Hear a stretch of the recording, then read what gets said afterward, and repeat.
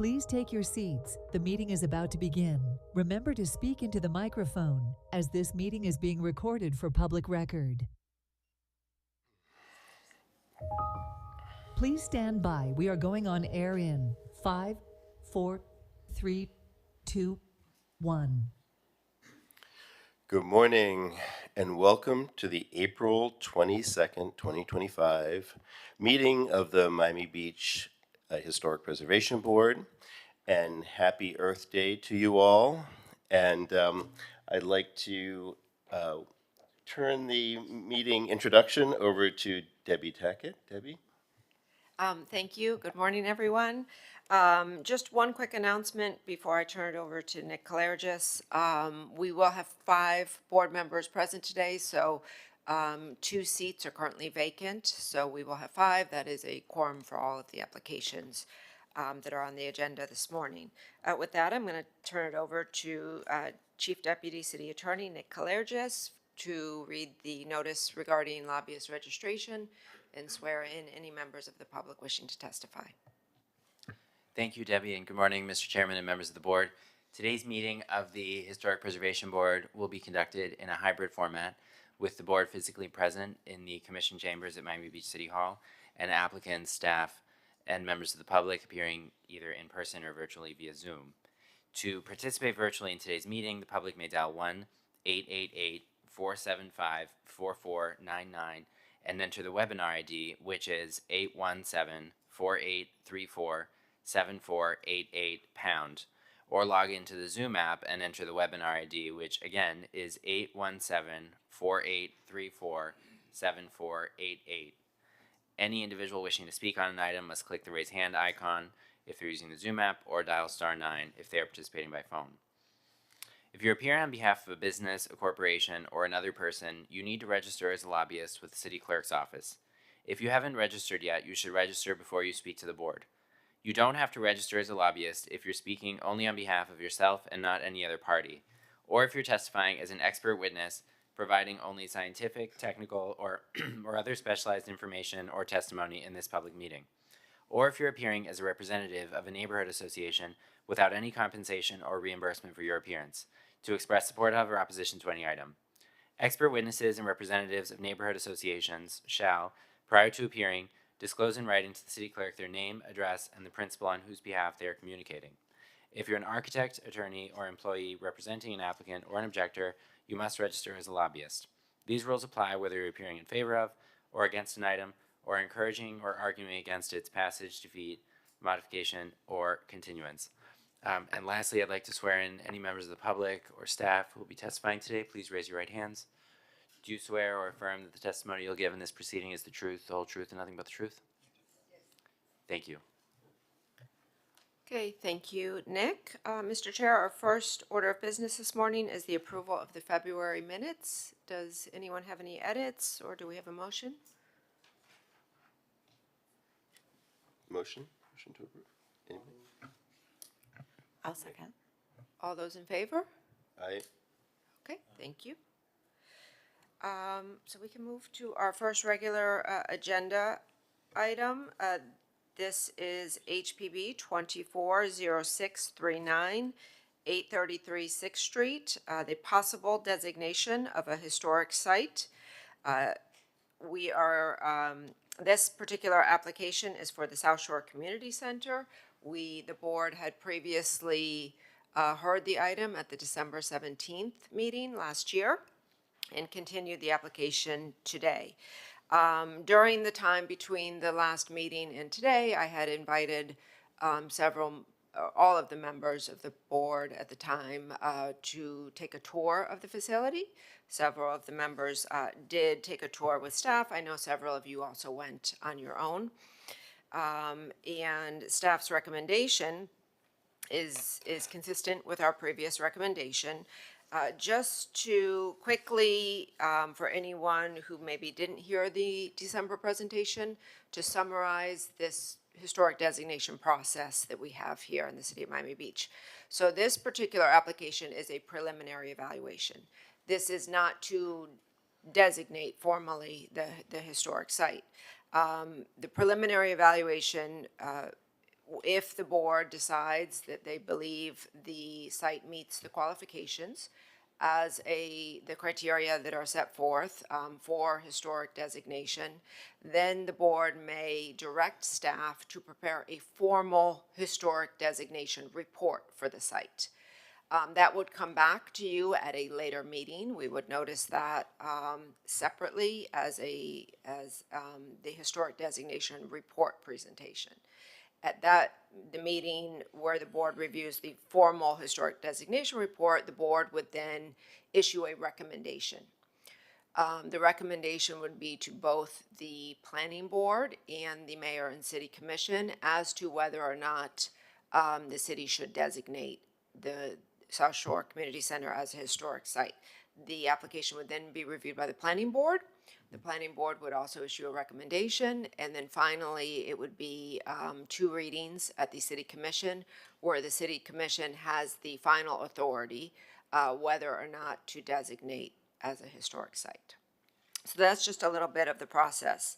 A quick recap of staff's recommendation. We do believe that the existing site satisfies the minimum criteria required for designation as a historic site. Specifically, we do believe the criteria A, association with events that have made a significant contribution to the history of the city, the county, state, or nation, has been satisfied. The South Shore Community Center is directly related to urban renewal policies resulting from the Housing Act of 1949. The South Shore Community Center was constructed from HUD money, which was the federal government providing grants to municipalities. Criteria C, embody distinctive characteristics of a historical period, architectural design, style, or method of construction. We believe this is satisfied. The South Shore Community Center does embody the distinctive characteristics of brutalist style.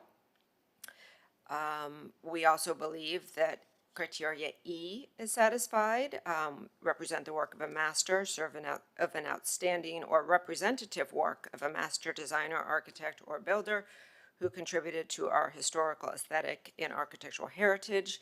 The South Shore Community Center was designed by Morris Lapidus.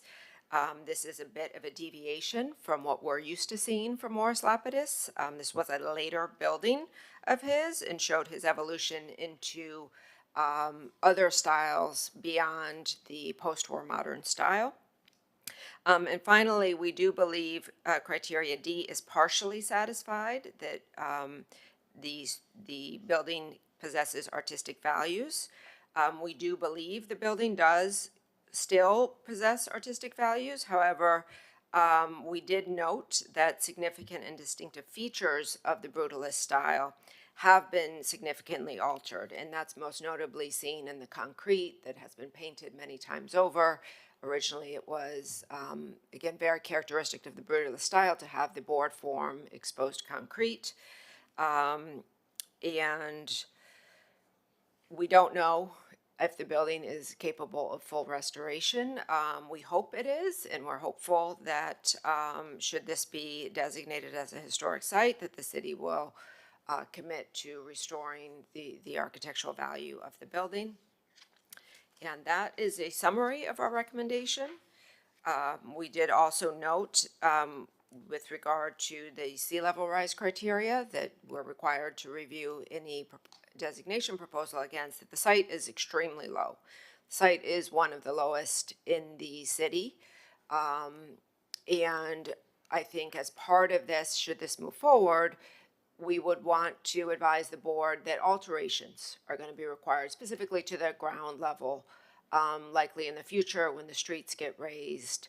And, you know, it should be a flexible design project to adapt this building for sea level rise. And with that, we are recommending that the board direct staff to prepare the designation report for a future meeting. Does anyone have any questions for me? I have a quick question just on the process of this. Are we also going to hear an applicant presentation, or was that essentially, are you presenting that? So I'm presenting the planning department's presentation. The planning department is not the applicant. The city commission is actually the applicant. Okay. They passed a resolution recommending that the board review a preliminary evaluation for this site. Okay. So I don't think at this point we have any applicant presentations. Okay. Your presentation, Debbie, was the city's presentation. Okay. So essentially, we would then, if you have questions for Debbie, now would be the time to ask them, and then we'll go to board disclosures and public hearing. Go ahead. My question would be, this is already in a historic district, and it has the same respect of any other building in the district. And I look at something like in the Collins Park neighborhood, where you have the Bass Museum, and that's not designated as historic. You know, and to me, there's something political going on, trying to designate this particular building when there are other buildings, you know, in the city of Miami Beach that should already be designated as historic. So I have a little bit of difficulty with this. Thank you. Anybody else have a question for Debbie? So I was not here at the December 17th meeting, but I did watch it. I was in court that day, sorry guys. But I did watch it, and I think a couple of things that came out of that were requested were, one, a list of, you know, as part of this continuance, right? The continuance was to get more information, so that's why I watched December 17th, so that we could then come here today with more information. Was to get a list of like, to get a list of the other individually designated sites that we have in the city. Did we get that?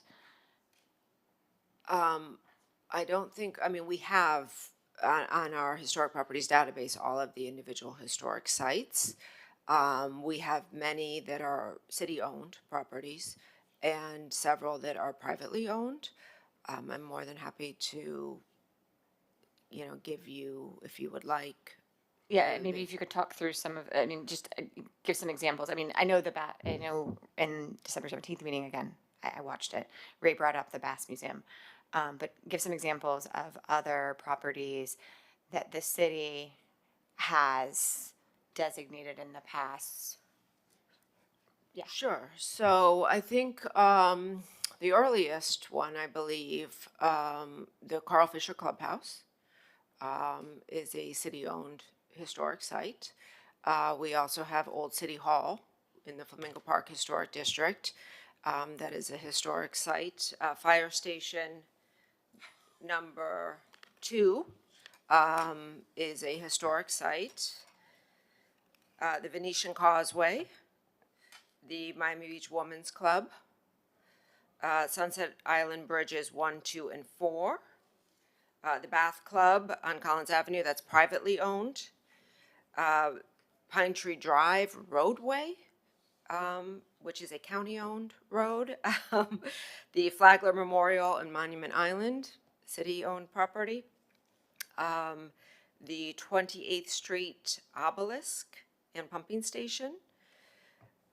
We have the other two city-owned properties are the North Beach Bandshell and the Collins Canal, which was our most recent designation.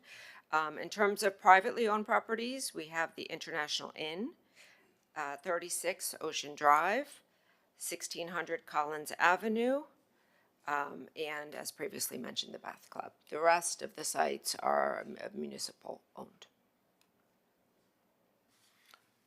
Any other questions for Debbie? Before we get to public, before we get to disclosures and then public. Yeah, I just have one question, Debbie. What would be the additional advantages or disadvantages should the building be designated a historic? Okay, and that's a great question, and I'm glad to take the opportunity to clarify. So Mr. Breslin is correct. The Southshore Community Center is currently located within a local historic district. Because of its location within the district, it is currently under the jurisdiction of our Historic Preservation Ordinance. It is classified in the historic district as non-contributing. That doesn't change the process in which alterations are reviewed. It does not change the process for demolition. that remains the same. However, when this came before the board several years ago, there was a request to reclassify the building as contributing. So a contributing building is one that contributes to the time, sense, and place of the historic district. This particular building is an anomaly in the historic district in terms of our other contributing buildings. It was built later in 1970, and later in 1975 it was added onto, and is a distinct style compared to the other styles that are contributing within the Flamingo Park Historic District.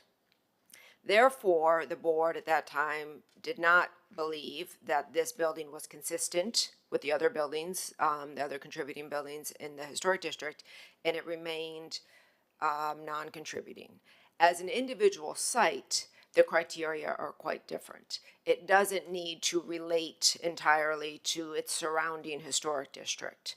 And standing on its own as an individual site, staff does believe that this particular building does meet the criteria. It is, again, for all the reasons I expressed earlier. Now, creating a historic site would not alter any of the process that is currently in place for the non-contributing building. So the review process for alterations, the review process for demolition would be the same as it is today. What it may do is open up certain grant opportunities. Often there are specific grants for historic preservation that we can apply for through the state of Florida. There are also certain building code relief for historic buildings in terms of accessibility and floodplain requirements. So there are some benefits to the historic site designation, but overall it wouldn't change how this property is reviewed. All city-owned buildings that are in either historic districts or individually designated do shift jurisdiction over demolition to the mayor and city commission. That would not change if we designate this as a historic site. So the board is a recommending body in terms of demolition for city-owned properties. Ultimately, it's a mayor and city commission decision if the demolition is granted. So I hope that answers your question. Yes, thank you. Can I ask one more question? Is there any specific reason why this came to us at this point in time, since it was reviewed in the past and remained non-contributing? So is there any specific reason that's happening at this point again? So the mayor and city commission took this item up in terms of, I think they had several discussions about the Southshore Community Center and what would the future be in terms of the uses. Currently, there's the daycare. There, in the past, have been a lot of other social programs in the building, including a senior meals program, which I think during COVID went away. So the commission was discussing ideas for programming and bringing back some of those social service uses. At the same time, there was the fire station proposal for this particular site.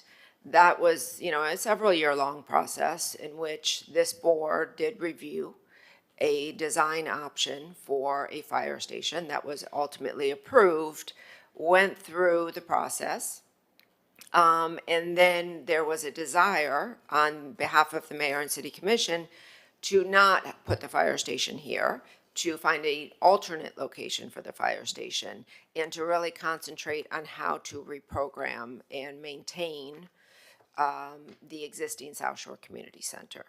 So I think as part of those discussions, it was Commissioner Tanya Bott who sponsored a resolution to refer a possible historic designation of this site to this board. Lindsay? Yeah. Yes, so I had another question. So in the criteria for designation, obviously there are the criteria, A through H. But it talks about the property shall possess an integrity of location, design, setting, materials, workmanship, feeling, or association, and meet the criteria. So can we talk about the integrity of location design? Like that's not addressed in the staff report. It's just the criteria that's addressed. So can we talk about that a little bit? Sure. So integrity of location basically means, has it been moved? Has the location, since the time it was constructed, changed so dramatically that it alters, the human experience with the historic site? So we do believe the integrity of location is satisfied. We have concerns about the integrity of some of the architectural features, and we've noted certain alterations, including the enclosure of that second level, the painting of the exposed concrete, and we wanted to point that out to the board because while we do believe it still maintains architectural integrity, our architectural integrity has been compromised. And while we're not certain, because I don't believe the city has explored this at this point, that the building could be restored, we're certainly hopeful that the building could be restored. All right. Any other questions for Debbie? All right. Then I guess we go to board disclosures. Anybody have anything to disclose? Anybody take a tour of the building with staff? Okay. Yeah. All right. I did too. I mean, did? I didn't take a tour, but I visited it multiple times All right. on my own.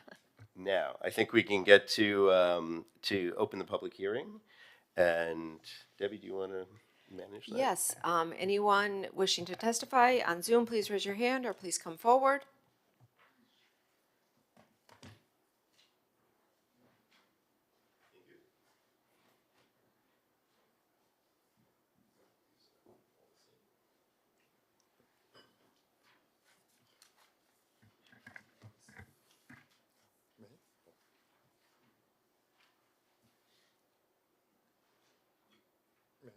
Please begin. Good morning. I'm David McKinney. I live at 1020 Meridian Avenue, Miami Beach. I'm sorry. Is this better? Yeah, that's better. Okay. My apologies. Again, good morning. I'm David McKinney. I live at 1020 Meridian Avenue, Miami Beach, 33139, and I am a retired architectural historian.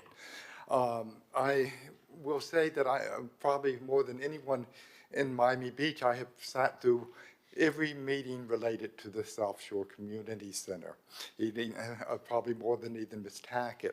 And I can say that in most of those meetings, this building has not been even considered on its merit, only because of other things that were going on, to wit, where to put the fire station. So today I would ask you to really to follow the guidance of the historic preservation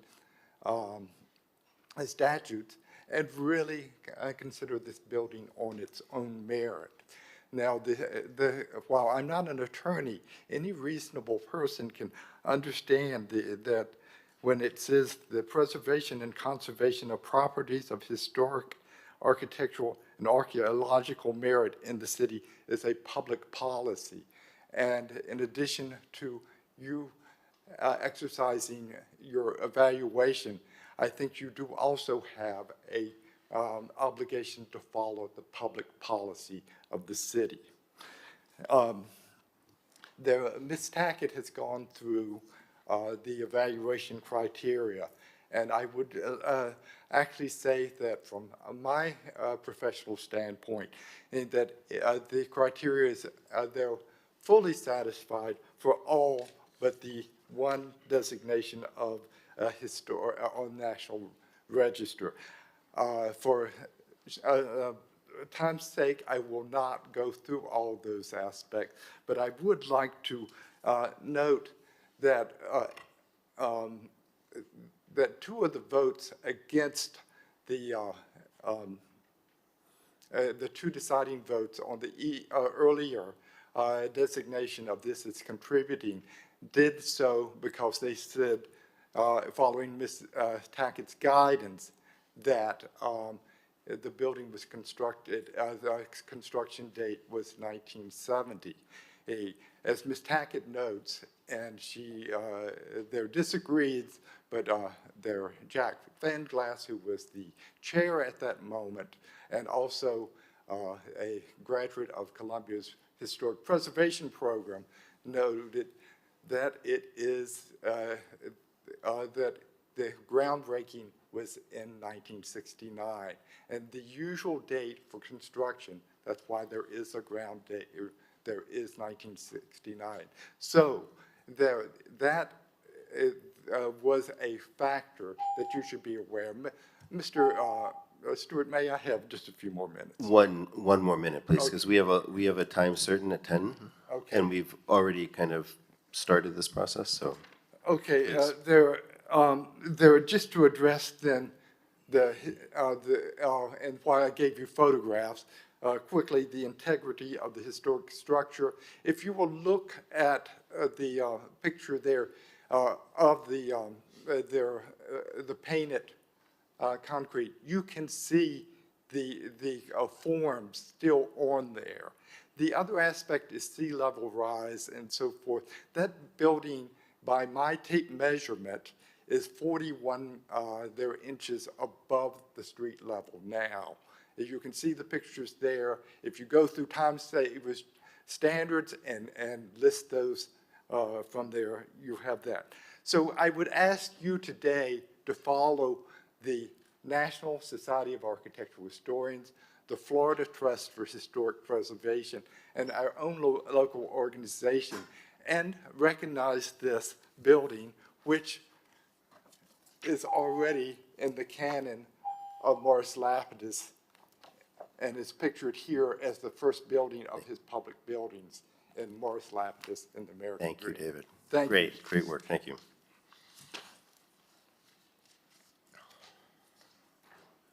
Good morning, I'm Mitch Novick. I own a Henry Hohauser designed apartment building across the street at 610 Jefferson Avenue. In 1967, there was an auction of what was believed to be undevelopable swampland in northeast Dade County. At the end of the auction, there were two bidders remaining, the Muss family and the Sofer family, and ultimately the Sofer family purchased that land known as Aventura today for $6 million. The Sofers in turn hired Morris Lapidus and associates to plan a city. In 1972, my family purchased a pre-construction winter summer home in a development known as Villa Dorado, primarily 2, 3, and some 4-story structures. Those structures are in the same vocabulary and language as the Southshore Community Center. I would urge you to proceed with this preliminary evaluation. This building is important to our community, and thank you for your time.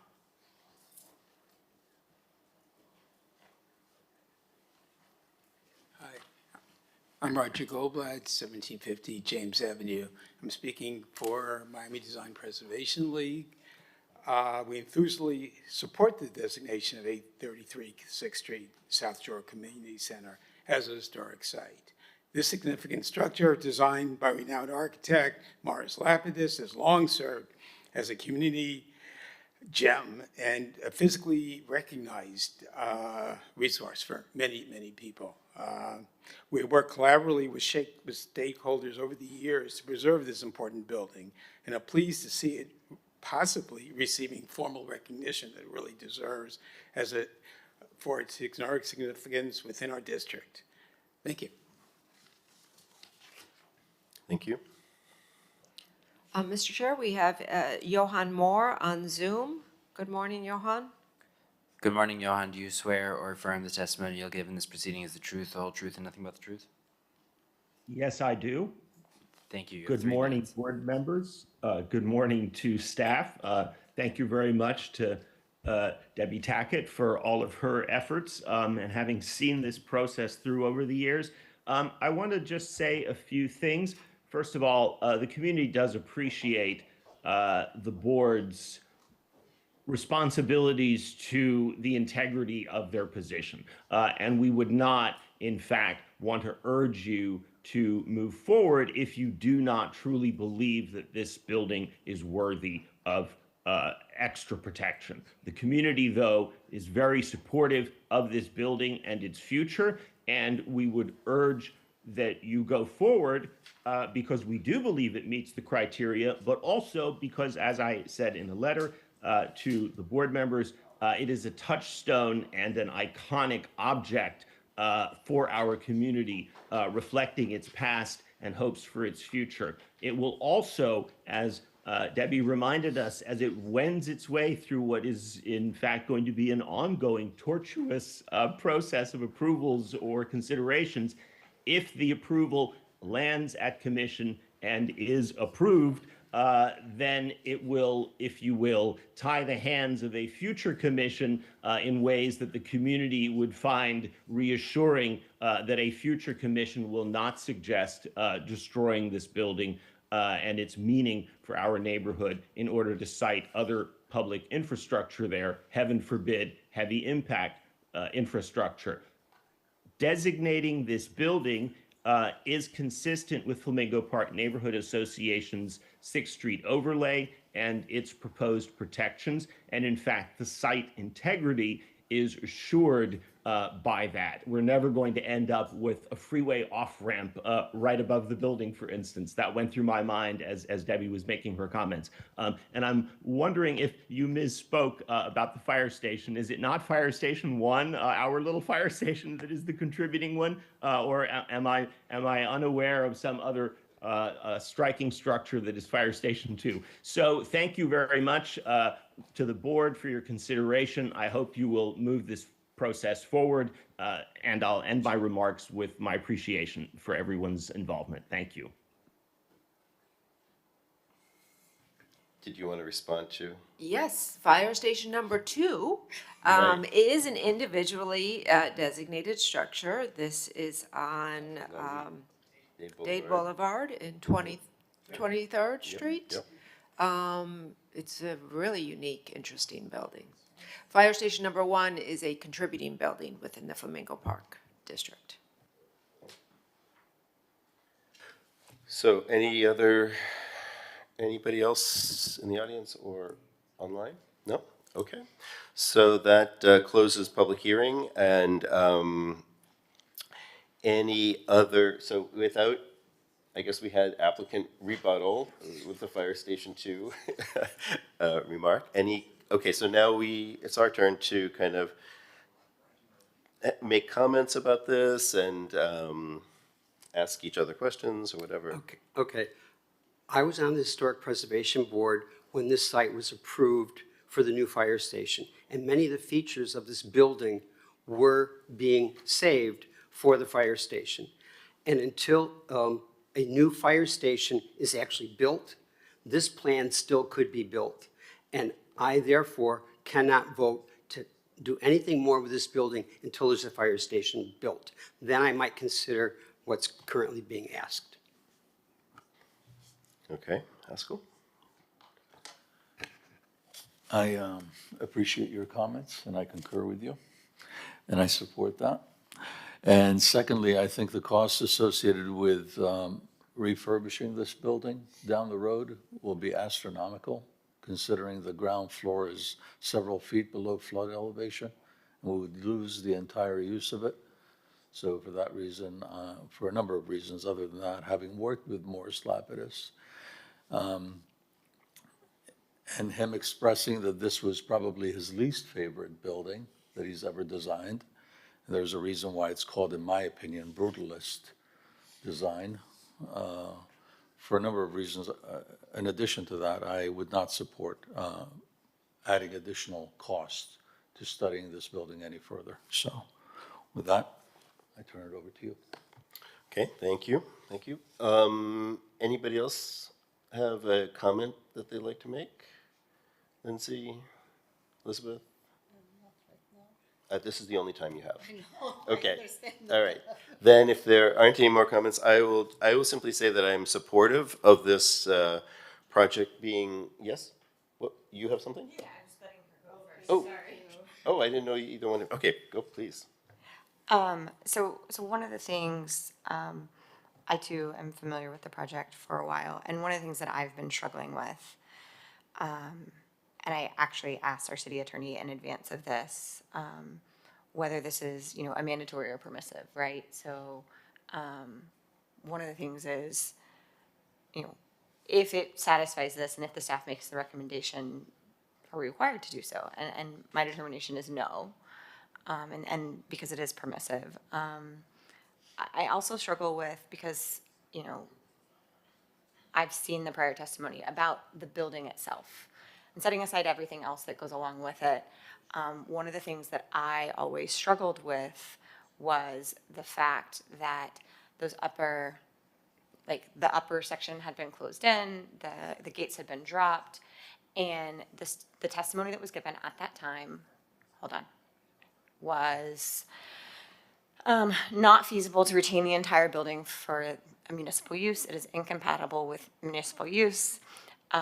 It doesn't lend itself to use today with our municipal uses. And so that's the struggle that I have. And setting all that aside, I don't see that there is anything that stands in the way of the city, programming this building if that's what they choose to do, regardless of a historic designation. And so while I know that everybody wants us to look at it in a vacuum and not consider the reason it is before us today, I think that we can't do that because there's nothing standing in the way of doing all these things that the city has said, at least for the last year, if not more, that they want to do. It doesn't prevent the continued use of the building as is today. And it doesn't prevent, future flood proofing. It doesn't prevent anything. And obviously the building still stands under the jurisdiction of this board, whether it is composed of us or others in the future. But not only that, because I went back to look at this, I do have significant concerns. 4 or 5 years ago when we added a water expert to this board, 4 or 5 years, specifically the commission said, we need to take that in consideration. We need to have a person that has those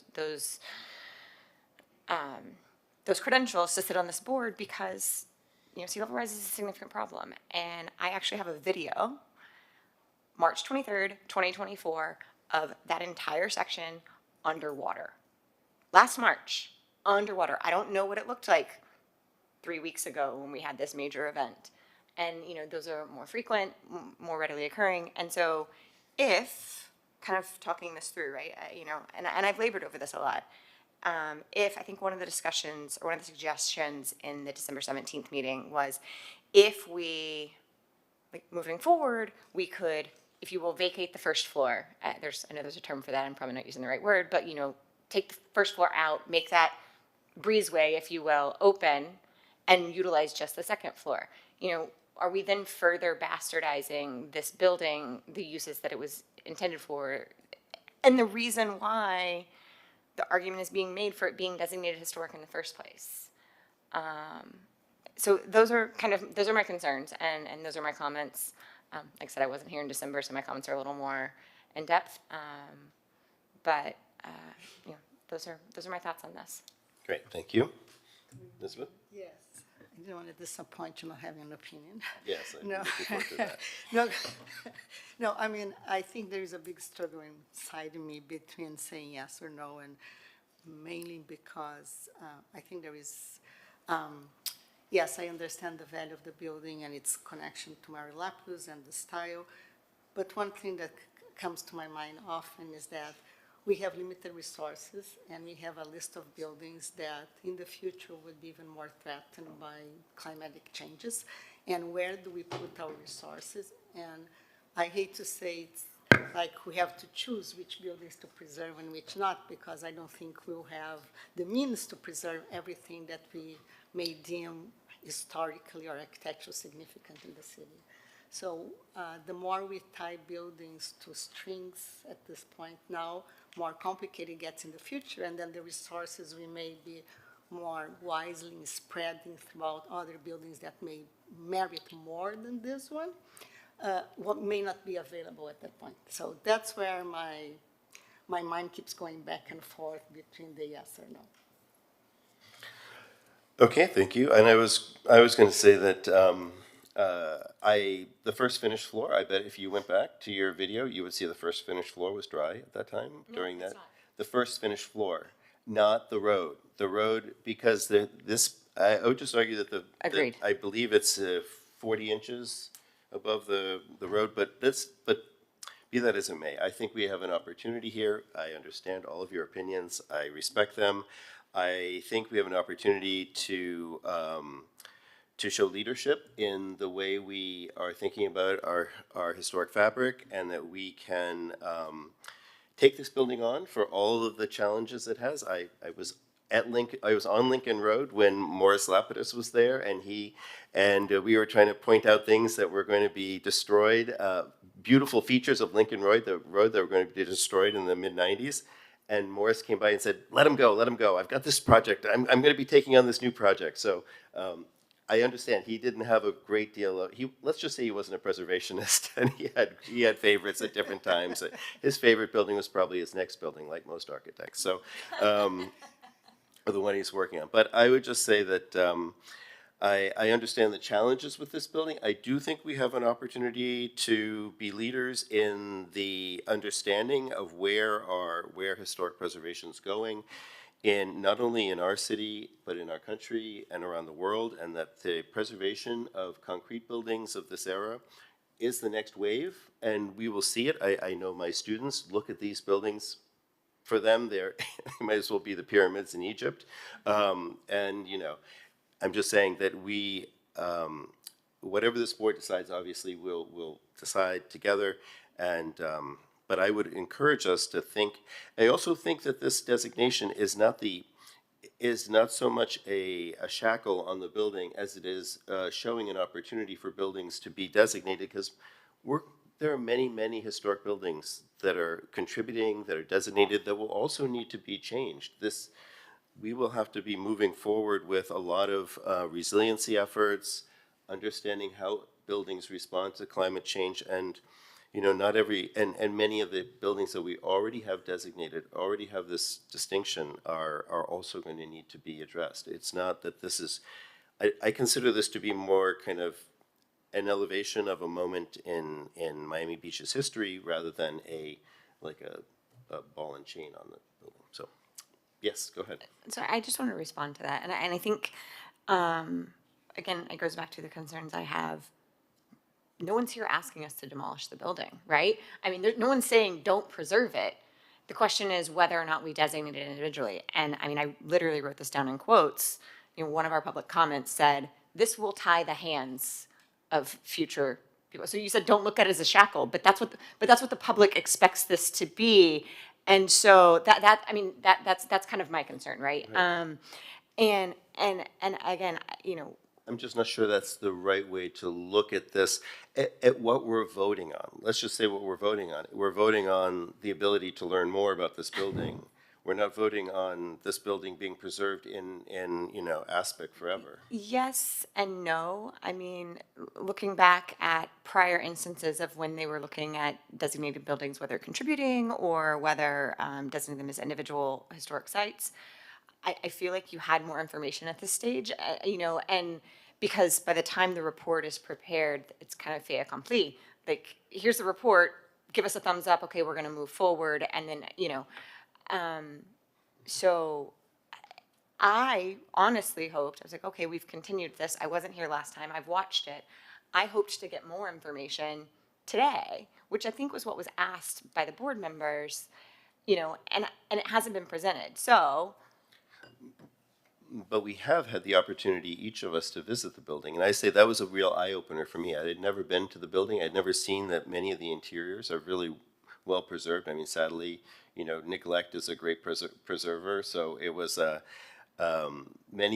was really surprised by how the building had been kept in its original, in its configuration after the auditorium space was added, and was, you know, impressed by the landscape, the trees, and the I think some of the original landscape may still be in there, and it's just remarkable because the planters it has are the types of things we're going to need to see more of in our city. I understand you guys are going to vote the way you feel you need to do. I just, for the record, I just wanted to just say that I think the building has a lot of merits to it, and it's maybe this will come back, but yes, Debbie, did you want to add something? Yeah, I just wanted to really quickly provide a little bit of additional information. The fire station, the new fire station came up as a question. The city is moving forward with the design in the preliminary design phase currently for that new fire station. The schedule, we are currently estimating that that would be coming before the board by the end of this year.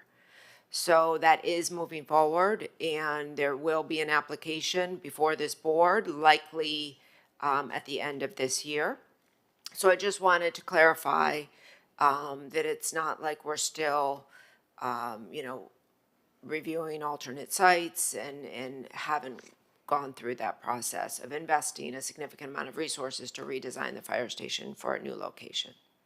Yes, Debbie, but we already approved this as a fire station. So another plan comes through, we could approve for a fire station, and it could be shot down again. Until there's a shovel in the ground and the fire station is started, I personally cannot vote for anything on this property because there is an approved plan for a fire station.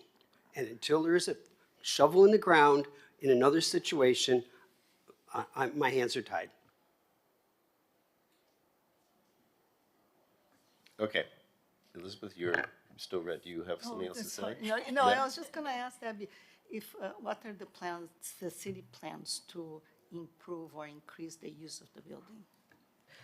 So currently, the city is, I think, pretty far along in the process of reestablishing the senior lunch program that we have. So that, again, that was a previous program in the space. It had left.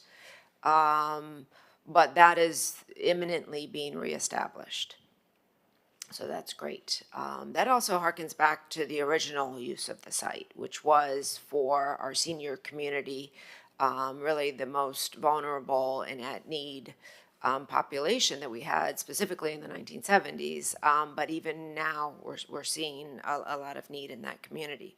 The daycare, which is currently in the space, is proposed to continue in that space. There have been several outreach community meetings with the neighborhood to discuss other possible uses. I think, you know, the senior lunch is a great use given the vulnerability of the site. This is not going to be, you know, a municipal office that has a lot of technical equipment, that everything needs to be raised, everything needs to be, you know, entirely secured.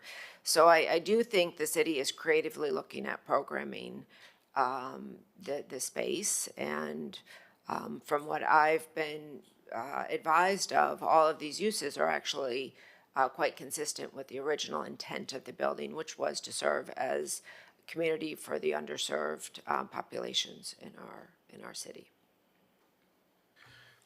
Okay, so a logistics question, because just from what I'm hearing, there might not be the votes to pass this, but do you recommend a straw poll, or do you recommend just taking a motion?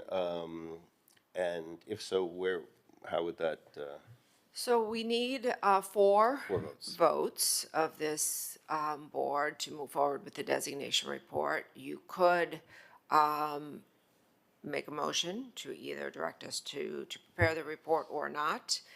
You could also continue the item if there is some more specific information you would like us to bring back. Go ahead, Nick. You also have a third option, which would be to vote not to direct staff to proceed with the formal designation. So this is just to frame this.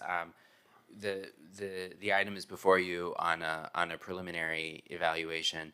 This is not the the formal quasi-judicial hearing that would be required for the HPB to approve the designation, subject to further action by the Planning Board and City Commission. This is that initial step of, do we want to schedule the formal designation for hearing in the first place? So, so you, as your three options are to vote to direct staff to prepare the formal report and schedule the public hearing.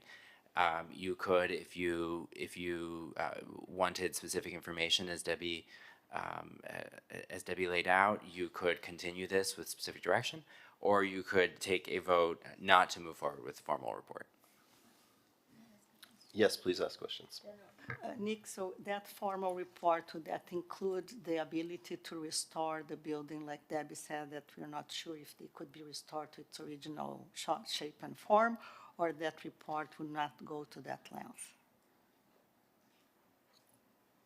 I think the report would do a complete analysis of whether the structure meets the criteria for designation.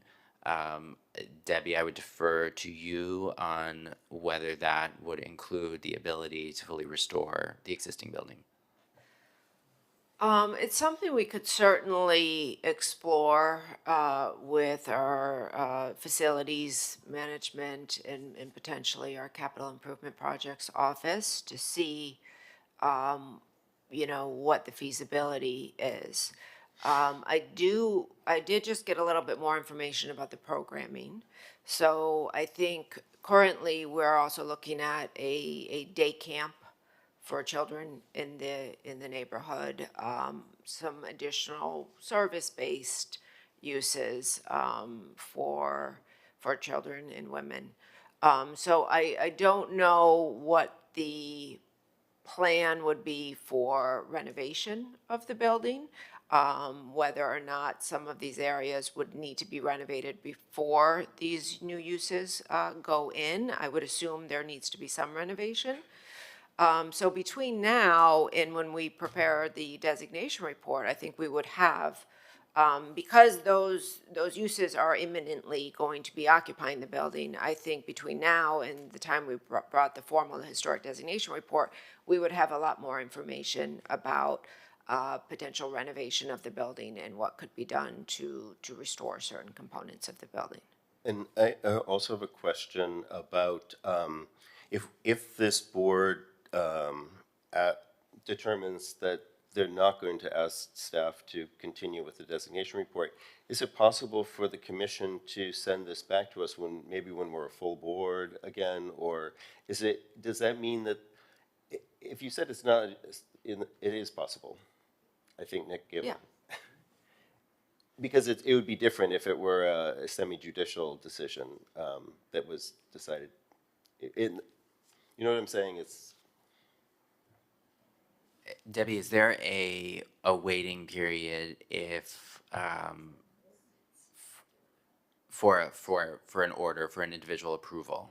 Yeah, and this is. I think that waiting period only applies to the denial with prejudice of an application or the denial of an ordinance text amendment by the city commission. And this is neither of those. This is a preliminary evaluation. So I do believe it could, be re-referred at some point in the future, and we could discuss it again. right. Okay. Or we could continue the application. But we'd have to continue it with recommendations of what we need to see before it's. Yeah, I'm sorry, Ray, I didn't mean to. Go ahead. I'd like to make a motion. We'll see if there's a second. I'd like to make a motion that we do not move this designation report forward at this time. I'll second that motion. Okay, let me see. Let me call the roll. Ms. Camargo? No. Ms. Lovell?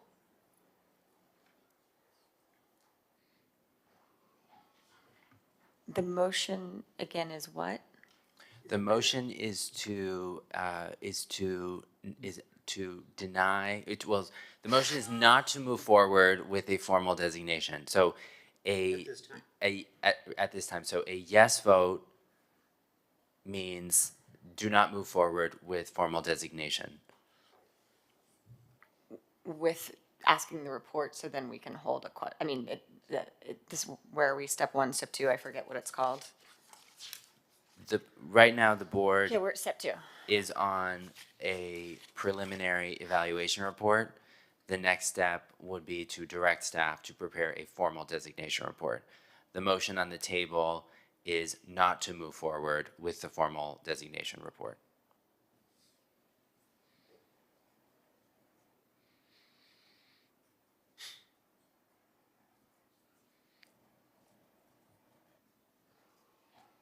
I had another question, but we now have a motion on the table, and I've been asked to vote on it. Yeah, I think so. we have a motion in a second. We can't, I don't think We are in the middle of a roll discussion. call. Right. Yeah.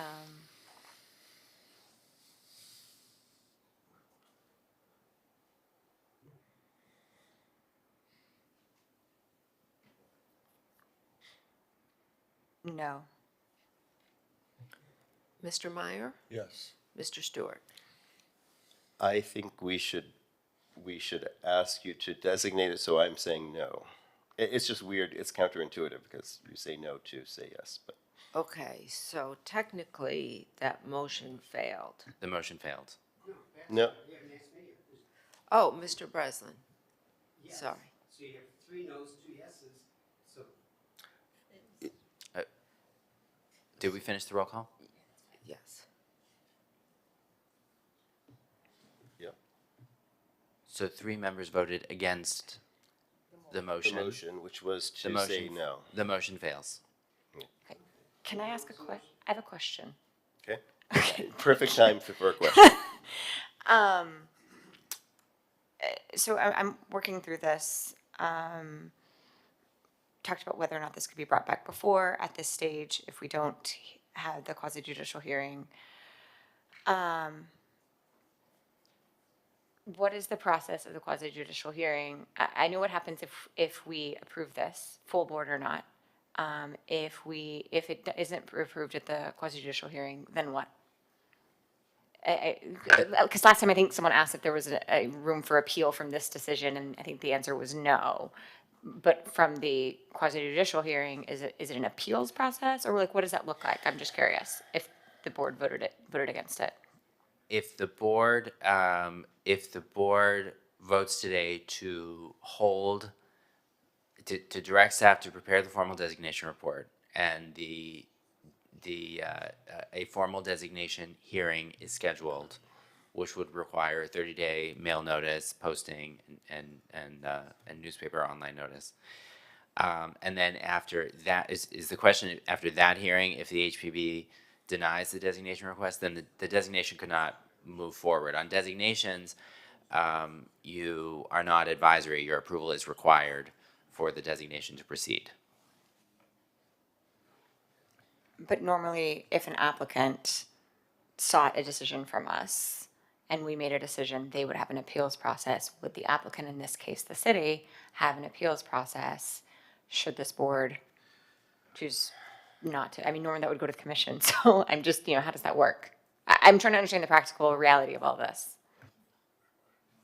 It's a good question. And if the board votes today to schedule the formal designation hearing, we'll look at that in advance of the formal designation hearing.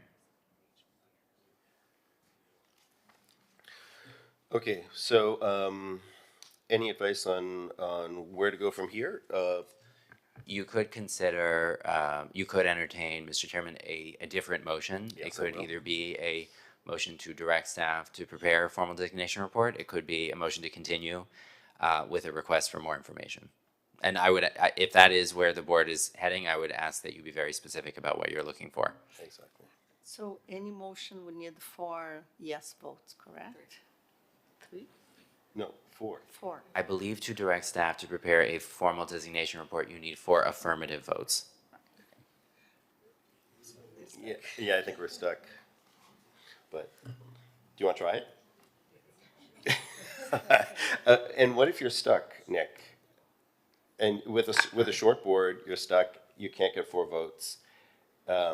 Is there a kind of default that the item is just deferred without instructions? What I would say is, what I would say is, if there is a board member inclined to make a motion, let's hear that motion, see if there's a second, and then we'll take this one step at a time. That's what I was wondering, but I don't know. I mean, you're not asking for anything additional, you're just asking for a full board. That's possible. I wasn't sure whether that's possible. I think if it's, did you hear what Ray's request was? Sorry, no, I did not. Would you like to? Yes. Okay. It's he was wondering whether we could continue this until we have a full board, and so that's not going with any of the options you had, because your continuing option was with specific, needing more specific information. I guess the specific information would be who are the board members. I think you can continue. You could continue the discussion to the next month's meeting. The city commission will be meeting tomorrow. Mm-hmm. So an appointment could be made tomorrow for one of the 2 vacancies that currently exist. So Okay. if you wanted to wait until you had a fully constituted board, I think that's appropriate. That's appropriate. Yes, Lindsay? So I want to see 2 things here. One, I think it's interesting. I was looking at some of the other individually designated sites, and typically it's a unanimous vote that everybody wants to send it to be for designation, or sorry, from this stage, from step 2 to step 3, it's typically unanimous, and clearly we're divided there, and I understand why, and I get it. For me, to my fellow board members, and based on what Nick has told me, the report would provide us with information. And that would move us to some finality. Whereas I am concerned, if we continue this, we're kicking the can down the road. If we vote no today, Ray, just so you know, I mean, what my struggle with not supporting your motion doesn't necessarily, it's not on the merits of like the application itself, but on, does that just shift it down to then it's brought back before us again next month or the month after that or something to that effect? Because as Debbie said, the time frame for that, again, it's kicking can down the road, whereas the decision on the report itself would be a final decision. And so that's the struggle that I have.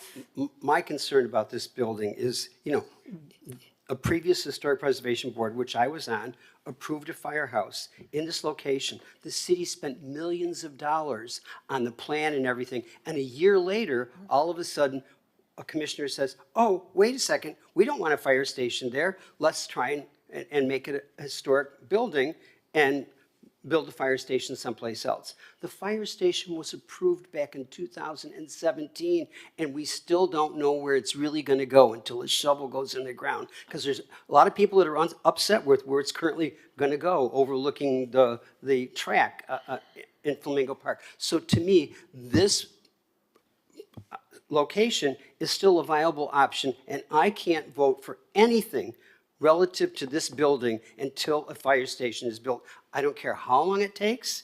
I don't care how many more times people come to the board. My vote will always be no until something is done. Because we, as the taxpayers, have spent an inordinate amount of money already, and we don't have a fire station. So until we do, this building is still on the table. So I'm with you on that. I get that. My point is that if we vote for them to bring us back a report, you could It's vote just no at spending that more money, point. and right now, it's Okay. protected already. It's protected in the neighborhood that it's in. It's in a historic district. It's got as much protection as the Bass Museum has. Right. And to me, it doesn't need any more at this point in time. Okay. And that's the reason I made the motion that I made. Right, okay. Lindsay, did that help you at all? Do you want to make a motion, or? to help us move forward? I don't know that I can make a motion that's gonna help us move forward. That's the struggle. Well, there's a motion that we could do, and Ray said he would be amenable to it. That's to continue until we have a fuller board where we have more voices at the table to address this problem. I think we're suffering from being a short board and a divided opinion. I think that's the only motion that will move us forward. The what? That will move us forward. Okay. I think that's, so I'll make a motion to move the item forward until we have a full board. To continue it until we have, Continue until we have a full board. and Nick, that's acceptable? So this would be a motion to continue the preliminary evaluation. I would recommend including a date certain in your motion. And just to clarify, we have 2 seats that are currently vacant. There are, on tomorrow's commission agenda, at least 1 seat up for potential reappointment. I think more likely, to fill the 2 seats, it would likely be at the May commission meeting. I can't say that for sure, but I would think the safer route would be to continue it until after the May city commission meeting, which would then be our June 17th HPB meeting. Here's my question. Talking about kicking the can down the road, I honestly would rather continue it to May, because if you have an extra person on here and they're gonna vote to do whatever we need to do, then that moves us towards finality.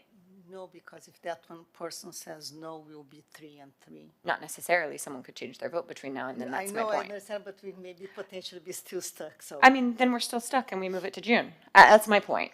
We could be stuck, but I think we'd be stuck with if we were stuck with a full board, we'd have a more complete understanding of where we stand and where the new, It's fair. No, I was just saying, but we continue it to understand. May, we hear it, and if May, we're stuck. June. Did you say a date? Oh, Debbie was, I were you didn't have a accepting date. Debbie's date? I think June June date? is a safe one. Another month won't make a difference, and we don't have to revisit this Either twice. one is fine, Okay. May or June 17th. But if you want a full board, I think we're more likely to have that at the June meeting. I would like to say something. But, yeah. Yeah, I would like to say a couple of things there. It just seems to me like a complete waste of time to continue this item. If this city has spent millions of dollars already developing plans for a fire station at this location, now we've gone ahead and spent another $500,000 on a consultant to tell us whether it's feasible to build a fire station at Flamingo Park, where to me, that's absolutely, it is not. Why are we continuing this item, asking the city to allocate more resources to doing more studies, when at the end of the day, we could go back to the original plan, 7, 8 years ago? Is that what it is? More like 10. And just put it to bed. Thank you, Haskell. I understand your frustration. Mine is to get us out of this item this morning by time certain, which didn't happen, and I apologize to all of you who are here. So this is one way to do it. It's one way for us to just get out of this particular deadlock that we will not otherwise be able to leave. And there's a motion on the table to continue it until June with no further information, so no further research on the part of the staff, until we have a full board. And there's, I don't know if there will be a second to that, but So I'm just going to review Please. the motion. So my motion is to move this item to the June meeting, and no further studies or additional information are required. Is there a second? no. Is there a friendly amendment? Or an unfriendly amendment? Without a second. This the- was the your, motion Ray, I dies. thought this was your idea to wait until we have a full board. I know your idea, yeah. It's sort of sad if we're going to be deadlocked on this for the rest of the day. Lindsay, did you have a suggestion? Would you vote for it if it were May? I mean, that was my friendly amendment, that it be May, so that move this, again, I go back to, my point is to bring it to a finality, whatever that may be. And, and we can't get there if we're just Right. delaying. So you would, Elizabeth, would you accept a friendly amendment to May instead of June? Yeah. It might, I don't know, we'll vote, at least we'll have a vote. Yeah, so I will accept the Lindsay's friendly amendment to move to the May meeting. To push this down, to just wait so we can get out of this for now without further work. So we have a second, a first, and a second. Did you second it? Okay. Yes, I would second it with the friendly amendment. I'm sorry, that was really loud. And Mr. Chairman, just to be clear on a motion to continue, Yes. you only need a majority of the members present, so that would be 3 votes. Okay, Yes, perfect. we should do a roll call. Do a roll call, please. Okay, Mr. Meyer, No. Mr. Breslin, Yes. Ms. Lovell, Yes. Ms. Camargo, Mr. Stewart. Yes. Okay, the application is continued to the May 13th meeting. Okay.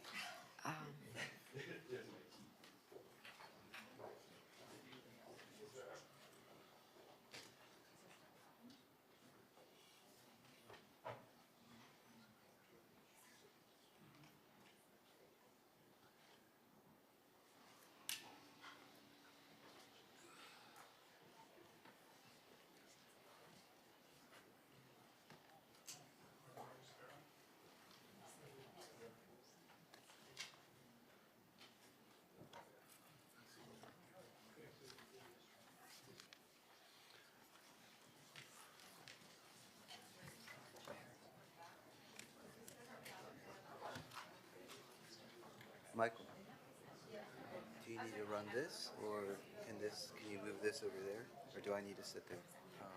You want me to move this here? I don't- Okay, let's move on to our next application.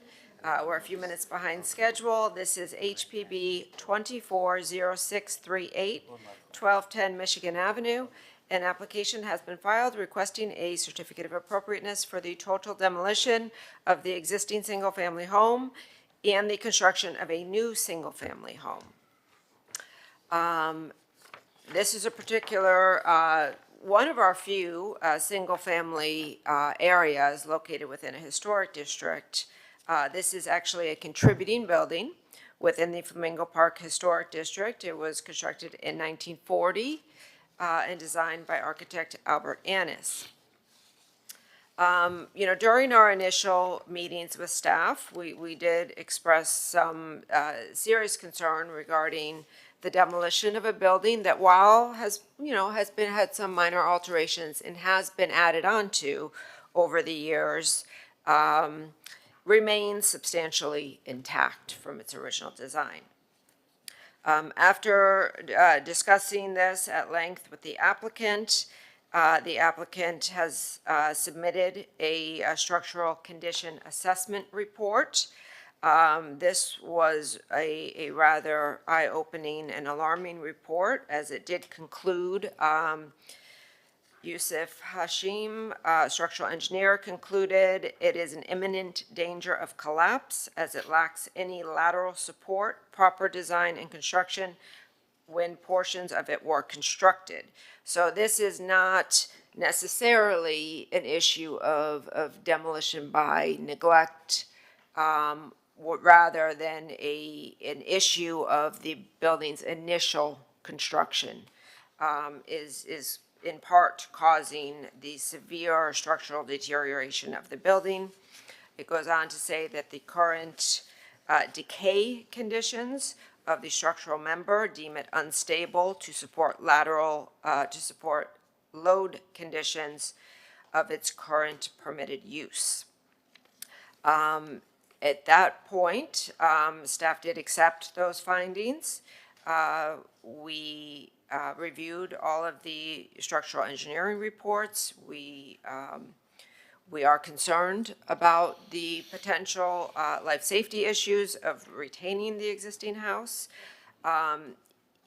So we are supportive of the request for total demolition.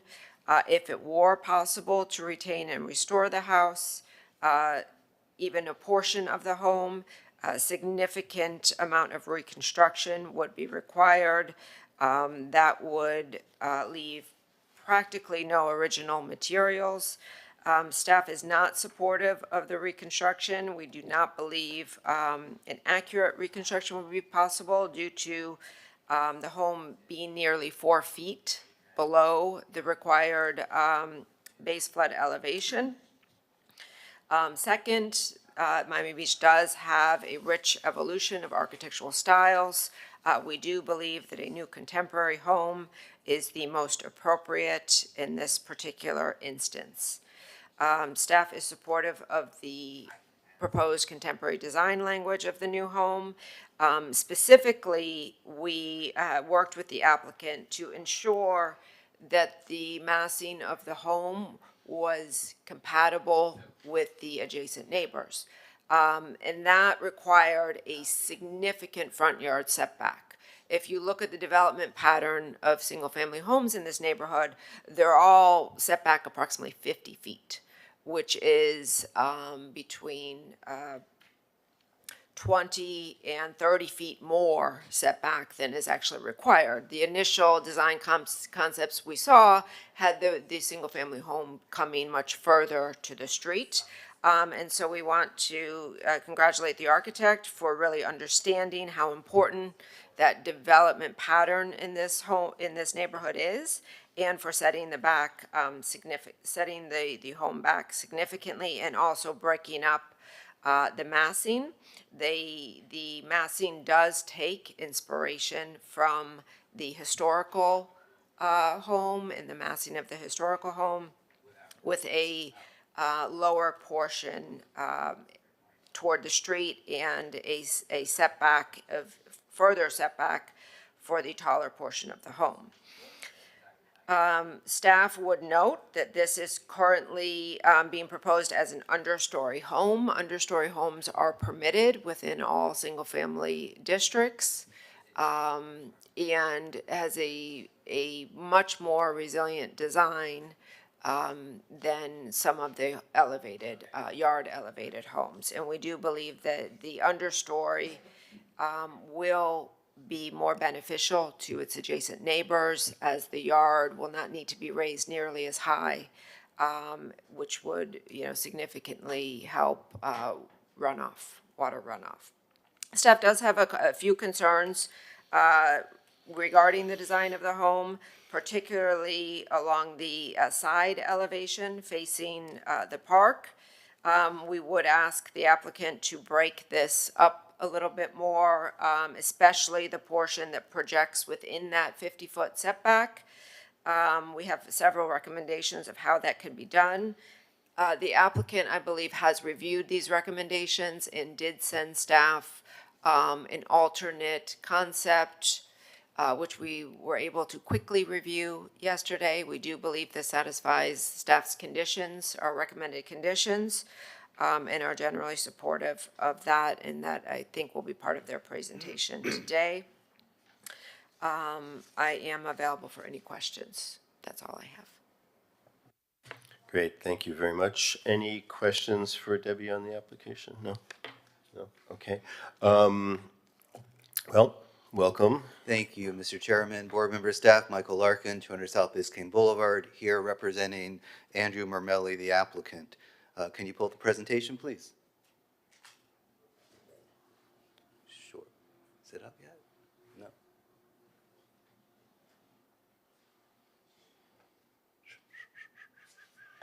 1 second.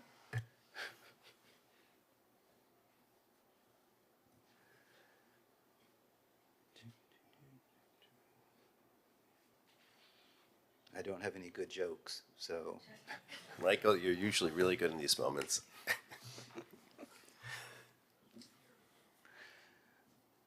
Okay, next slide. So again, I'm here representing Andrew Mermelli, the owner.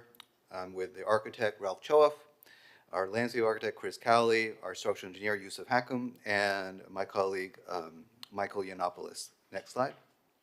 So as you all can see, the home is situated at the intersection of Michigan Avenue and 12th Street, immediately west of Flamingo Park. Next slide.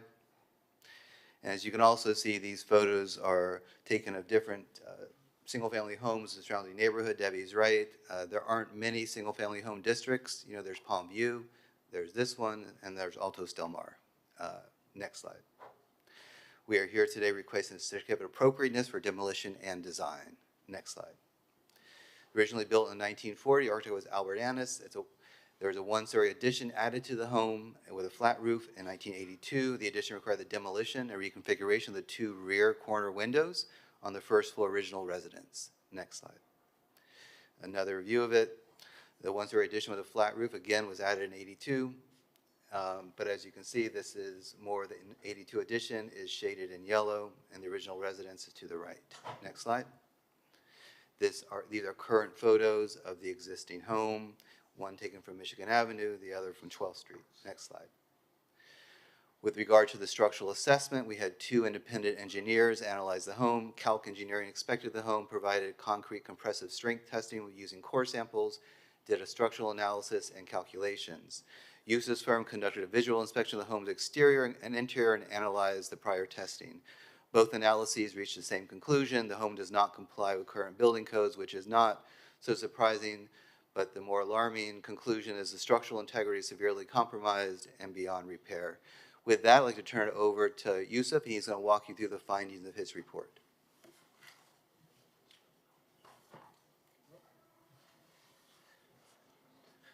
Good morning. My name is Yusuf Hashim, structural engineer, 99 Northwest 27th Avenue.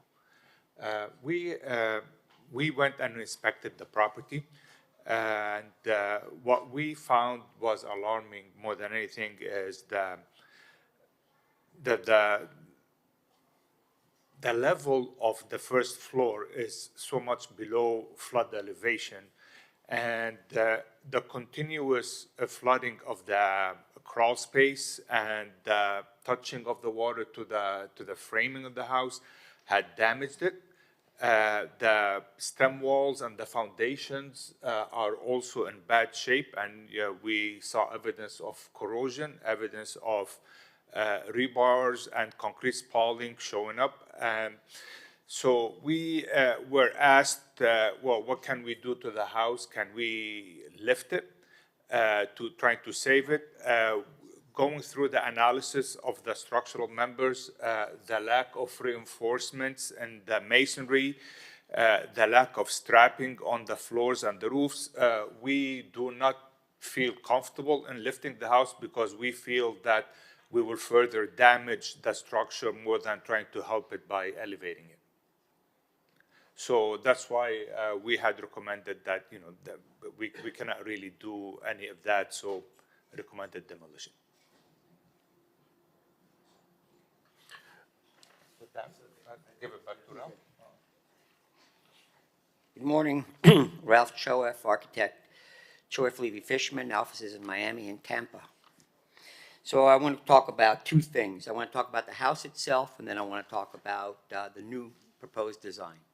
As far as the house itself, the reason the structure is so damaged right now, this residence was built with spread footings. This area, and all of Miami Beach actually, requires a deep foundation, which is piling and grade beam. Because it's on spread footings, the house was sinking, and lately it's been sinking at an alarming rate. So that's number 1. Number 2, it's about 4 feet below the required FEMA-based flood. And because it's 4 feet, every time there's a heavy rain, it floods inside the house. And so now you have the issue of the structure and the flood, which makes living there untenable. The residents did an extensive renovation in the 1990s, including impact-resistant windows and such. So the house has not been under neglect at all. This is the house that the owner grew up in, and he'd like to re-inhabit this location with the new proposed design. You can't add, or you can't lift this house because architecturally, if you have this style home on stilts, it just doesn't go. It's not the type of home that would do that. So we've designed a residence with a new understory, and we set the residence back 42 feet from Michigan Avenue.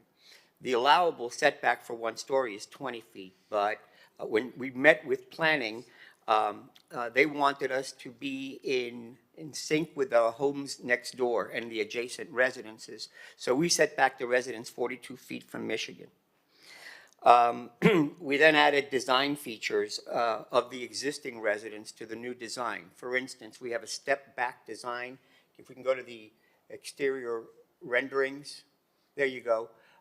We have a step-back design on Michigan Avenue, bringing the taller portion back away from Michigan, and this is the same exact design language that was used by the existing house. We also have corner windows. We added corner windows. We added medallions to the building, which we are removing off the existing residence, and we're adding to it as well. There's going to be a new placard made with the elevation of the existing residence and a brief history that's going to be located in the entry gate.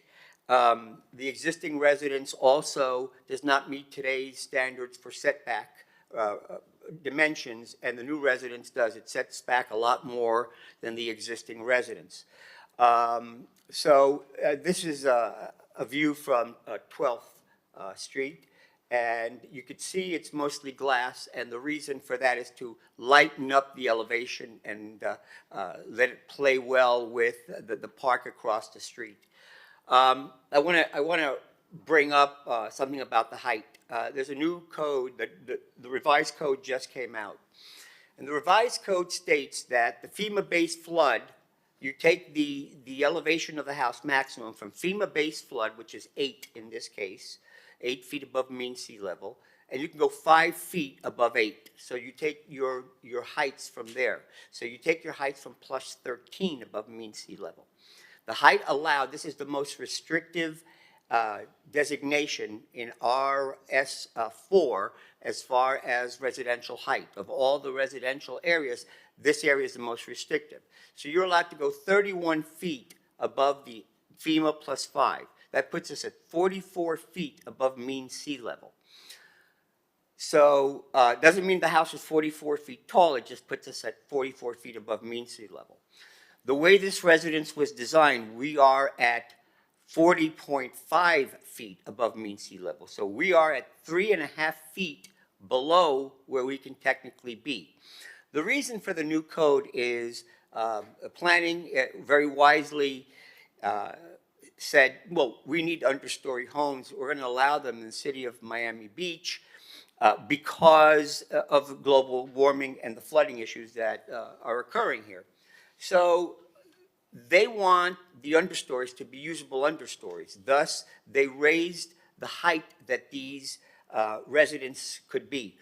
We stuck with the old code on this, and so now the height of our understory is about 8 feet. Grade to ceiling. And then grade to finished first floor is 10 feet. So we are literally 3.5 feet below where we can be on this residence. So I want to address that because it's important that we do that in the understory discussion. Because this is the new wave of Miami Beach. These will be the historic homes in the future. This is because of weather conditions, global warming. And this is exactly what you'll be seeing all around. Again, this area has the most restrictive heights in the city of Miami Beach. In today's world, we can't live with 8-foot high ceilings. So we're a little bit higher than that. So I'm going to turn it over to Michael. Michael, have I? So I think that's all, Mr. Chairman, board members. I would like to reserve some time for rebuttal and hear questions and comments from the board. Great, thank you very much.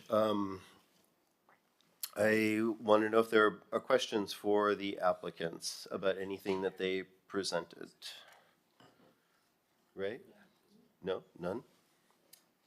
No? None? No questions? I had a couple questions for the applicants. So first of all, thank you for, it was quite it's a lot to cover, and I just had a couple questions about how you go about kind of determining the structural integrity. maybe this is a Yusuf question, how did you test, what tests did you use to understand the concrete strength? That was mentioned specifically. That was done by the other engineer, Calc Engineering. They've done concrete test, compression testing. The compression testing. They took core samples, sent them to the lab, got compression testing back. I just didn't see any of that in any of the. It's in the appendix of. It's in the appendix of the thing. Okay. All right. And I was also wondering how you know that the spread footings are sinking. I figured that was something you would have detected as a structural engineer. Did you do LiDAR LiDAR measurements, no, or what were they? Ralph mentioned that. Yeah. Yes, there were. We didn't do LiDAR.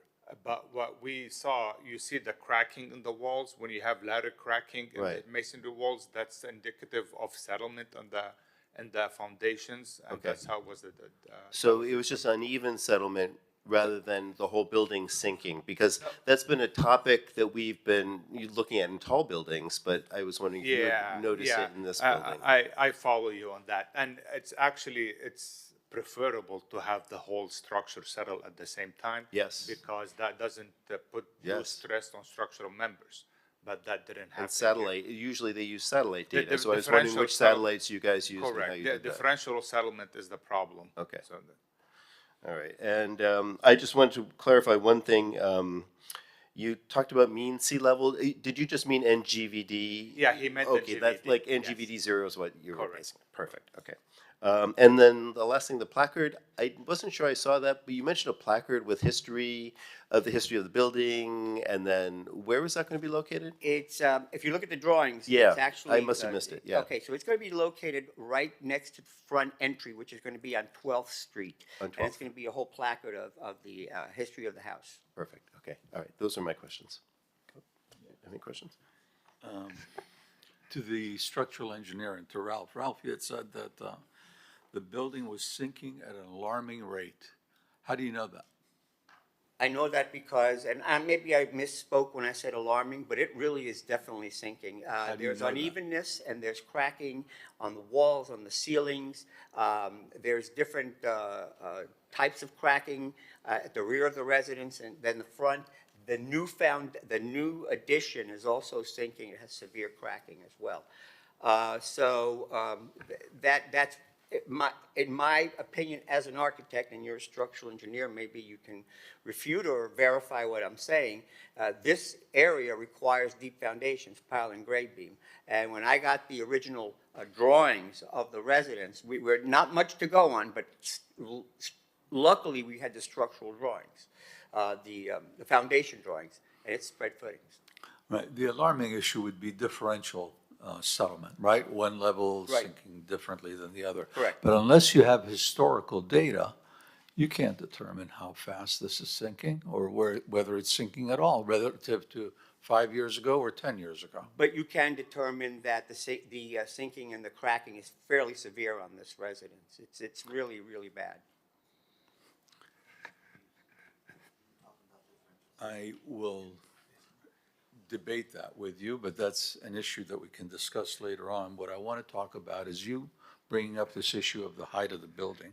What is the relative height of this structure to adjacent homes in the neighborhood? How much taller is it? You know, I did not do a study of the adjacent homes, but you can never compare this. This is comparing apples with oranges. You have homes that were built with 8-foot ceilings, built on grade, built below FEMA standards, and now you have a residence that has an understory and it has 2 floors above it, so of course it's going to be higher than, it's not going to be that much higher than the adjacent residence because that residence was, I guess, built before there was a DRB, because it's just this big 2-story block tower that exists there. This the residence we designed cannot again, you can't compare it with the existing residences. This is not in the same period as what was designed, and it's again with the new codes and with global warming that we have understories. The existing residences do not have understories. The reason I bring this up is I'm beginning to see a trend throughout the city where you have these existing homes and new homeowners, developers are coming in and building these monstrous homes adjacent to existing homes. And it's just completely out of character, out of sync. Based on your numbers, the last floor is, I think, 13 feet No. tall? How tall is the top floor? The top floor is 12 feet floor to roof, and the first floor is 12 feet floor to floor, and the understory is grade to first floor, 10 feet. We allow 2 feet for the structure. Ralph, I think the design is beautiful. My concern again is how it impacts the neighborhood and what kind of a trend are we setting for future homes in the neighborhood and future homes in Miami Beach, where the new homes are towering over existing homes and look completely out of sync. I have to, I don't disagree with you, Haskell. I don't disagree with you at all. I've known you a long time. As a matter of fact, like I told you before, you're the person that got me to stop smoking 5 years ago. So you can't compare what's existing to what's new. I mean, it's all new standards, all new elevations. We now talk about FEMA-based flood plus, and before this, you did not build to a FEMA code. So this, unfortunately, the residence that's existing is 4 feet below what is required by FEMA. Actually, a lot more than 4 feet, because now it's FEMA, used to be +1, now it's FEMA +2. So it's getting worse and worse, you know, so. I just want to You've reiterate not that. asked for variance, right? So you're Wait, just wait. We're not asking for any variances or waivers here. I just want to reiterate, I like the design. I just want you to be sensitive to the neighborhood where you're building a number of homes in our area. I just want you to be sensitive to the homes in the surrounding area as to these towering mansions and how they come. Well, Haskell, one of the reasons is the home we designed is 3.5 feet below what I could have actually designed there to meet code. So we're 3.5 feet below already. So we are being as sensitive as possible, but this is a new architecture, this is a new era. Unfortunately, the homes that were there right now they just don't work. And they're structurally becoming a little bit unsound. But I can't say that for all the residences. I can tell you for this one. Through the chair? Yeah, yes, Lindsay. Just on, so the papers that you delivered today, I guess were sent to staff last night, on A04D, because it's on paper, I can't bring it up online and zoom in. Could you tell us what those elevations are on the left-hand side? That might help with this discussion. Well, I can tell you by heart what they are. That works. Just tell me so I can write them down. That's all. From grade to the top of the first livable floor is 10 feet. Okay. From the top of the first livable floor to the top of the second livable floor is 12 feet. Okay. From the top of the second livable floor to the roof, top of roof, is another 12 feet. We allow 2 feet in each floor for the structure. The inside ceilings will be dropped an additional foot, not everywhere, but where there's mechanical and electrical clashing, especially where there's air conditioning that blows out into the more major areas, which are on the perimeter. So those will be dropped an additional foot. But so where we are allowed to be above mean sea level, or NGVD, as the chair stated, we could be at 44 feet above mean sea level, or plus 44 NGVD. We are at plus 40.5 NGVD, so we're already 3.5 feet lower than where we could be with the new code. Thank you. Did you understand, or? I did. Thank you. I got the answer, the 40 NGVD, which is what I was looking for. Thank you. Appreciate it. Thank you. And I noticed when you put the slides up that you had one that went through the staff recommendations. Did you? Yeah, can you do that? Because that was my question. Yes. Okay, there we go. So one of the recommendations was that the front wall be scaled down to pedestrian height, that's pedestrian friendly. and be made more transparent, and we did that. We also incorporated the relief panels that are existing in the residence now. We're going to take them off, and we're going to incorporate it into the building. As well, we have incorporated corner windows to match the corner windows that were in the existing building. Now, I'd like to state something regarding the incorporation of the relief panels. I was speaking to Debbie before this hearing, and we could actually, instead of putting them there on the building, we could actually put them mixed in with the tile floor leading into the house. So they're like those bricks that commemorate people. These will commemorate the existing house on the floor. So we can keep going. Oh, okay. This is the before. And then Can you just do the before to the one slide you just finished, just quickly? Okay, so that's it right now, and then, because these are images that are slightly different than the ones that are in my packet. So, okay, perfect. All right, that's before. So this is the view from Michigan. Mm-hmm. And we added corner windows because the existing residence has windows on the corners toward this elevation as well. And we just mimic them in the modern style here. We also, that's right, we relocated the balcony where you see the big square. There was a balcony, and we relocated that balcony. Here is before. This is just the addition of a placard where, I don't know, actually I would probably put that placard mixed in with the, if we do it on the walk in the front, that's where I would put it, probably put it, no one will see that elevation. This is the result of the final product. Okay, great. Thank you. I think there's a lot of movement here. There's a lot of interest in the architecture. I think it'll go nicely with the neighborhood and anything incompatible with anything that's built here in the future. It's not Yes, a white please. box, as people call it. Could you please go over the volumetric study that you mentioned? You kind of follow the volumes of the existing house and try to use that as inspiration for what you did. Can you elaborate on that? I don't know about the volumes, but what we or did. the massing. I mean, the I'm massing. just trying to reproduce what you said. And maybe Can not we go to the slide that shows the existing residence in the front on Michigan? No. Right there. If you look at the bottom right, and you can even see it maybe in the top one as well, you see how the house is lower in the front and it steps back toward back? This is exactly what we're doing here. We're lower in the front. Now go to our rendering there.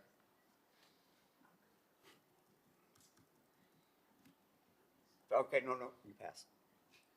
There you go. Same thing here. So we're lower in the front and we're bigger in the back, which makes it even more of a setback effect. It really relieves your vision from Michigan Avenue. How about on 12th Street? Do you have any more insights on that study of the elevation facing 12th Street? The other street, right? You have, it's 12, no? Yes. Michigan or? No, so this is, the one you showed me was on Michigan, so yes, that's On the 12th 12th. Street, yeah. Right. How does that relate to the existing home and your desire however, to? the only relationships we have here is you do see the step back on the right side of the rendering, which is, and then you also see the lineality of the slabs for the roof and the floors. If you look at the residence itself, the existing residence, we have lineal elements that you can turn to the existing residence. Okay, any side, the side we have it, there you go, that's okay. This is kind of covered up. You see some lineal elements to that, so we're just trying to do the modern version of that, so.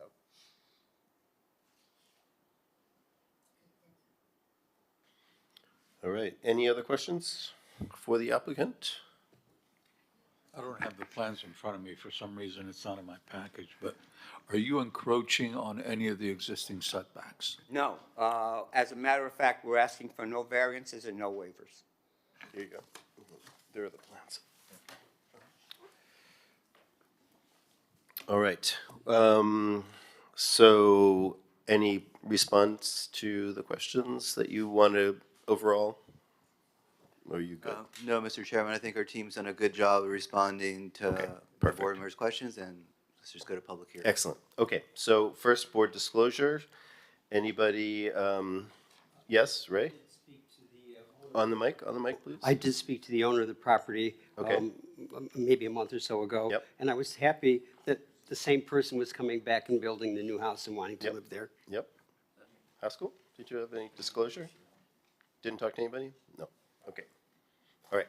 Mr. Chair, can I? Yes, For 1 yes. minute, since we have 2 minutes left. Let's just finish board disclosures and then I'll get right back to okay. you. And then I'll, just, Yes, I spoke with the owner of the property. yes. Okay, as did I. And I spoke with the architect. I've been in. Okay. So, yes, please. The owner of the property. Oh, great. Okay. Nice to put a face with a voice. Thank you all, and thank you, staff. There's some people that have to leave, so I'm going to speak very quickly. I want to thank my father and sister for coming here today, Senator Steinberg, my 2nd and 8th grade teacher, Rabbi Teitelbaum, Jacob, Jean, George, Mayor Feller, who has to leave in a minute. He's on the Flamingo Park West Board. We never anticipated knocking down this home. I made a promise to my mother that I would never sell the home that we grew up in. So first we had a whole set of plans to renovate the home, and some of these problems became abundantly clear. We submitted originally a much different design that I have to admit, after showing it to about 20 different people who looked it over, everyone commended the design that the staff proposed, the one that we're going with today. So I want to thank you all, because clearly whatever I submitted the first time around wasn't nearly as good as what you guys came up with. So Great. Again, thank you, everyone. Thank you. Thank you for being here and taking an interest. So, can we go to public comment? Yes. Anyone on Zoom, please raise your hand. Anyone in chambers, please come forward.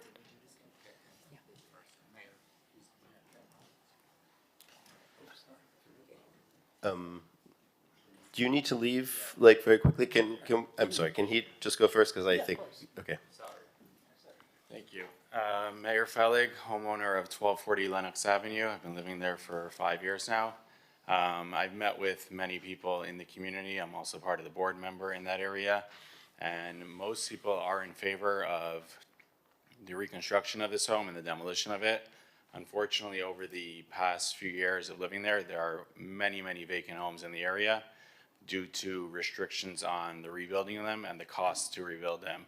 I live across the street from 2 vacant homes, and I've made a lot of noise in the city over the past year because there are countless of homeless people there. There are activities going on at night, which I'm waking up in the morning and my kids are seeing people get arrested across from these homes. So I'm really pushing to make a change and to get these homes reconstruction and people living in these homes, because it's a disaster right now in the area. And I'm all in favor for it. Thank you. Great, thank you very much. I'm sorry, go ahead. Hey, Roger Goblad again, Miami Design Preservation League. We actually had quite a demonstration of their project, and we're not opposing the proposed demolition. It's unfortunate, however, to have the potential loss of a contributing single-family home within this historic Flamingo neighborhood. But we saw pictures of the flooding and a lot of the other issues they have, and we understand the challenges posed by the flooding, the existing structure's condition. However, the proposed new building introduces a scale and massing that is kind of incompatible with the historic character of Flamingo Park neighborhood. The dramatic increase in height and floor-to-ceiling dimensions creates a structure that would tower over a lot of the historic homes. We encourage the design to maintain a more contextual scale with the existing neighborhood while addressing, of course, the resiliency concerns. Thank you. Great, thank you.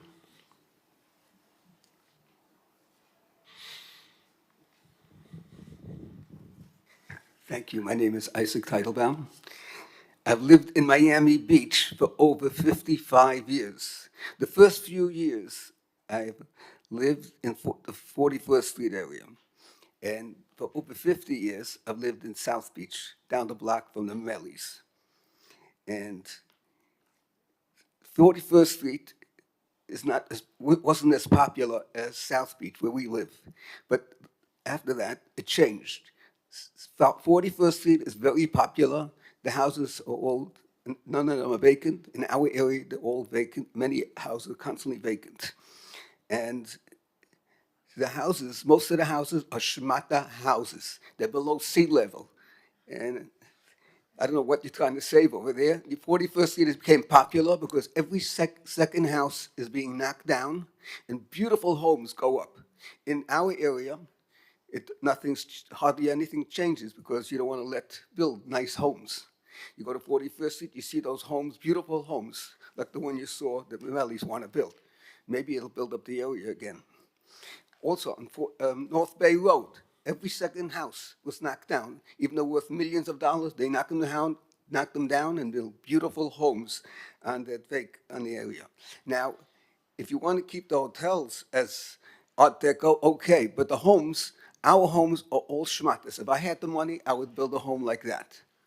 So I don't know what you're trying to hold back the neighborhood from going up. The houses are all schmatas. If I had the money, I would build a house like that too.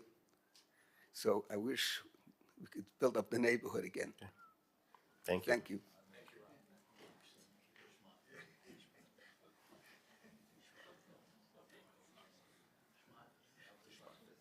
Do we get an official interpretation on the word schmata? It's got to be in the lexicon now.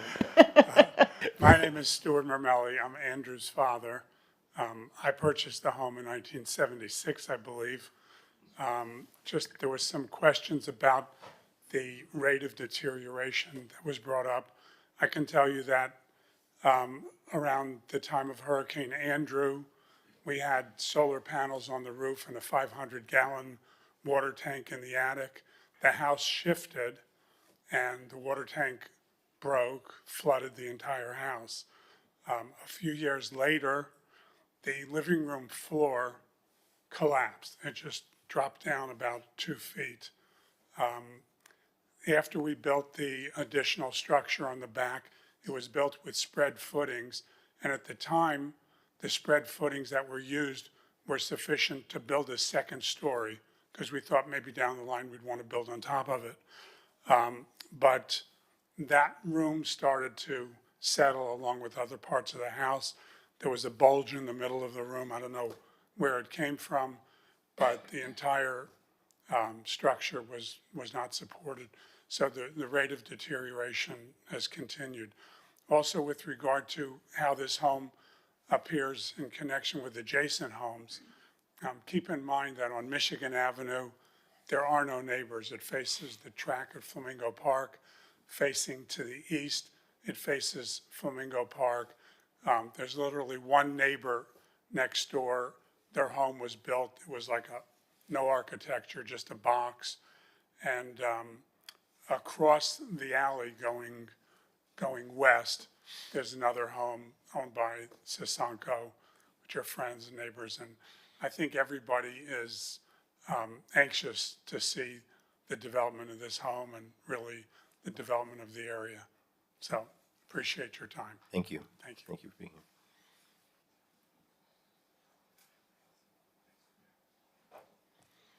Good morning. Good morning. Good morning. My name is George Gutman. I've been a licensed state of Florida contractor for 38 years. Almost all my life has been in Miami Beach. They have a great architectural firm. I was looking at the renderings, and I know that without staff support and their design, the renderings would not look as beautiful as they are. I just wanted to say, job well done. I've seen some homes not so attractive, but I know without staff it wouldn't have happened. So job very well done. Thank you. Thank you for giving the staff a recommendation, because they work very hard every day, and we all rely on you guys. So thank you. Good morning. My name is Gene West. I've been a resident here in Miami Beach for over 25 years. I'm familiar with the problems of 1210 Michigan and the neighborhood west of Flamingo Park, as I have a key to the residence. I've been using it as my office for the last 2 years. I also single-handedly foiled the armed robbery of a suspect this year, trying to break in with a knife. Fortunately, we have that under video, and it helped us prosecute this individual. But I'm very excited if this goes through, and I think it'd be a great step for the neighborhood in a good direction. Great, thank you. Thank you.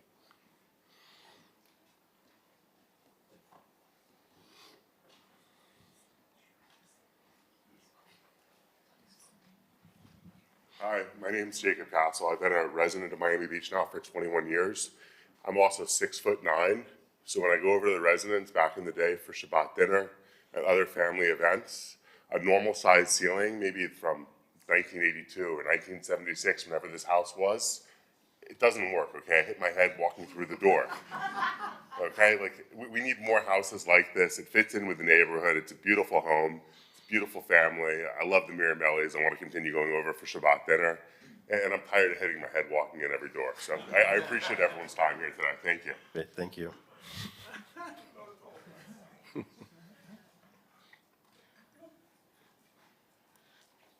Hi, my name is Isaac Kotze. I'm 6'8", and I have the same exact problem. And I definitely would like to support a higher ceilings. All right, thank you very much.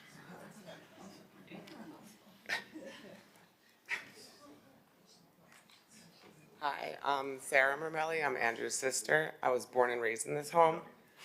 Andrew promised my mom that he was going to preserve this home, save this home, and it's in honor of her and her memory. I have not been able to walk back in this home since she passed, not because of the emotional part, which is a part of it, is disgusting. The house is infested with termites, it's sinking, it smells like mildew. It is just sad for me not to be able to go get my childhood memories and go through her stuff and her belongings in almost 2 years. So I really, please, hope you can approve of this home. Thank you. Oh, and one more thing is, I lived in 1235 Lenox, which we wanted to renovate. The house was raining in my living room with my 2 children, and we couldn't get anything done. It was like the mayor was saying, homeless people in the park, and it was really scary. So I've now moved to North Beach. So to really help clean up this area, I think it's important to start here. Thank you.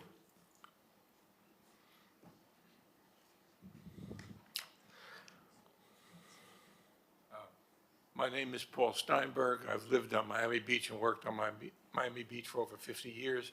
I happen to be the attorney for the Sharon Mamilli estate, and Andrew, the personal representative. Originally, when Sharon passed away, Andrew was intent on rebuilding the house because that was his house. Over the year or so since his mother died, it became obvious that it can't be done. And that was his original plan. I've looked at the house, I've been in the house, I know about the flooding in the area, and I think it's about time that her memory as well as the family memory would be saved by, sorry to say, removing the existing house and putting a quality structure on the site. Okay, thank you, Senator. Thank you.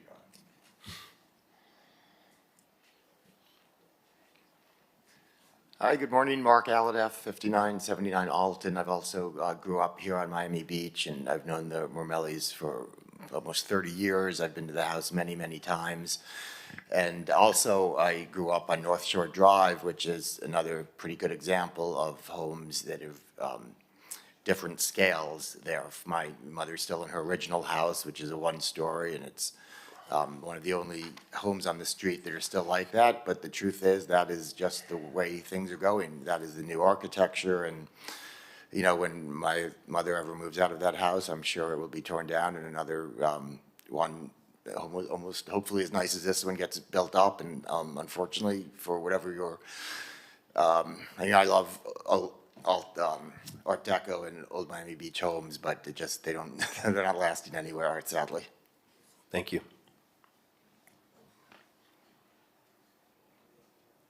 Okay, that was it for, are there more? We have people on Zoom. Okay. Our first speaker is Ozar's iPhone. Ozar's. Hi, good morning. Hi, could you please Hi. state your name for the record and then I'll swear you in? Sure, my name is Eric Simon. Eric, do you swear or affirm that the testimony you'll give in this proceeding is the truth, the whole truth, and nothing but the truth? Yes, I do. Thank you. You have 3 minutes. I just want to say I know the Mormellis for over 40 years, And numerous times, Andy told me that he would never sell the house. He would always want to live there. And my mother actually lives on 1400 Lenox Avenue at the corner right behind the CVS. And my mother, every single time, and she's a 80-year-old lady, every single time it rains, it floods into her garage. And I'm just, God willing, she should live to 120. However, one day when I also inherit her house, I'm gonna be faced with the same issues because literally her house, the foundation is crumbling, and we have engineers coming to try to see what we could do with it. But every single time it rains, her entire garage floods. It comes into the living room a little bit. So this area obviously is a flood zone, and so I just wanted to say that I think the design of the house is absolutely beautiful, and if one day I would love to have that house at 1400 Lenox Avenue myself. Okay, thank you. Our And next speaker. I'm done. Oh, thank you. Thank you. Our next speaker is Moshi Sosanko. Good morning. Do you swear or affirm the Hey, good testimony morning. you'll give in this proceeding is the truth, the whole truth, and nothing but the truth?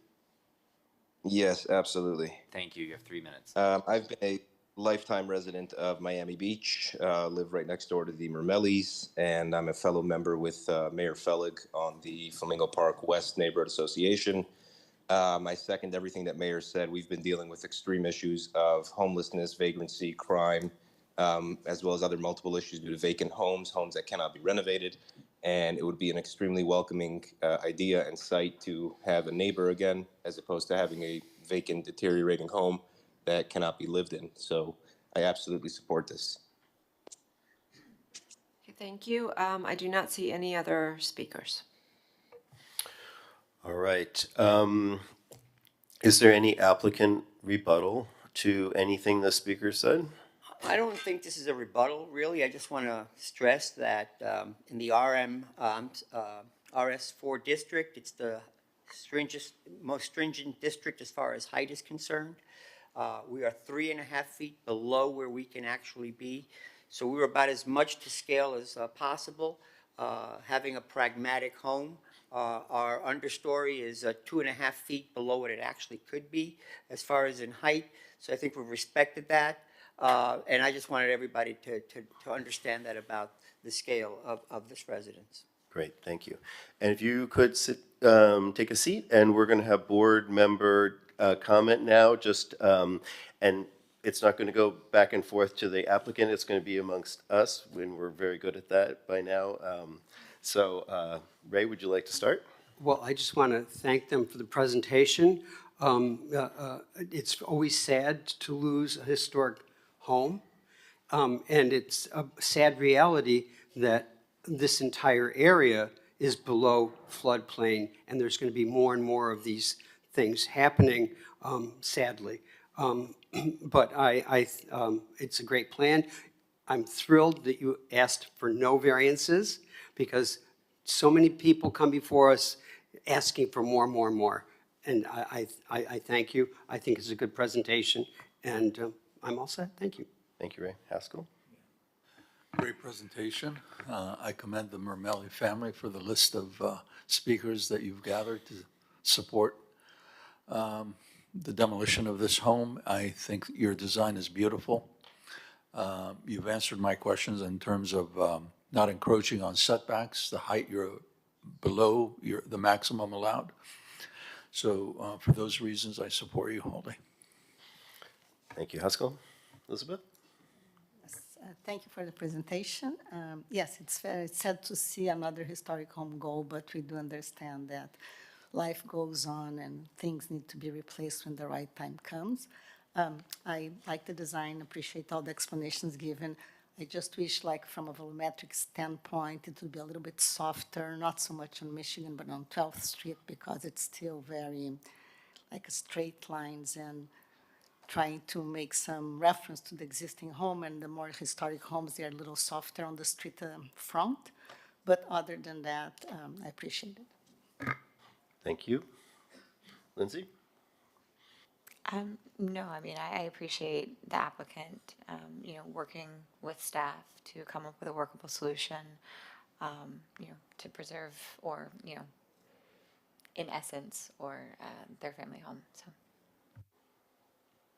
All right, and I was just going to add my compliments to the team. You have worked very hard over many months, and I'm particularly appreciative that you work so closely with staff because they are our professional advisors here and guides. And I think that I asked questions specifically about the engineering and how that works, because as we move further and further along, we're going to need to have more and more specifics about how data is collected and how it's analyzed and understood in terms of either building sinking or structural needs of particularly historic buildings. And so I think that the idea that this is not just a single family home, but it seems like a community inspiration is even more of more value than almost anything else. So I thank you for that. And with that, I will entertain a motion. Oh, Ray? I make a motion to approve the certificate of appropriateness with the conditions that were set by staff and that you've accepted as well. Second? Question? I second. Okay, let me call the roll. Mr. Meyer? Yes. Ms. Lovell? Yes. Ms. Camargo? Yes. Mr. Breslin? Yes. Mr. Stewart? Yes. Thank you. Thank you all for your time.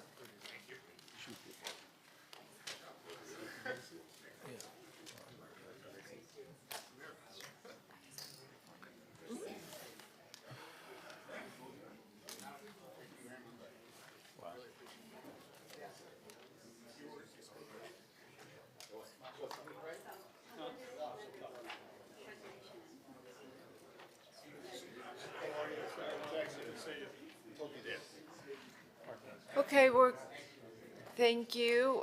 We are going to move on to our next application.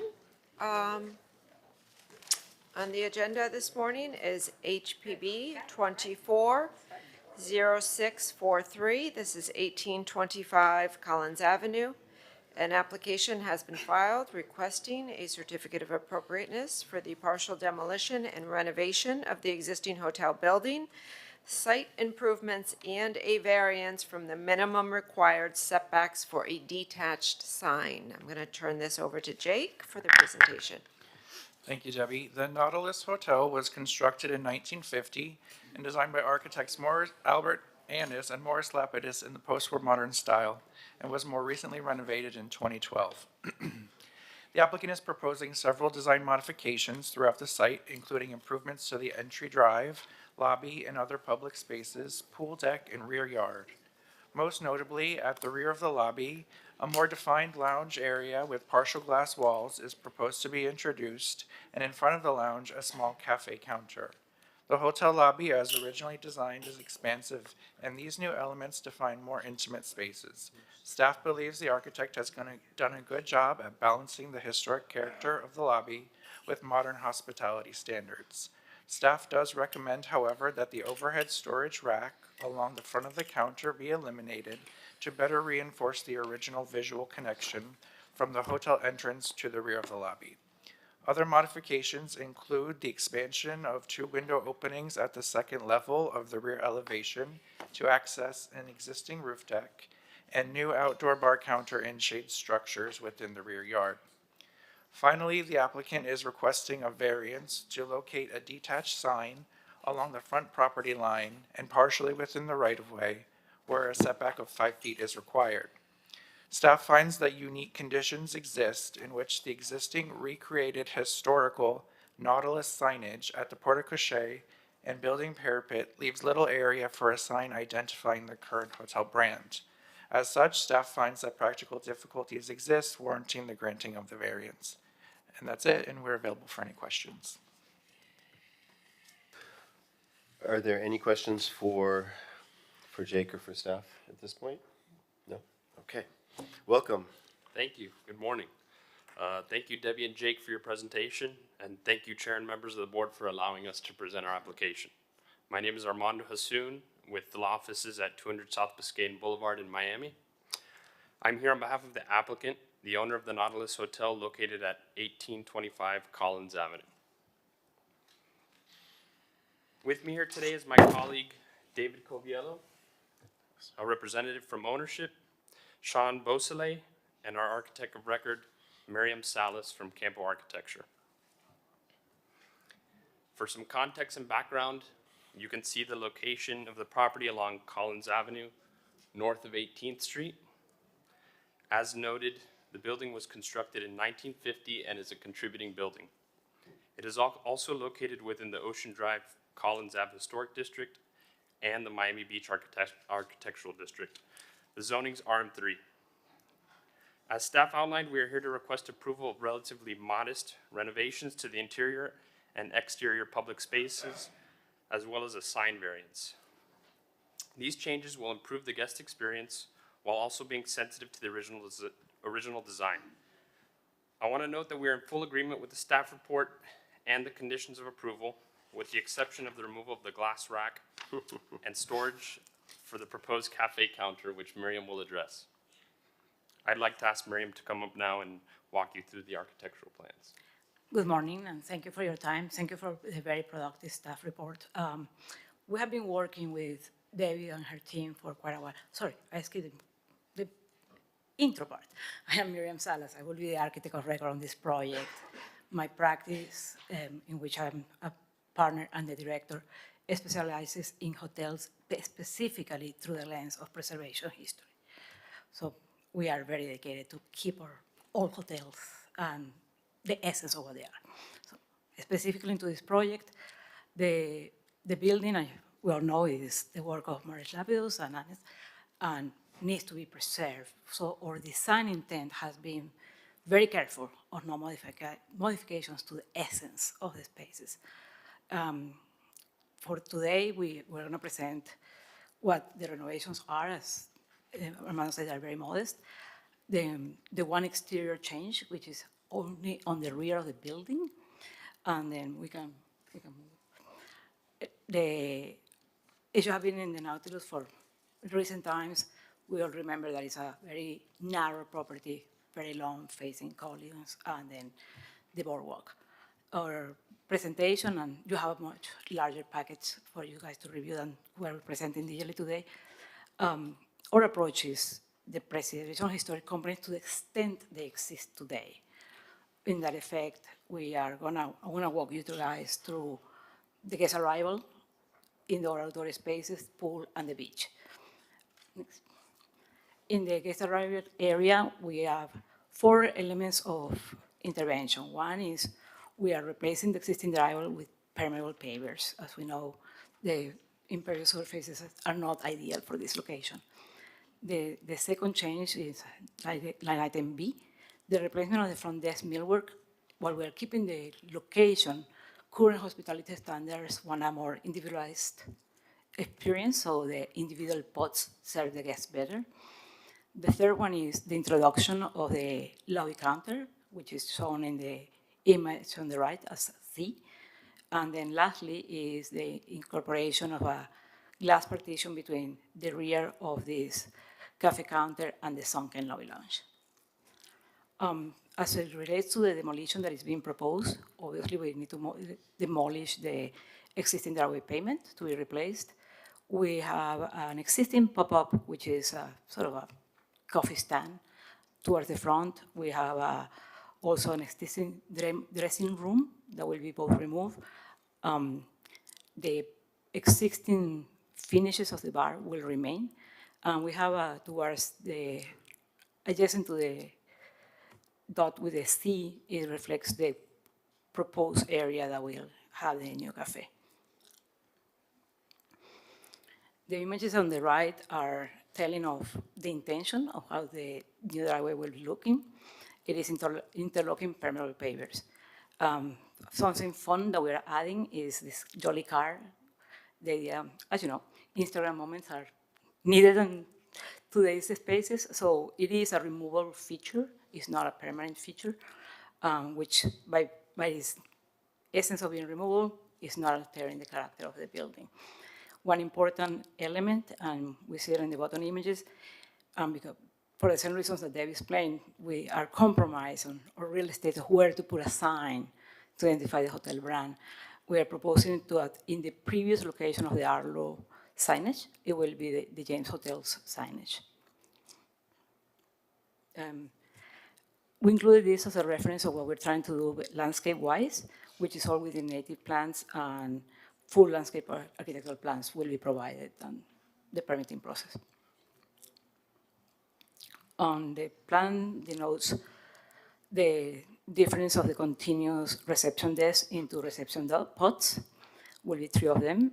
We will be adding in line item C, the coffee lounge. In item D, we will be updating the finishes.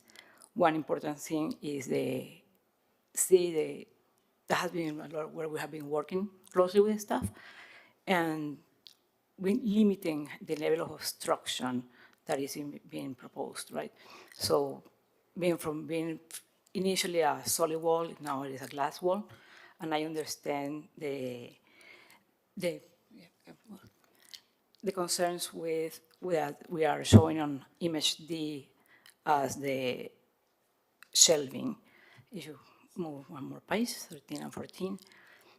In this rendering, we can see how the glass wall behind the bar has been included for separation, but it is a visual connection established.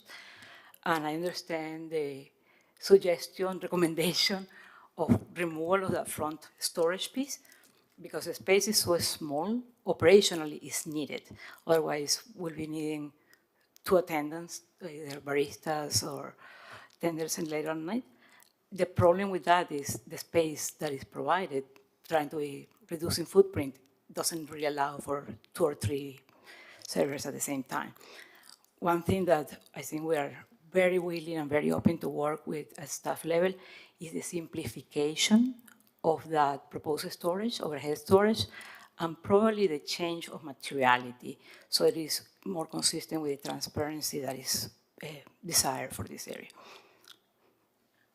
These views are courtesy for interior designers. They kind of explaining what is the effort on here, and the design proposed with the ornamental racks, trying to make reference to some of the language of Maurice Davies. I can see that being busy pattern, so we could definitely review that. Here we're talking about how we're separating the lounge. So what initially was proposed as a hard wall, then as a glass wall, is now gone.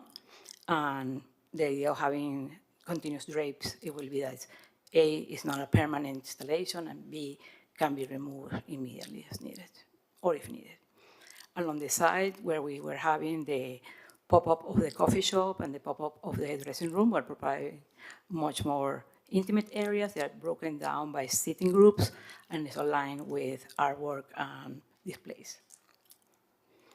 As we move down to the property, in area 3, we're proposing a closer indoor-outdoor relationship. So we're calling this the Barloom Salon, which is taking place of the current restaurant.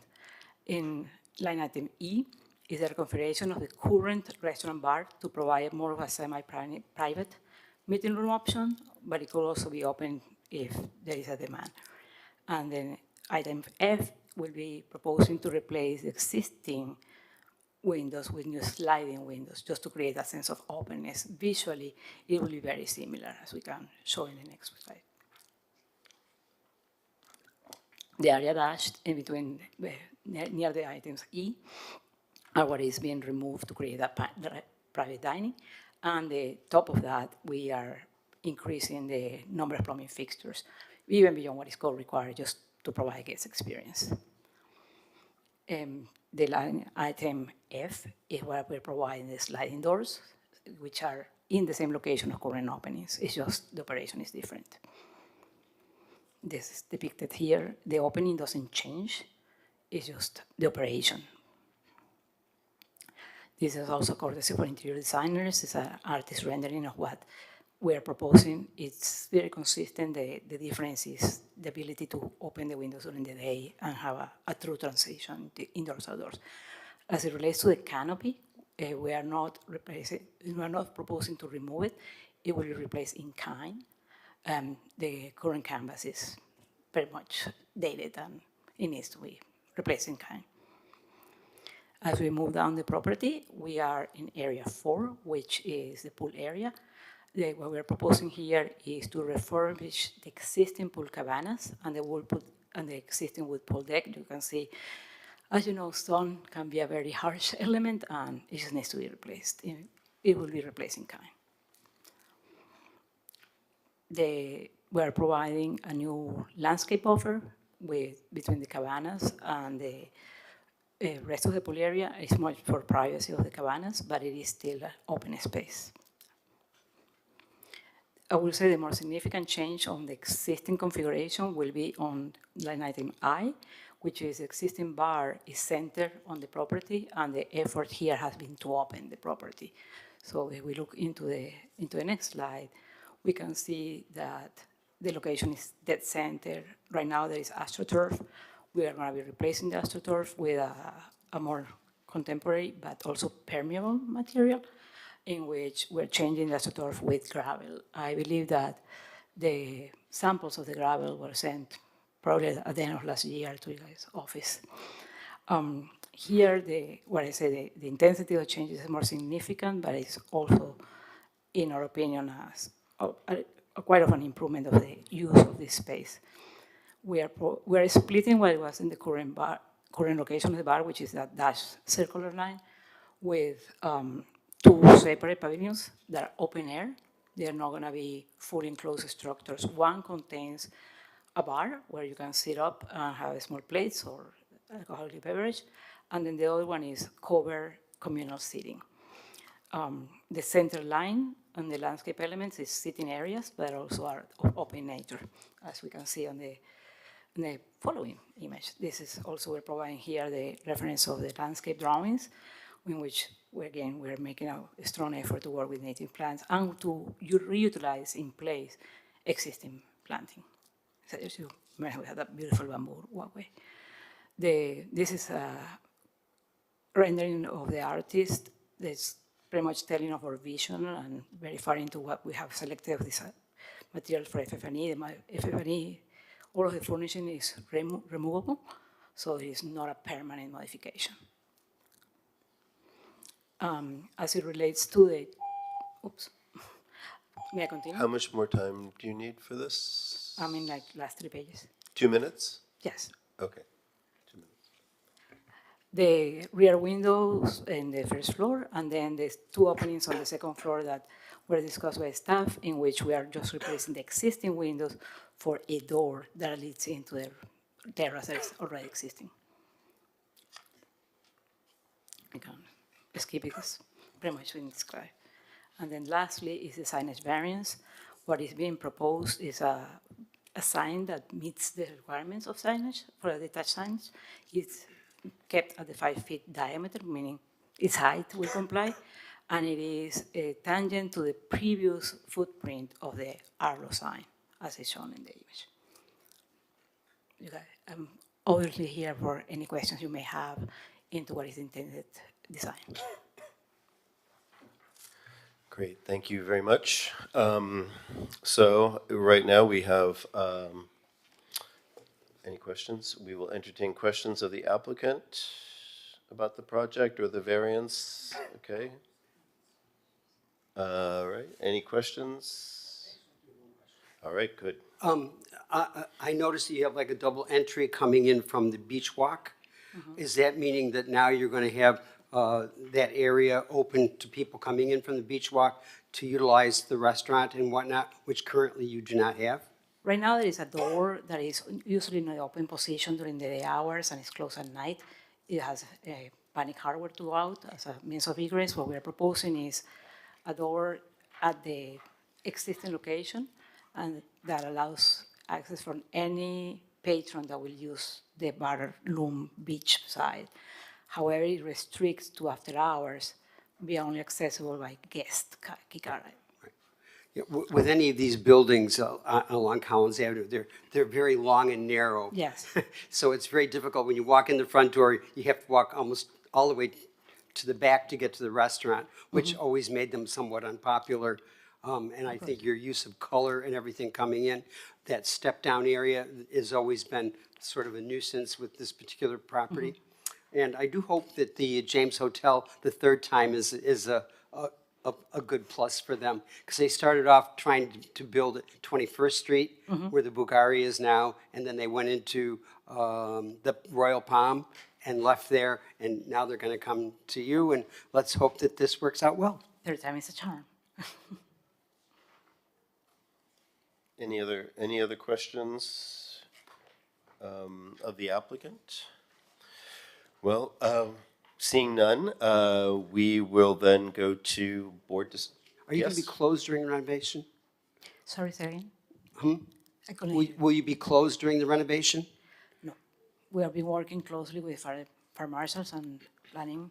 I'm sorry, I didn't The hear you. idea will be to provide, it's not going to be closed. Certain areas will be closed, but we'll allow full. So you're not going to totally close like the Shelbourne did? No, not at all. Okay. Because what we're doing in the guest tower, which is not the subject of presentation, is mostly cosmetic improvements. So it doesn't require full closure. We are going to be working with what is defined as buffer floors from a fire prevention perspective. Okay, thank you. Haskell? Just one quick question. Why do you see the need to extend beyond the property line for your signage? I mean, What happens this is is a 5-foot-tall yeah. sphere. So what happens is because we cannot put, usually signage go in the canopy.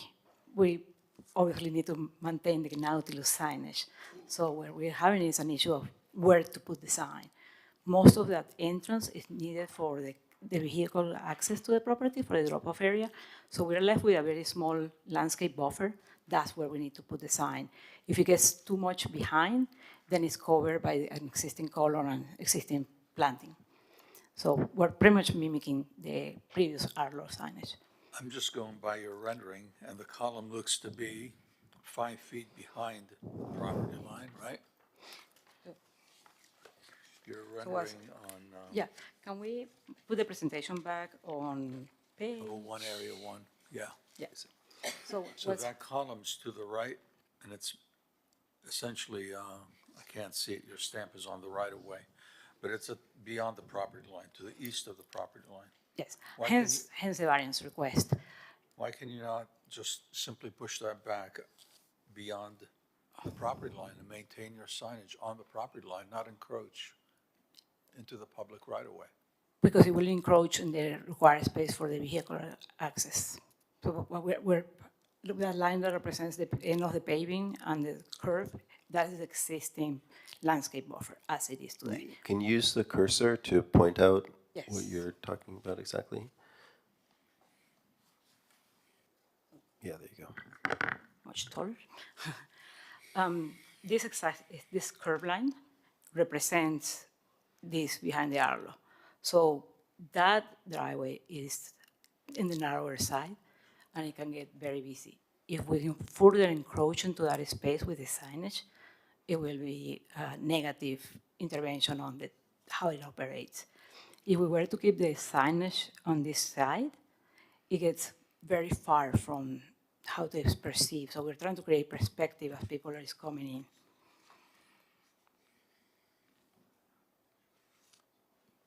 I just want to say I support everything you're doing. I like what you're doing, but this idea of, I'm very much against getting into the public right of way with new features of the building. Yes, sir. Okay, thank you. Okay, Elizabeth?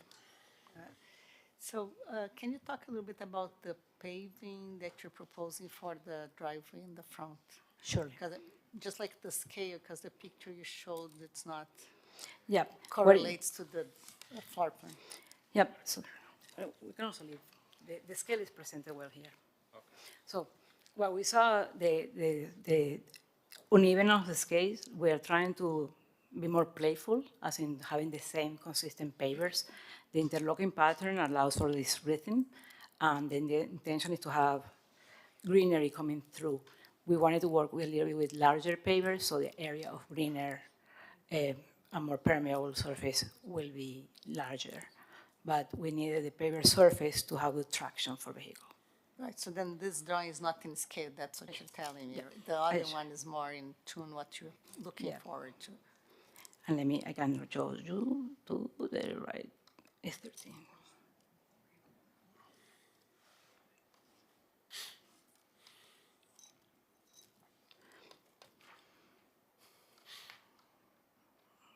So you can see here the scale of it is very close paving. And then what we're proposing, it is a little bit more open. The intent here with increasing the scale is to also be able to increase the length of the greenery. Otherwise, it will be very chopped. Right, okay, all right, thank you. And my other question is related to the back area where you have currently the bar that you're demolishing and having two side bars. I think that's a great idea to open the view of the beach. So I was just thinking about your decision on having the crushed granite or marble for the surface and on the maintenance, and I don't know if there is any flooding every so often when it rains hard, and where all these little crushed stones will end up after a storm. So what the idea with using the crushed stone is that it's a common material used for just maintenance and operation. It has enough weight to hold during rain. It has also enough density to allow for permeability. So I'm also a sustainable specialist, along with preservation. So what the idea of the granular nature of it is a better drainage surface.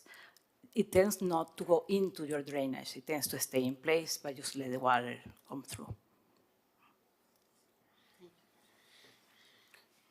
Any other questions from the board?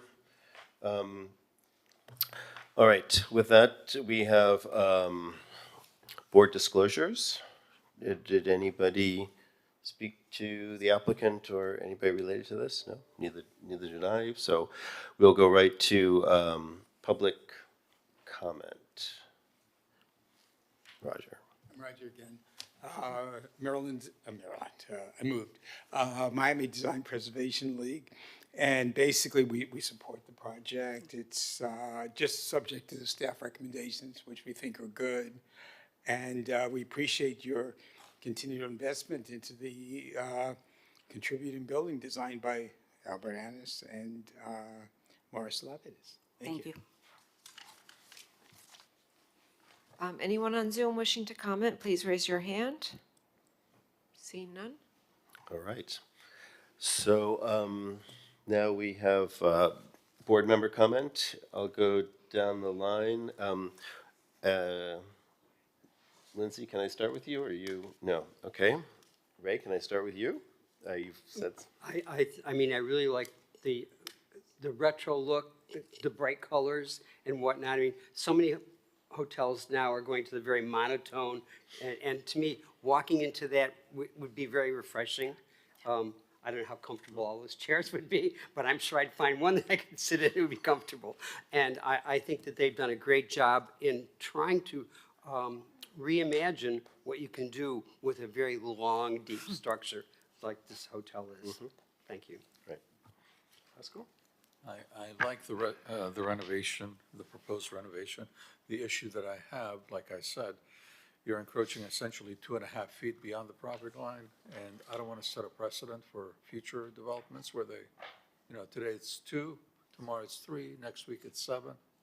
So I'd like to see that set within your property line. Thank you very much.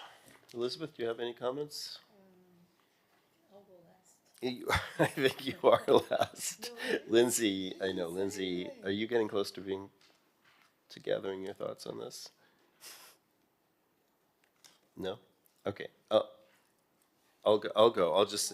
I just had to Haskell's point, maybe to bring Debbie into this question, because the staff, I thought, had a convincing kind of argument about the variance question, and I was just wondering if maybe you could put a little bit more of your thinking out there for us. Sure. So this, it's a very challenging site for signage and visibility, as a lot of our oceanfront properties are. But in this instance, they have very significant historic signage both on the building and on the portico share. We had initially spoke with the applicant about maybe changing the portico share signage, which staff expressed serious concern about. I think we all know and love this sign. And the applicant was very respectful of our opinion and the historic sign. And so determined that a detached sign would be the best way to go. Now, there is a portion of the sign that is shown projecting past their property line. Staff was not concerned about that. Number one, this could not be approved by the planning department. This requires a revocable permit by Public Works. There are many of these permits that have been granted throughout the city. It's actually approved by the city commission. Public Works makes a recommendation. There's an existing planter element there. So there's already an architectural element that is maintained by the private property within the right-of-way portion. And so I didn't, from our perspective, we weren't taking away any sort of public amenity here because the planter is already there. We're not encroaching into the sidewalk or the circulation within this section of Collins Avenue. So we were supportive of it. We do believe it's probably the best location for a new sign. We'd also be happy to try to work with the applicant to shift it eastward. But we didn't have any concerns about it, other than it would need to go through a process to be reviewed by Public Works and then ultimately a revocable permit issued by the City Commission. Right, and I had one other question about the overhead bar. I think there was a new rendering that we saw. I don't know whether it seemed to have less of the circular details on it. The overhead bottle storage, as it was called. Yeah, we were trying to preserve that the visual connectivity through the space. Ultimately, I think we could work with the architect. They're a very talented team, very agreeable and respectful, to come up with something that has more transparency if the board shall choose to move forward with that. Thank you. Lindsay. Comment, maybe even a question. So I was just kind of flipping through here, making sure I didn't miss anything. So I'll start with comment. Admittedly, this is absolutely one of my favorite lobbies and hotels on the beach. It is. I don't know, it has significant meaning for me for lots of reasons. I actually had dinner there as recently as like 2 or 3 months ago. I gotta say, I'm not real thrilled with the bar closing off that opening right there. I mean, because that is one of the things that I think makes that lobby. I mean, anytime I describe it, and I think I have a list of places to go in Miami Beach, that's one of the things I say. So you walk in, you see the sunken bar, and like that's the first thing that you see. So I'm struggling a lot with the closing off of that in the interior lobby. And I know, staff's report talks about, in the 1950s, this is the standard of accommodations, and now that has changed. That's a struggle for me. And then obviously, in addition to that, right, we're losing the visual even above and over the bar. What I didn't see, and perhaps I missed it, so if someone can point me in the right direction, did we have any historic photos of the lobby interior, the applicant or historic resources report or anything like that? Just a floor plan? Yeah. In the one of the last images that you have in your printouts, it is the historical floor plan, which is not the current configuration. So that circular sunken bar is of a different geometry than what used to exist. Okay. I wanted to respond, if I may, to the location of the bar. I don't know if it's an appropriate time, though. Yeah. Okay. That coffee lounge, it is to replace the existing pop-up that is near the glass one, which we don't think is of a good design. It literally looks like a temporary construction, right? So there is a need to have a coffee area for guests on today's hotel standards. So in trying to place an element in this very open space, we explore many locations three-dimensionally, and we thought that because it's nested between the columns, might be the best approach. David has shared with us another example of one that will be around a column, but it will throw it off center. And we thought it was better to keep the very centerline actual design. As it relates to the overhead, like I mentioned in my initial presentation, we're very open to work with the staff we have in the past. And if I'm not mistaken, my first call on this project was a call to David's office. I actually sit in the similar board than you guys do today in New Orleans. So we're very, very pro-preservation in our practice. Thank you. Elizabeth? Yes. So just siding with Ray, I really like the colors chosen and trying to revive, bringing back the vibrancy of the past of the lobby. So I really enjoy that. Regarding the bar, I think it would be very beneficial if you could remove the rack, at least on the front. The sides, since they are covered in between the column and the structural element, it's no big deal. Maybe you can make this even a little bigger to gain some extra storage space. But if you could keep the openness and the ability to see through from front to back as you walk into the hotel, I think that would be a really important feature to add to the current design. And I'm still a little concerned with the crushed granite in the back because it's a very large area and there is furniture sitting on top of this crushed granite. And as you know, it moves with weight and then chairs start wobble, tables wobble. So I see that kind of a maintenance nightmare for the management. So that's just a recommendation to maybe explore something else that will give you the permeability that you're looking for, but would work a little bit better with pedestrian traffic and the furniture. That all actually makes a lot of sense. All right. With that, we've had board member comment, and would anybody like to, we need, let me just clarify before we start. Oh, yes, go ahead. I was going to just clarify that we need 2 votes, and we need, how many votes do we need to pass the certificate of appropriateness? Yeah, there's a small amount of demolition, so we need 5 for the certificate of appropriateness, and then it would be 5 And then 5 for the the variance. variance. Even with a short board? Yes. Okay. Yes, Lindsay, did you have a question? Or you want to make a motion? No, I was gonna suggest, because I kind of know where I'm standing at the moment. Should we actually vote, or should we straw poll it? We can straw poll. Would everybody be okay with that? Do you want a straw poll on the certificate of appropriateness? Yeah, so can we? Sure. Well, I would start with the variant. Can we start with the variance, or? We can start with the variance. Okay, so straw poll on the variance. Straw poll on the variance. Lindsay? I would support the variance. Elizabeth? Okay, I would support the variance. Okay. And Haskell does not So support he's the a no on variance. the variance. So for Okay. straw poll. And then the certificate of appropriateness for the demolition and the construction and the public interior, straw poll. Yes, please start. I'm a no. No. Then do we need to go further?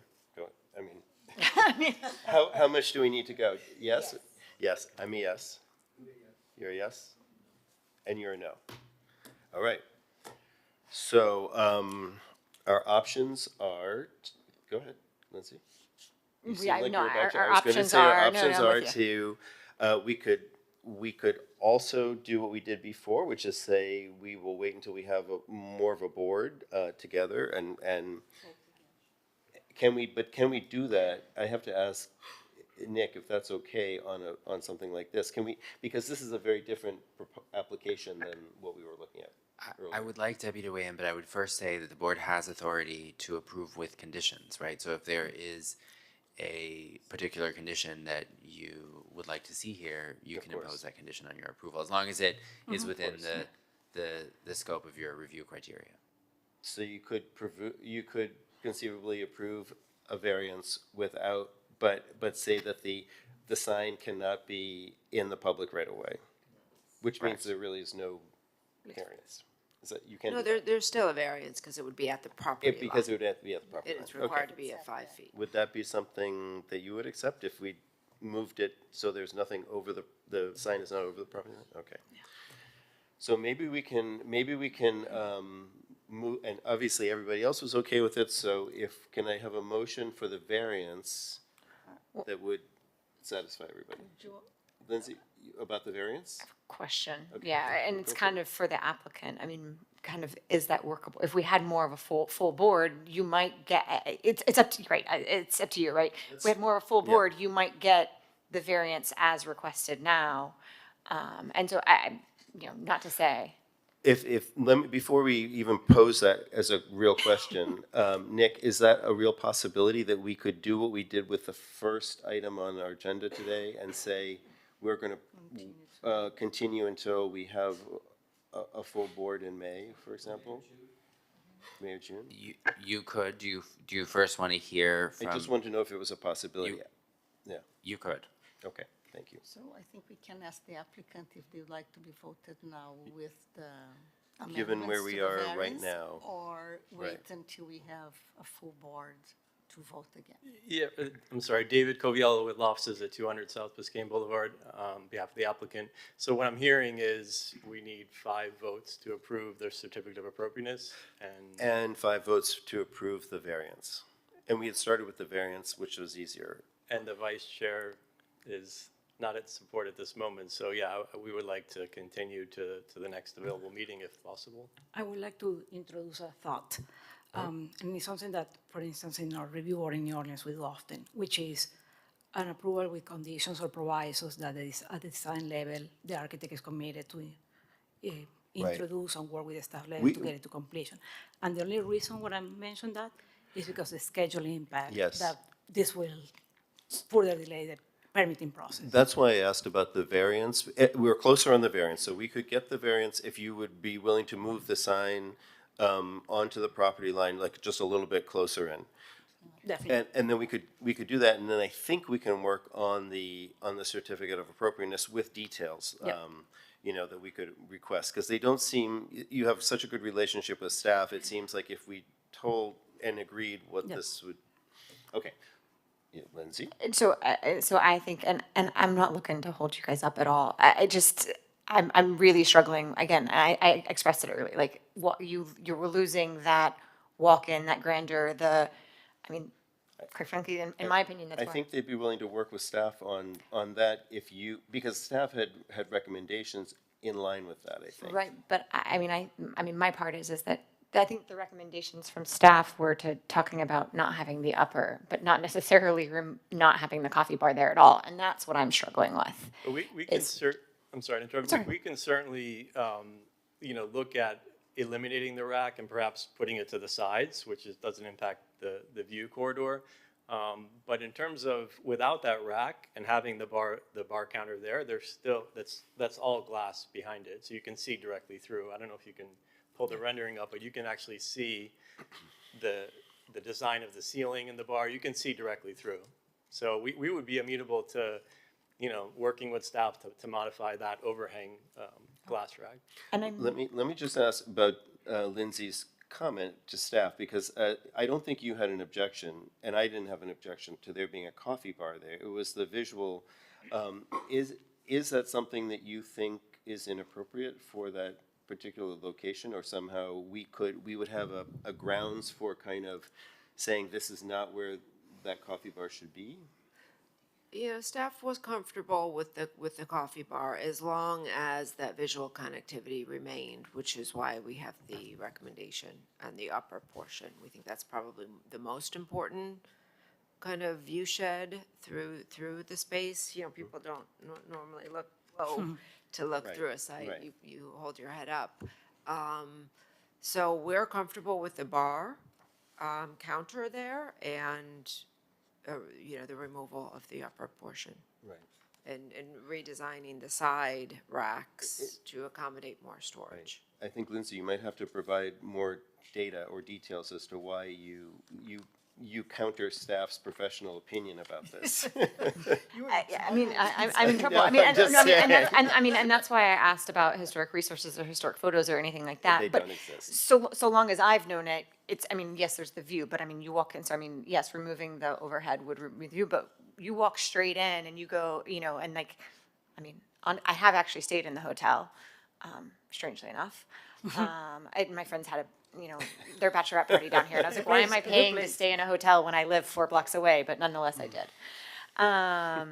but, you know, you go in, it's this grand opening that you walk into the bar, you know, and maybe there's a programmatic need aside from the coffee bar why you're trying to close that side off. But from my perspective, that's a loss. That's me. And I mean, and that's kind of, you know, again, I go back to, that's why the public interiors May I respond? do fall under us. Can we just pull up the rendering just and try to envision that rendering without the wine rack? You could really see straight through. As I said, you can see the ceiling. I just think her point is that you wouldn't be able to walk straight through, but I'm not sure you'd be able to walk straight through even if that wasn't there. Isn't there a change in elevation? Yeah, it steps down, but you walk in and down, yeah. Right. So, which we are keeping that in place. We're not eliminating the steps. We're not interrupting, only from that point of the center access. One thing that is important, as preservationists, we struggle many times, is bringing current guest expectations of a hotel and maintaining the significant spaces or the contributing elements inside a historic place. So we were trying to find that balance. And we worked very closely with Debbie and her team into finding a way that the bar will still allow for transparency into the space and visual access to the space. Yes, I understand. Is there, I guess you have the bar on the, do you have this, can you put it up, the plan up? Yes. Yeah, there you go. So you have the new bar. It's right. Maybe, yeah. So where Lindsay's, maybe there's another way that existing bar on the north side of that space, you have it there. The existing bar right above D. Yeah. Yeah, that bar exists now. Exactly. Whether that can be enhanced to accommodate the coffee as well. Yes and no. If you think about most hotels, you grab coffee on the go. You might. I'm just saying. This is between getting this done today or waiting, potentially waiting to get it done a little bit later. I'm trying to kind of figure out other ways that if you wanted to work with staff, maybe there's now that gray box up there. Can you move the cursor just a bit? Okay. So just to the left of the D, there's a. Could the coffee bar go to the left? Just shift up to the north, so it's between the column and the. So between here. Yeah, right there, right in there, and then be more closely aligned with the other bar. Would that work for you? Yeah, I wish I had brought my sketches of when we were developing. I promise you, we place it there. It looks so off-center because we have the very axial approach to enter through the center of the space. So putting something that was so off-center to one corner, it lost the balance of the space. So what we were trying was to recreate, or not necessarily recreate, but like respect that actual nature. And in order to do that, you have to balance it. I understand. So what's currently to the right of the reception desk? Hold on. There is like the reception desk, there is a glass area, I think, and double doors to Here? the car. Yeah, what's in there right now? This is sort of a millwork wall right now. It's art. So if you would locate your bar like somewhat contiguous to the check-in, the reception desk, would that be? We could. And I don't want to, I'm sorry, I don't want to play designer. Yeah, no, I understand. I apologize I don't for like doing that. this either, but. The reason why it's not proposed there is the level of modification that internal to the guts of the building with a lot of, back of the house operations and functions of infrastructure occur that I think will be cost prohibitive. So there are a couple of things as to why here we have the knee wall running through here. And this is very pragmatic probably, but that's where we're running plumbing because we didn't want to do any intervention to the terrazzo floor. Right. So we needed to find a place to run any infrastructure to support both electrical and plumbing lines. Understood. Lindsay, did you have another? And I think maybe one of the pieces that I'm missing here programmatically. So like, is the plan here, because you also have the seat. So as it exists right now, you have the sunken bar, you can walk in from, I don't know, 80 degrees of that circle, if you will, right now. Programmatically, like I see like the ramp. So is the plan that all entrance into the sunken lobby bar would be through the ramp? Maybe I don't know if it changes my mind. I'm just trying to understand a little bit better. Yes, we did the intention of the perimeter seating was to increase our capacity because right now the seating capacity on the bar is quite limited. So that was the best way to, while not exceeding what is allowed by code, but create more seating area. We didn't stay, but we spent a significant amount of time documenting the property, and we never saw anybody going through the steps. Most people tend to go through the ramp, as it currently stands. So given what you've heard, is there anything that makes sense, or is it go ahead. Well, and then along those lines, I swear I'm not normally this difficult. Along those lines, I mean, I know you said you have a pop-up, and you made some comment about the construction of the pop-up, but why not have the coffee bar, on the south side of the lobby where it is now? I mean, I know you have seating set up there, but, the seating is the plan that you're going to put there now that you take the coffee bar out. Talk to me about that. So we're placing, let me go back to that slide. So what happened is right now the coffee bar functions here. We are creating and proposing an area for concierge, dedicated concierge service, which we think that is in the appropriate place for concierge, fronting the reception desk, because now concierge services are not provided within the reception desk. That's that expectation from the guest. But we didn't want to have an obstacle as you enter the space. So right now, in my opinion, when you enter the lobby and you have that pop-up, first we have the pop-up of the coffee shop that looks like a temporary construct, and then you have the pop-up of the dressing room. In my mind, we were cleaning that space. Again, many designers, many points of views, right? I was only going to add that the addition of the coffee bar where they place it is just temporary. I mean, it's not. It is what they're planning, but it's not something that will structurally change the lobby forever. If somebody wanted to get back to a much more open and not have coffee be what you see when you first come in. We often see that those kind of changes that we understand are redoable eventually.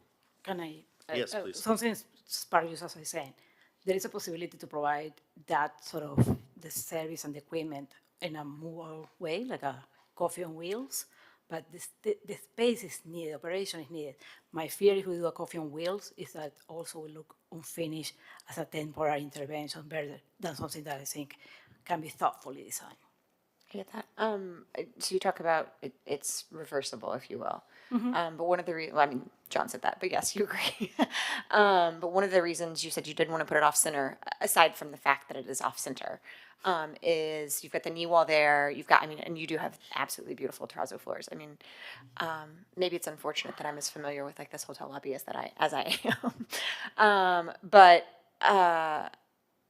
what is the impact of this coffee bar on that terrazzo floor, such that if later at a later date, it could be reversed? What is it? I mean, that's an impact. So I'm curious. When we have done this in the past, because we also work a lot with historic tax credits and the Department's interior standard for rehabilitation, but we need to do something that when you remove the intervention, the space is still stacked. So many times we provide like an underlayment that is sort of a protection between the millwork installed and the existing terrazzo, existing marbles, depending on the location.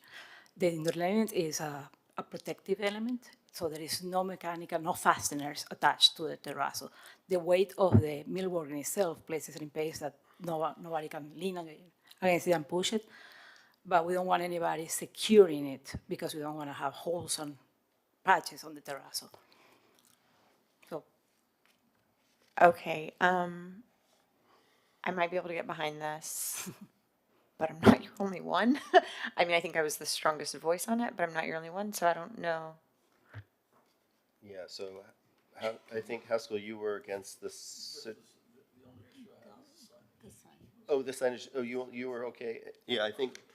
He had said no originally, so that's Yes, I know. Yes, you're right. Okay, so I think, So go I'll ahead. make a motion. How's Please that? do, yes. Okay. Since I've been the one kind of driving this. So I'll make a motion to approve as recommended by staff with conditions, that we figure out the best way, I don't know how to phrase this, figure out the best way to maintain at least that view corridor, which would mean finding another storage space for the overhead, right? And then also, and I'm guessing it's probably in the plan somewhere, what you just described to me, the underlayment below the millwork that prevents the fasteners into the terrazzo, such that at a later date, should you or somebody else decide that they want to remove it, they can without damaging the terrazzo. I just want to make sure that that's conditioned. Is that a possibility? Yeah, I think we just need to come up with the wording. But yeah, it's definitely a possibility. Okay. So Is there a second to? with that, I think it would be, I mean, look, I think this is going to be a beautiful space, and I don't deny that. And I want to be very clear. No, I mean, I think it's absolutely gorgeous. I just am struggling with the loss, right? That's the problem that I have. So I want to be very clear there. So that's for the certificate of appropriateness. Correct. That's Certificate of appropriateness. So we're about to vote on the certificate of appropriateness. Right. With this with these Conditions. but we need a second. I second. Okay. We have a, do you want to take the vote? Just let me clarify the condition. We came up with something real quick here, that the bar counter itself shall be designed. The coffee so that bar. The coffee bar shall be designed so that it is not directly attached to the terrazzo flooring. Is that what you described as your plan? Absolutely. Okay. And we'll provide the final cut sheets and section details once we are for the development. And that the overhead will be reworked with staff. That the center, the western rack shall be removed, and the side areas of the rack may be increased to accommodate additional storage, subject to staff review. When you say western areas of the rack, I just want to make sure I understand what you mean. It's the front, right when you walk in, so it would be the front portion, directly above the counter. That one's gone. Right. It's the one that is in that image that I was showing before. Yeah, that's the condition C1A that's currently in the order.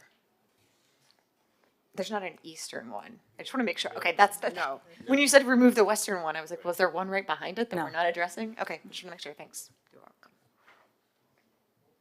Okay, so with that, we have a motion. Did we have a second?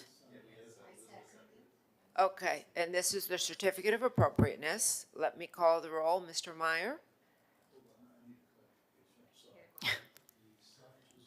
Oh, no, this is just certificate of appropriateness, no signage. We're not discussing signage yet. Mr. Breslin? Yes. Ms. Camargo? Yes. Ms. Lovell? Yes. Mr. Stewart? Yes. Okay, that's been approved with those conditions. Thank And then you. the Okay. second motion would be for the variance. The variance. And you agreed to a condition of the variance that the sign does not extend over the property line, Yes, we already. beyond the property line. We request that it can be in the front setback though. Right. Okay, so we will put a condition. So that in means if there that's is no the variance motion. now, right? Correct, but we have a variance that we have to approve. That's. Well, no, there would be still a different, it would be a different. I think we variance, deny but the variance. It wouldn't be over The variance, property the line. variance is required because the minimum required setback for a detached sign is 5 feet. It From the sounds like the board is okay with the variance as long as it doesn't encroach past their property line toward Collins Avenue. So they would not need a irrevocable permit from the city commission? Correct. But they would still need a variance. Yes. Yes. Okay. So do I have a motion to approve the variance with that condition? I make a motion to approve the variance Beat you to it. with the condition that the sign will stay within the property line. I second the motion. Okay, let me call the roll. Ms. Lovell? Yes. Mr. Breslin? Yes. Mr. Meyer? Yes. Ms. Camargo? Yes. Mr. Stewart? Yes. Great. Thank you all for your Thank you time. very much. All right. Well.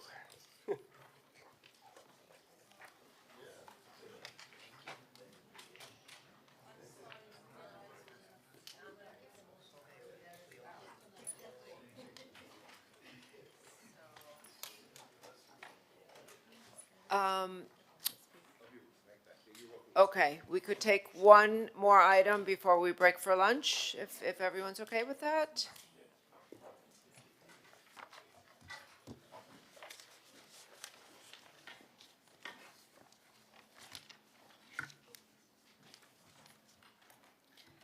Okay, our next application, let's see, is HPB 240632. This is 1730 Jefferson Avenue. I'm going to turn it over to Jake for the staff recommendation. Thank you, Debbie. The subject single-family home was constructed in 1938 and designed by architect Alexander Lewis in the Art Deco style of architecture. The applicant is requesting approval for the construction of attached one-story addition to the existing home and the construction of a rooftop addition to the existing rear accessory building and related variances. Staff has no objection to the design of the additions, which will not be visible from Jefferson Avenue, but does have concern with modifications proposed for the primary facade of the home. The existing front facade is substantially intact, and the proposed modifications are not consistent with the original design. As such, staff recommends that the primary facade be retained and restored, consistent with available historic documentation. Additionally, the applicant is requesting 9 variances. Yeah, let's see. So variances 1 and 2 are associated with the maximum lot coverage. The maximum lot coverage is 30%. They are proposing to exceed that by 5%. They're also proposing to exceed the maximum unit size, which is 50%, by 2.9%. Staff would note that if the existing residents were located outside of a district, the home would be eligible for incentives if they're retaining the home that are not eligible if you're in a historic district. So the retention of most homes, including individually designated historic homes outside of districts, do have these incentives. If the incentives were in place here, which is currently under consideration, it will be under consideration by the planning board to extend these incentives. So people do feel that it's possible to retain these homes. If it was extended to homes, contributing homes in historic districts, they would not require these variances. So the variances are relatively minimal. Staff does believe that the retention of the existing home is a practical difficulty to support both of these variances. Variances 3 and 4 are to maintain the existing non-conforming setbacks to the home to construct an attached addition. Also, they're proposing to construct an elevated terrace and pool deck. The existing setbacks are 4.83 along the south side and 4.85 along the north side, where 7'6" is required. Typically, again, for historic homes outside of historic districts, you would be able to maintain and add on to the property at a 5-foot setback, as long as the existing home was at least 5 feet. That's what we see historically throughout the city, whether in a district or not. The older homes had 5-foot side setbacks. We believe, and we've seen this before, that it's often the case that the intent potentially was to have 5-foot setbacks for this home, but when it was built, it was actually not exactly 5 feet. So regardless, the variances 3 and 4 would be required to add on to the building at the existing setback. Variances 5, 6, and 7 are related to the construction of the one-story rooftop addition. This is on the existing one-story accessory building at the rear of the property. The existing building has setbacks of 7 feet on the north side and almost 8 feet on the south side, and 11.34 feet on the rear. However, two-story accessory buildings have greater required setbacks than a one-story accessory building. So the required setback is a minimum of 10 on the sides for the second story. Adding the second story triggers this, and 15 feet on the rear. Since all of the existing setbacks do not meet the minimum requirements for the two-story home, they would need the variances to construct the second story on the accessory building. Further, along the south side of the accessory building, the applicant is proposing to construct a new open stair to access the second level. This increases the south side setback variance request. Staff is supportive of variances 5 and 6 due to the practical difficulties of retaining the existing accessory building and just expanding it. However, variance number 7, this is the one for the stair. We believe the stair can be relocated within the existing setback, and so that we don't believe that it's necessary, and we think it's just it just adds to the level of variance that they need. Finally, variances 8 and 9 are also related to the introduction of the stair. Variance 8 is to reduce by 8.7% the minimum required rear yard open space. The required open space is 70%. So they're requesting that be reduced to 61.3%, and variance 9 is to exceed by 36.3% the maximum lot coverage of the accessory building within the required rear yard. The maximum lot coverage within the rear yard is 25%. They are proposing to provide a lot coverage of 61.3%. In summary, staff believes that the vast majority of these variances are warranted and will enable the retention of the existing home for an expanded living area. But we are asking for the stair variance, which is number 7, to be modified to not increase the request. So in summary, we're supportive of the project. We do feel very strongly that the front of the building should be restored to its original design. And with that, we're available for any questions if you have.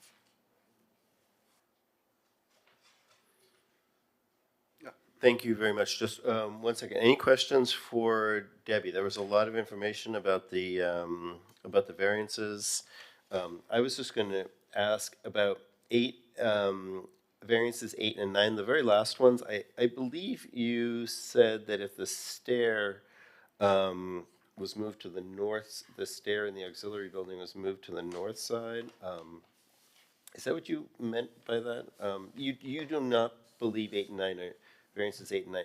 Jake, you're going to do that. Yeah, if they eliminate the stair on the south side of the accessory buildings, they wouldn't need those variances. They wouldn't need 8 and 9. Okay, They so would retain their existing nonconformity. that one small change, moving that stair from the south side to the north side, would eliminate variances 7, 8, and 9. From the south side to the east side. To the east side Yeah. To the east? I thought it was to the. No, we're recommending to move the stair from the south setback to the east setback. Kind of in front of the accessory building. But they still would need variance 7 to build on top of the existing building. We're just reducing it to eliminate the stair. Correct. On the mic. You're proposing the stairs between the pool and the accessory building. Correct. Yeah. Right. And that will eliminate 3 variances. Okay, I just wanted to clarify that, and then I assume you have a presentation, and you'll be walking us through this as well, so thank you. Welcome. Welcome, guys. My name is Edwin Herrera with DG Architecture, here representing Dr. Thomas Hill and Rico Gamboa, the owners of the property. First, I would just like to say thank you very much to Debbie and Jake. They're incredibly wonderful to work with. So yes, 1730 Jefferson. This is just our index sheet. As they have explained, the variances we're requesting and the reasons for them. the Pond District, historic district that we're located in. And again, more of the RS4, the zoning, and all. This is how the house used to look back in 1938. It's a modern, streamlined architecture. It's a very beautiful home, and the owners would love to get the process going. More information on historical research. This is the updated survey. As they have mentioned, we're looking to keep all the existing setbacks, to the south, to the north, for the existing house and for the existing guest home. The original microfilm and the record card for the property. And just some permit history that we found for the original gate, the new driveway, and the pool, and some landscaping that was done throughout the time. This is how the home looks as of today. When we got hired for this project, originally the owner had gone through another team that unfortunately left them hanging, which had caused the project to receive some spalling. And the reason for the spalling is, I'm not sure if you can see my mouse, but the eyebrows from this little corner here and then the back rear eyebrow had caused spalling to two windows.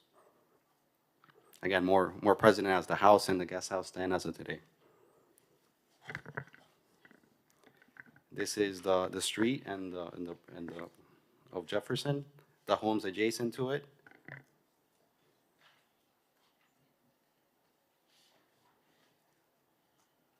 As you can see, all the homes have, either more of a architectural style of a Spanish or more of a standard modern, but nothing that compares to 1730 Jefferson. This is to the existing diagrams. As you can see, the lot coverage is met by the house as it stands today. The front yard space, the existing open space, does not meet the minimum requirements of today. And the same goes for the rear yard. As the house is today, it does not meet the rear yard requirements for open space. As Debbie mentioned, the existing unit size also meets the requirements as it stands today. And our proposed unit size, that's one of the variances we're requesting because we're exceeding the percentage. This is the house, the dimensions, the interior design, and the dimensions on the outside, and the layout internally. And this is the proposed alteration. So on the front facade, really, we're keeping the original openings, the original facade. The same goes for the left side. And on the right side, we're looking to expand, and that's where we need, the variance, because we're going to line it up with the existing carport to the east. Oh, no. And that's the proposed design. And really, it's mainly on the rear portion of the house and to the side of the house that we're doing most of the work. And this is the existing roof plan and the proposed roof plan. Again, we're expanding the house towards the back and towards the side. This is the guest house as it stands today. It's a one-story with a flat roof.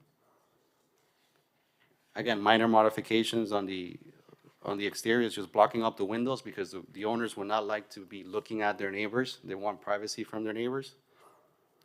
And that's the proposed, second floor and interior alterations to the ground floor.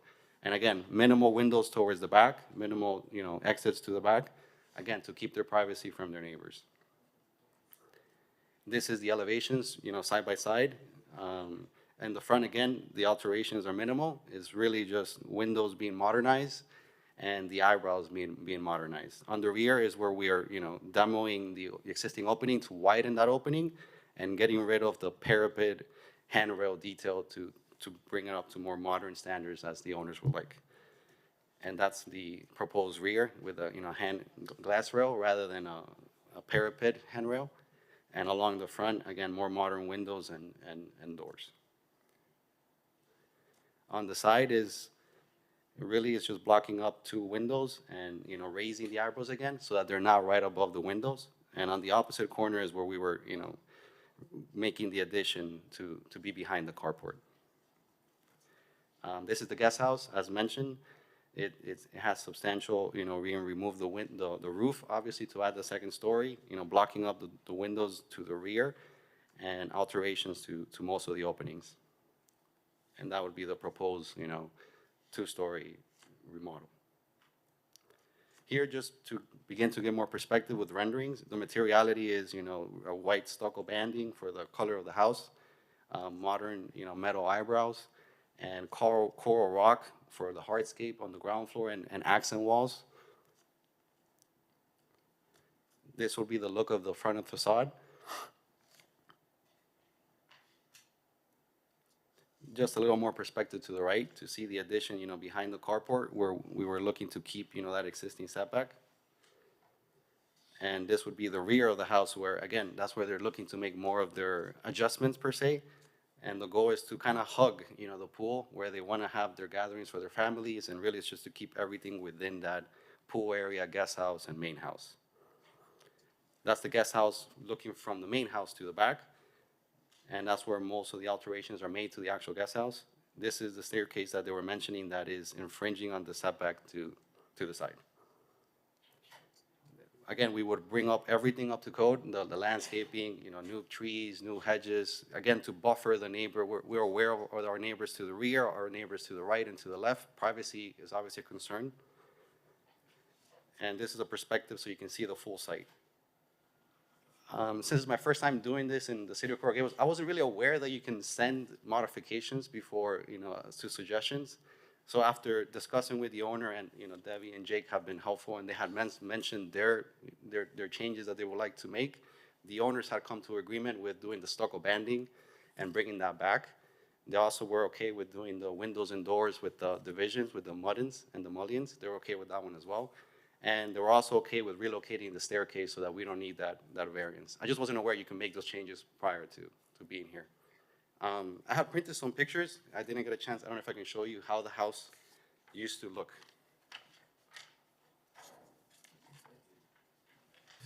They might be able to catch it on how the house used to look. Yes, and they would like the same landscaping to be to that standard. When they bought the home, that's how it looked, and they would like that privacy. Okay. So that's it from me now. I'll pass them up. Thank you. All right, that concludes your presentation. Yes. Fantastic. Thank you very much. Are there any questions for the applicant? You have a variance where you're going with the second floor on the auxiliary building, but a second floor would require a different setback than you currently have. Correct. And we have a letter from your neighbor from behind that's very much against that second floor. And we have to really consider that. Of course. And I just don't know what you might have to say about that. No, correct. We're aware that we did reach out to the neighbors to the rear and to our sides, and we spoke or an email. Oh, sorry. I mean, I'm mistaken then. I received the email on Friday. I mistaked you for somebody else. Sorry. We didn't get a chance to speak to you. Sorry. But the reason for that second story addition for the owners is that they would like their children and grandchildren to be able to visit them. The house only has 2 bedrooms, and they really just want that extra second floor for 2 extra bedrooms so that everybody can stay within the same home. That's really the sole reason for it. Dr. Thomas Hill travels a lot. And he just wants to gather his family once a year, or twice a year here. That's the only hardship, I guess, for that. And we obviously understand, being able. We'll get to the public comment in a minute. But are there any other questions for the applicant? Questions specifically for them? Okay. So with that, we will move to disclosures, board disclosures. Just receiving letters from others. Yes, we all did. Yes, we all did. Yes, exactly. Any disclosures here? No? All right, then let's open it to the public comment. Anyone on Zoom, please raise your hand. Anyone in the audience, please come forward. Might be the only person. Hi, how are you? Thank you so much for hearing from me. My name is Dave Atel. I am the person in the back, behind on the west-hand side, I guess west direction.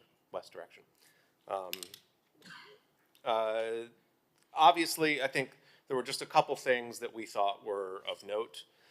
One thing is that this is a neighborhood very prone to flooding. And so obviously the neighbors are worried about water absorption into the property. I think that's something you really do need to take into account when you look at the variances. And then the other one is obviously, that is also abutting our backyard where our pool is, where our kids play. And we were, of course, worried about, what the imposition of a second floor on the guest house would do to our property in that sense, in the sense of sight lines, but also light and noise, that sort of thing. So that's our comment. We actually had not heard from the owners. We became aware of this last week, so apologies for the very late email on the subject. So, and I'm reachable, and I'm happy to give you my contact information. I apologize. As necessary. That's my comment. Thank you so much. Thank you. Hi again. I'm Rogers, MDPL. We appreciate the investment in this contributing single-family home in the historic Palmview neighborhood. However, we have a few concerns and modifications of the original architectural features, particularly the removal of distinctive racing stripes that were on the original. The stucco band. Stucco band, which you Yeah. sounds like you addressed, which is great, on the facade. We also have concerns about the proposed lighting fixtures on the front gate style. Understood. And which should be more compatible with historic character. We encourage you to work with the staff, any modifications in respect to architectural integrity of the original structure. It sounds like you're listening. Thank you. No. Okay, thank you. On Zoom, we have Chris Glode. Hi, Chris. Do you swear or affirm the testimony you'll give in this proceeding is the truth, the whole truth, and nothing but the truth?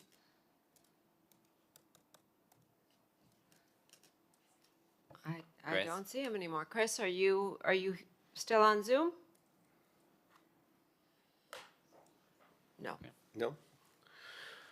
All right. Is that it we'll close public comment?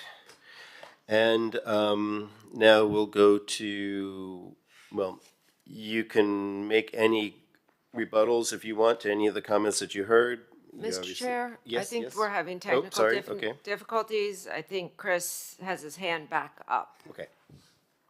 Chris? Thank you so much. Sorry about that. I do swear. Chris, you need to be sworn in. Go ahead. Chris, do you swear that the testimony you'll give in this proceeding is the truth, the whole truth, and nothing but the truth? I do. Thank you. You have 3 minutes. Thank you. My name's Chris Glody, and I'm a homeowner and a neighbor of this property in the historic Palmview neighborhood. A lot of what you heard today about the concerns of the facade are exactly my concerns. I do appreciate the owner and the architect willing to adjust and preserve the facade. I just want to reiterate that there are a number of items on that facade that, and I want to confirm that all of those will be preserved. I did detail them in the letter that I sent to the HPB on Friday, and it's difficult because we haven't seen the updated drawings to know if they are all there. So I hope that there'll be an opportunity for neighbors and staff to review the updated drawings and ensure that the entrance door and stoop are preserved, the windows, the eyebrows, the racing stripes, the gable vents, which I've not heard mentioned today, no changes to the overhang. And I'm also adding to the discussion what I believe is an incompatible sidewalk wall, pedestrian gate, and car gate. So I'm hopeful that those can also be adjusted to reflect the styling of the original home. I do not object to the wall, the gate, and the 2 gates. I just object to the styling. Thank you for your time. Thank you. Now I see no further people. Okay, thank you very much. Would you like to make any comments based on any of the public comments that you heard? May I respond? Yes, you may Oh, respond. okay. Yes, now is the time. The owners, believe me, they're aware of your concerns. They respect privacy. Their main goal is to have privacy. But to his point, to the right of 1730 Jefferson, there's a 2-story apartment condo building, which sees completely into their property. All we're really trying to do again is hug the pool, create a sense of oasis for their family that only faces the pool. Towards his side, even though we are adding a second story, there's only 2 windows, which happen to be in the bathroom. So the concern for visibility, we are aware, and we're trying to not see your house. And then the sliding glass doors for both the ground floor and the second floor are only facing the pool again, because the only reason to go up is to go to sleep. There really is no other reason. Now, as far as the Chris, his neighbor, we're okay with, the front low wall and front gates being more in line with the house. The only one that we would object to is the eyebrows. The reason for, I don't know if we can put the screen back on, but the reason for the eyebrows not being adjacent to the window anymore, the reason for raising them is because it causes issues with waterproofing. And that's the main, when we acquired this project and began to work with the owners, this window and this eyebrow had significant water damage because the eyebrow was not properly sealed. So in order to avoid that happening again, we raised the eyebrow 20 inches. That really is the only reason to do so. And that's really the only objection we have. Can you put the image of that original Yes. facade up so we can kind of see what he's talking about? It's page 11. So you see how the eyebrow is hugging the window? Oh, sorry, I don't know if you can see. Yes, yes. Oh, the eyebrow hugs the window. So that detail causing issues not only on this side, but also on the rear side back here. And to avoid that occurring again, because the owners, they're worried about water damage and water intrusion, we raised the eyebrow. There is no other reason than that, matter of fact. And the gable, he mentioned the gable, I think he said gable dents, but he might mean the scuppers above. Yeah, fair, true. I apologize, I forgot about that. So there was these big scuppers along the front, these big rectangular scuppers. We minimized them because, again, we're dealing with the water in a different way. So this is just an emergency scupper. It's no longer where the main water is going to the sides now. And again, to try to avoid the issue with waterproofing along the front facade. Great. All right, thank you very much. Did you have another question? Well, just that, eyebrows were originally over the window for shade. So putting the eyebrow up 20 inches really serves no purpose other than a decorative strip. I would be against that. Not only is the eyebrow, yes, for aesthetic purposes, but now it's also providing shade to the same lower window and the above window, just, again, trying to avoid that same occurrence to happen in the future for the owner. They're spending significant amount of money to repair and redo their home, and we don't want this to happen in their lifetime once again. That's all. And we have another question. Ray, you finished? All right, we have another question here. Elizabeth? So how did you get to the 20 inches magic number? Oh, so the house looks symmetrical from the bottom and the top, basically. To have the same width from the below as above. Because I think the original design had an elegance to it, so the relationship between windows, eyebrows, and space between. And by intersecting the space right in the middle like you did, you kind of lose that elegance that you can see in the traditional design.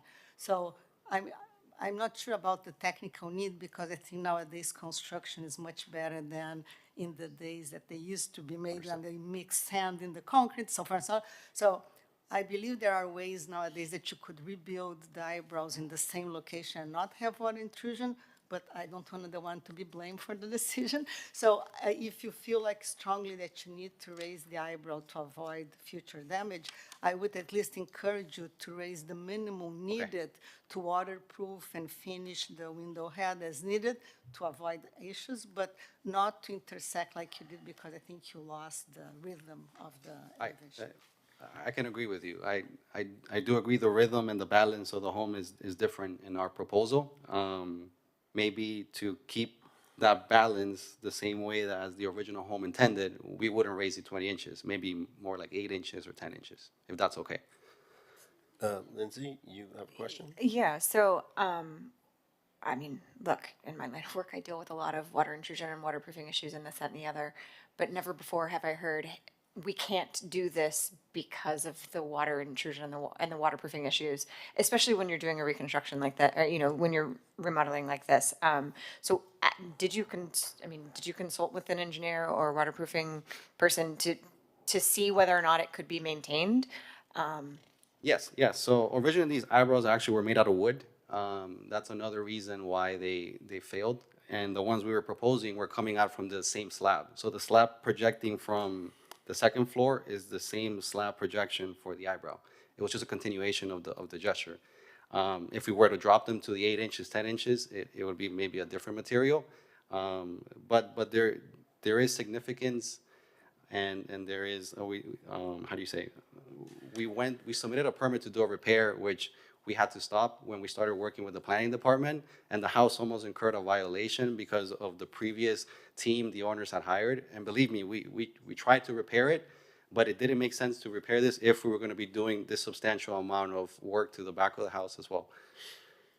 Well, maybe I should rephrase my question. I meant more along the lines of, in the revised design, could you not have reincorporated the eyebrows as they were in the original, prior to the redesign, I guess is my point.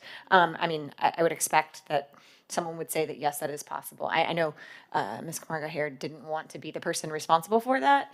I do too. It is possible. It's just there is a highly more of a probability of water issues. That's all the truth. And that's why we're okay with lowering the distance of the window to the eyebrow, both on the second floor and on the ground floor. But again, we're trying to mitigate any of these future issues from occurring again. That's all we're trying to do. We want them to have a home that they're going to live there for their lifetime and hopefully for their children. That's all. Okay. I think that draws to the conclusion our questions for you. So if you'd like to sit down, you're welcome to do so. And we'll have a board discussion about what's possible, and we'll call you back up if you. Sorry, I've been sitting for a while. Okay. That's okay. What's that?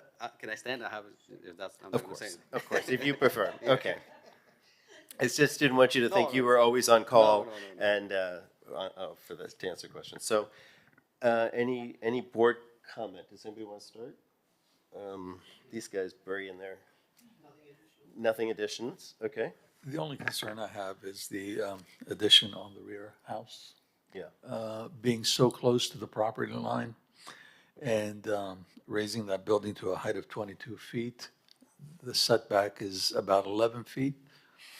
So it's 2 to 1. I mean, you're going to be looming over the gentleman's pool. You're going to cut off his sun, early morning sun. He's not going to get any sun in his pool until 1 o'clock in the afternoon. And I don't think that's what he's calling for. That's not what he bought the house for. So in light of that, I would not support any addition on that second floor. That's how the building was bought. If they bought the property that way, they should be able to live with it, knowing that they can't affect the quality of life of their neighbors to better enjoy their property. I don't think that's fair. That's what I have to say. Okay, thank you. Yes, please. Oh. She's For in staff, consulting. anybody. So their request for the unit size variance, that includes the addition of the accessory unit plus the addition on the main structure. Yes. Yes. And what would be the required rear setback for an accessory unit in that neighborhood? For a two-story. Can you, mic, on the mic? I can barely hear you. For a two-story, which is what they're proposing, it's 15 feet, and they're providing 11 feet. Which is the existing, correct? 11.34 feet, which is the existing So they are setback. encroaching like 4 feet into the back set. Thank you. So without the second story, they would, how many variances would they ultimately need? Because they wouldn't need a stair, they wouldn't need, would there be any? If the second story were to be eliminated completely, I think they would still, for their deck, for the pool deck, they would still need those setback variances. Is that correct? If the one-story rooftop addition was eliminated, they would still need variances 1 through 4. 1 through 4.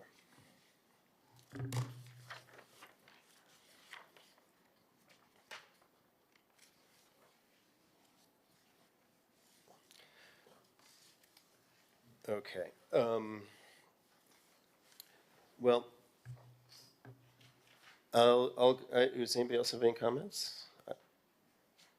I was going to make a comment that a project like this, it has a lot of merits. I just think it needs a little bit more kind of connection. My opinion is it might need more conversation with neighbors. It might need more kind of another pass. Like we never saw really what the final drawings look like with the staff's recommendations in it. Maybe if we continued this towards a date certain, it might give them time to bring neighbors together around it. Maybe there are certain things like a green wall or something like this which could be proposed for the back of that building, which isn't going to bring sunlight back, but it will bring more greenery. But that's just my thoughts on this. Anybody jump in, Lindsay? I would support to continue, and I would reiterate my comments about the eyebrows. Yeah. Just for purposes of, in discussion with staff and in further revision, if you can come up with a way that gets us closer to, the historic facade and the maintenance of that, I think it would go a long way in front of this board. So I would support a continuance, and I'm happy to make a motion, but if somebody else wants to speak up before we do that, then that's. No, I would, if you move to continue it, I would second that. And particularly what we've discussed, is that gentleman right over there has to say he's okay with the second floor, or I will never vote for it. It's as simple as that. So I think we should give him some directions. Yes, some on guidance, what yes. changes we There've been a want. number of Agreed, things that we've yeah. been talking about, so why don't you start to kind of list these will be in the, are you okay with this, this option to be able to go back and really present the package and talk to the neighbors and? I only have one question. When would that be for, I guess? We could work with Debbie on that, because it's a few things, they're drawings, but there's some design work too. Yeah, I would recommend it be the June 17th meeting. Yeah, We don't have enough time between now and May exactly. to review the drawings. Yeah, I only want to make something known that we have an extension for that Spalding violation till August, I think, 13th. So Okay. obviously we're constringent on time to work with one and the other. Will this? June June is should fine, work, yeah. right? Okay. Nothing perfect. later, I guess. Yes, no, Yeah, of yeah. course. Okay, got it. Okay, he's fine with June. So do you want to start articulating some of the things that, Yeah, in the I mean, for me, it has to do with the maintenance of the front facade, the eyebrows specifically. Those are the things that I would like to see. And I agree with Ray. I know you said that you disagree, but I agree with Ray. I mean, they served a purpose, and they still to this day serve a purpose, which is providing shading, over those windows, right? And you move them over, like just geometrically, move them up. Geometrically, you lose some of that shading because the angle of the sun, just practically speaking. So that would be that would be the portion that I want. What else do we want to include? And I can incorporate in my motion, but I think it's better that we kind of talk this through, get it written down, and then we can include it in the motion. And we'll see the changes that staff made. right? And the changes that staff made. So the moving of the stair to eliminate at least 3 of the variances. Okay. I don't know if Debbie's okay with that. And the fence, so That wasn't an initial staff recommendation, but, I'd be seems supportive of a fence design that was more consistent with the architectural character of the building. Okay.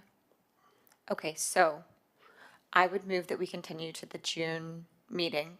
17th. Thank you, June 17th. The June 17th meeting, with the expectation that the applicant work with staff between now and then to, maintenance of the front facade, the eyebrows specifically, and then incorporate the staff recommendations as far as the stair, and then the fence. Did I miss anything? Or is that enough? Is that enough for you? Does that give you enough guidance? I guess is the really, Yeah, just to, I guess, to confirm, right? really, yeah, I mean, the point of that information is so that you have the guidance of what we're Correct. looking for when you come back. So that's really the more important part. Okay. And just to clarify, on the second floor on the rooftop addition, the rooftop addition is allowed under the code. The applicant can seek approval for a rooftop addition. So it is appropriate though for the board to ask for changes, obviously within the scope of the appropriateness criteria. So would you like to give any direction to the applicant with regard to the second floor? I think the second floor, sorry. Go ahead. The second floor, if you can shift that eastward to the 22-foot 6-yard setback and cantilever over the eastern wall of the ground floor. You could achieve the same thing, but then you'd be set back 22 and a half feet from the property line, not 11 feet. I think that might be something you want to consider. And I don't know if the gentleman, the owner to your west would agree, but I think that might be one solution that would work. Okay, so for him or future owners. We can look into it. Look into, Yeah, yes, yeah, this is just, this one, I would recommend that you try options with the second floor. That's what the owner requests, and that you do what you can. This is a great start into looking into that, talking to your neighbor. But I didn't have any, I didn't have any request to not look at it. I would say you could leave it where it's at if your neighbor approves. If he doesn't approve, then you have to cantilever it over so you're not asking for a variance on the second floor. Understood. Yeah, I think from a design standpoint and to keep the integrity of the house, you following the existing line makes sense. One continuous line, but yes, and when we're encroaching to setbacks, having the next door neighbor approval, it's fundamental. Okay.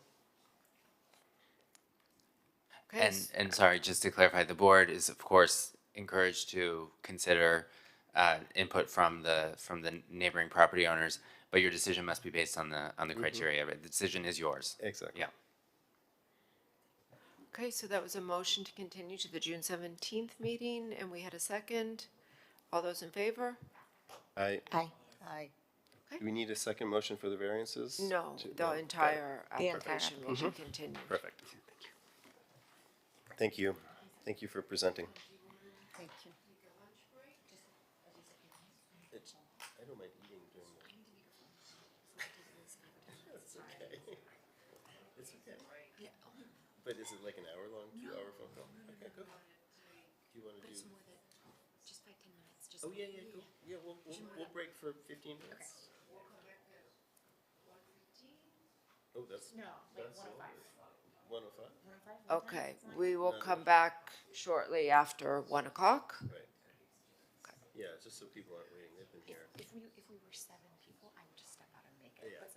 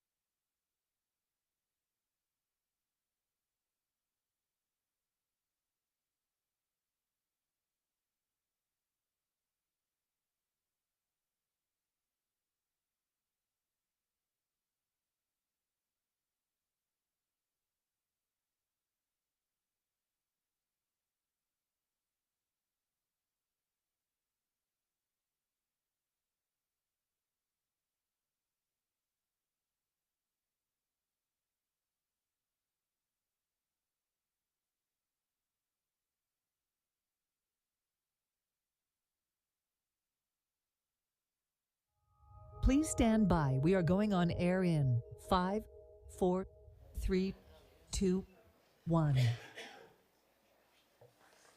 welcome back, everyone. We are going to move on to our next application. I'm actually going to read two applications into the record. These are both for 1020 Pennsylvania Avenue. The first application is HPB 250647. This is an application that is requesting a modification to a previously issued certificate of appropriateness for the after-the-fact demolition of the previously existing buildings on the site. Specifically, the applicant is requesting the deletion of condition C1 of the final order. The next application is HPB 240618.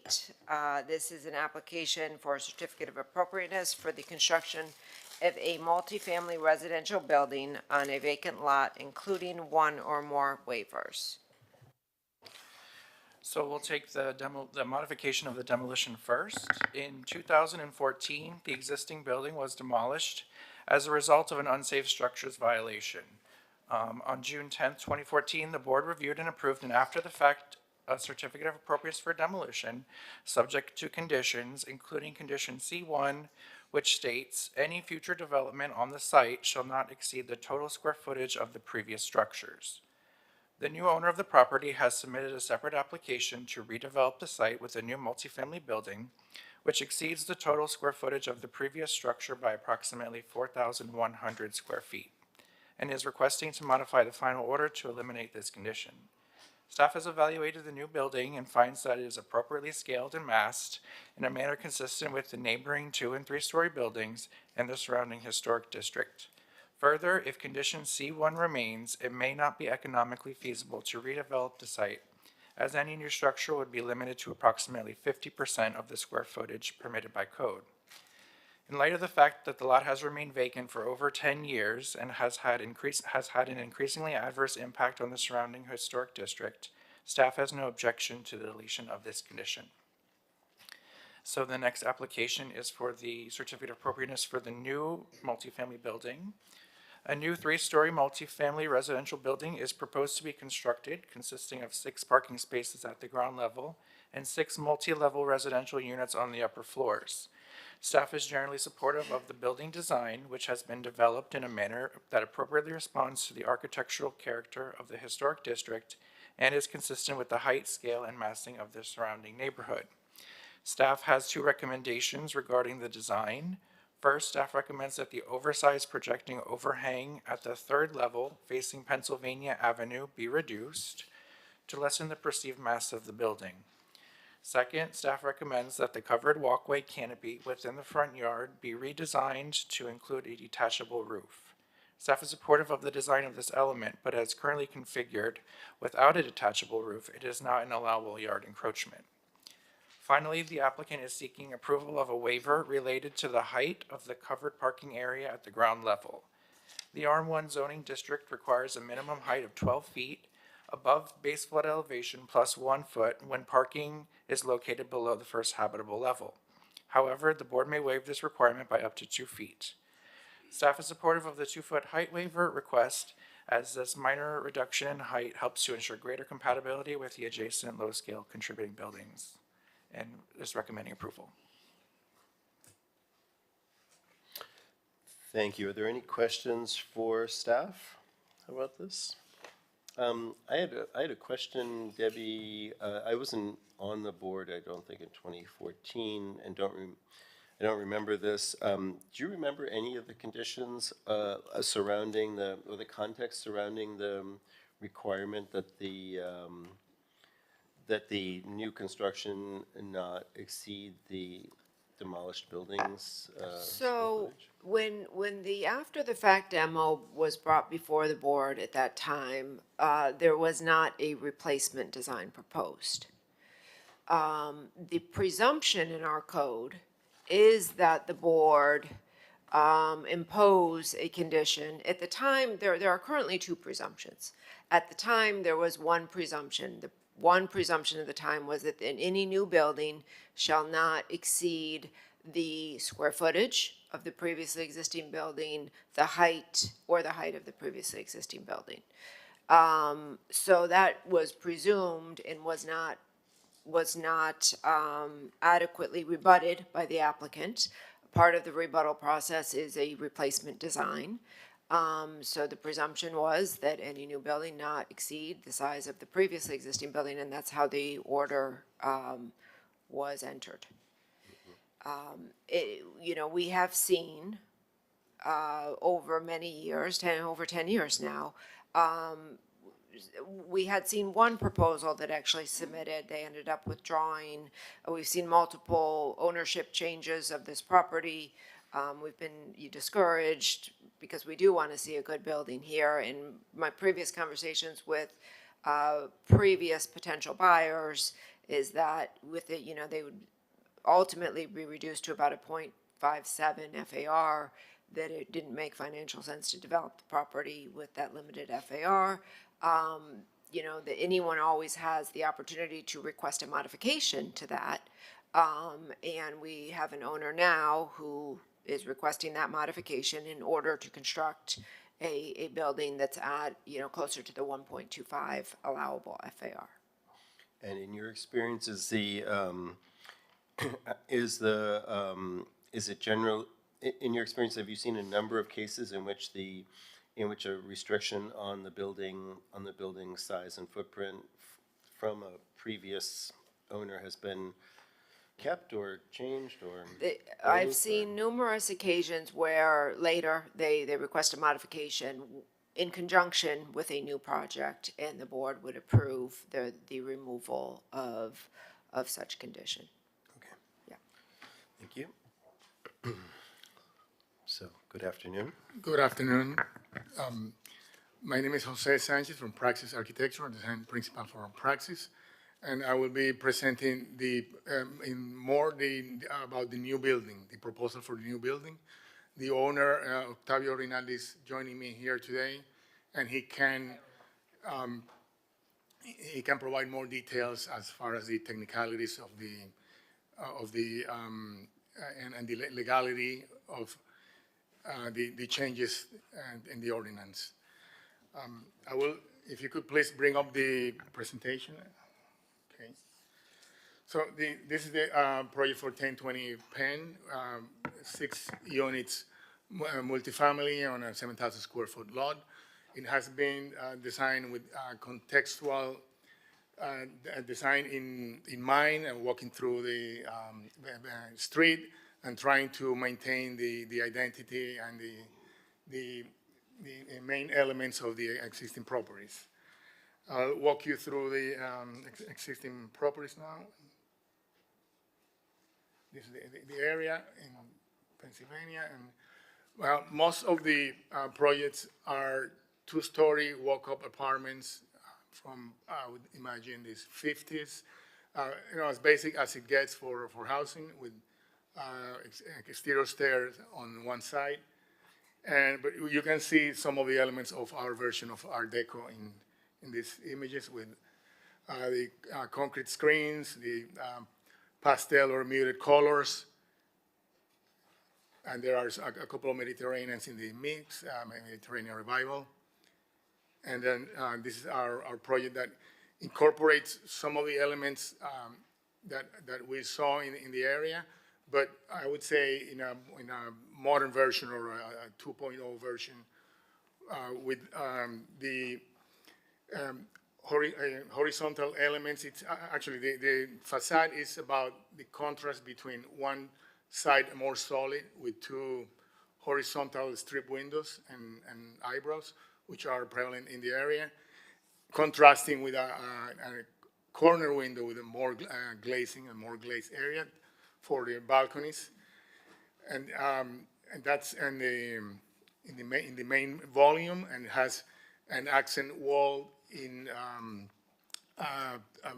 mute or toned down green color that will add character to the project, while the rest is in neutral colors in a bone color and top that will blend with the rest of the neighborhood and contribute to it. And then we have some projecting canopies in the upper roof and at the entrance as accent, to provide accent. And this is basically the rear elevation towards the alley, but it's the same as the front one. And in this view, one can see the volumes of the project in more detail with the upper level. So it's building with the typology of townhouses or multi-level, a triplex unit on top of parking with the stairs on the side similar to the existing projects. And these are the sites of the property, all the technical drawings.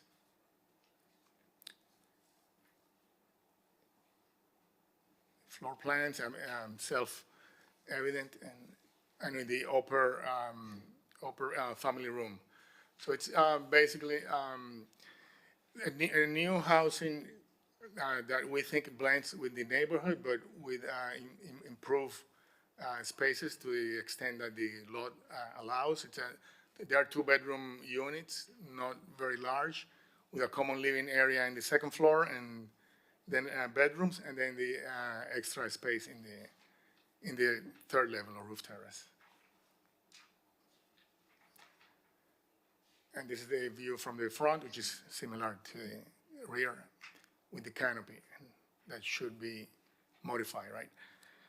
And that's essentially the project, and we're very excited about this, and we welcome any comments or feedback from the board. Okay, thank you very much. Are there any questions from board members for the applicant? Go ahead, Ray. My typical question, is this an apartment building or a condominium? Apartment buildings. Okay. So you mean they're rentals? Yes. I see. Any other questions, Lindsay? I just have a question, because one of the first things you showed, and you have a slide in here, but the materials and like the color scheme, talk to me about how you guys chose that as it relates to the neighborhood. Well, it's more the colors scheme because it's mostly plastered with paint, and it was selected by walking and looking at the neighborhood, which we already knew were aware, of course, and also working in conjunction with the HPD staff. I think at one point we had a version that was probably more faithful to the historic buildings in all of their components and colors and proportions. And then it went back and forth, and the different discussions about color, and that it could be a little bit more modern. So it was a process to get to this. Okay, thank you. You probably saw in the staff report that there were a couple of recommendations to reduce. You even kind of mentioned at the overhang to reduce that. There's also a question about making the covered walkway in the front something that was a detachable roof-like structure. Have you thought about those recommendations? No, those recommendations were very recent. Oh, okay. Or actually, there was another person in the office that was in charge of the project, and so. But we will comply with whatever is required if it makes sense, of course, and we can work with HPD staff to that end.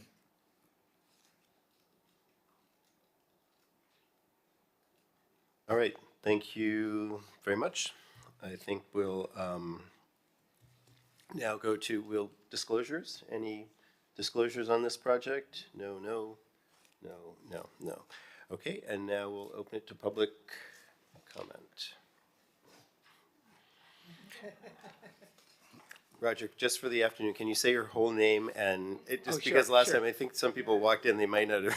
No, I'm Roger again. Goldblatt, Miami Design Preservation Board. My address? Yeah, I think people thought you were Roger again. Like, Roger again. Like that was your name. Oh, sorry about that. Okay. MDAPL opposes the request to delete the condition. The The house is actually quite nice. Limiting the square footage of any new development on this side. The condition was put in place after the original structure was demolished by emergency order. The property was purchased with this restriction in place, and moving it now would really set a dangerous precedent towards other projects, other properties in historic districts where demolition by neglect has occurred. We must maintain consequences for demolition by neglect to preserve the integrity of our historic districts. It's like, there's rules and regulations for reasons, and sometimes a lot of people think that they're very flexible. And thank you. Thank you. Anyone on Zoom, please raise your hand. I see no other public comment. All right. Would you like to respond to the Yes, public absolutely. comment? I mean, I understand about complying with all the regulations. That's something we always try to do. In this case, we are only requesting a waiver for the height of the garage, which makes sense because it's a very small building. And I totally understand, but our new owner, my client, before purchasing the property, had communication with Miami Beach zoning, I believe, between his attorney and Miami Beach staff, and it had been agreed that it would be, that limitation would be removed. No? I'm going to just clarify. We did meet with the applicants. We did advise them of the previous order and the current restriction. We also advised them that there is a process to modify that condition. And we would, pending our review of a new proposed project, that staff would likely support the modification of that condition, as this property has been a vacant property for over 10 years, which is causing a very negative impact on the surrounding historic district. And we do believe the best course forward is a new high-quality building that's within the scale and context of the existing neighborhood. We do not want to see this property vacant going forward. Thank you for clarification. So I'm familiar with all of the details, but I understand that there have been some conversations between my client. Can I ask? Sure, yes. Hi, how are you, everyone? My name is Octavio Rinaldi. I'm the developer. And I would like to add that Debbie Tackett said before, I agree with her. When we saw the property, we made communication with the board, with the staff of Miami Beach. And I see our attorneys did communication with Debbie, I think, or part of the Debbie staff. And as she said, of course, that we have to pass the process and we have to submit a new project and show, the board. So we didn't receive a yes, so we have to do our job. So just to clarify. Great, thank you. Okay, thank you very much. I think if there are no other questions for you, Debbie, can we kind of talk about both of these at the same time, in the same thing? Okay, got it. Because there are no variances, there's one waiver to the 2 feet, which do you want to kind of just clarify that since it was brought up? Sure. So the resiliency standards in our code for the RM1 do say that the space between design for parking levels under a building, that they be 12 feet in height above design flood elevation, which in this case is 9. The board, for contextual reasons, is able to modify that. This is a very low scale neighborhood. By allowing that waiver of 2 feet, it does bring the perceived height of the building lower. And it is a small lot, it's a single lot. We do think that the waiver is warranted and are supportive. Okay, thank you. So I guess we get to board comment. Does anybody want to make a comment about this,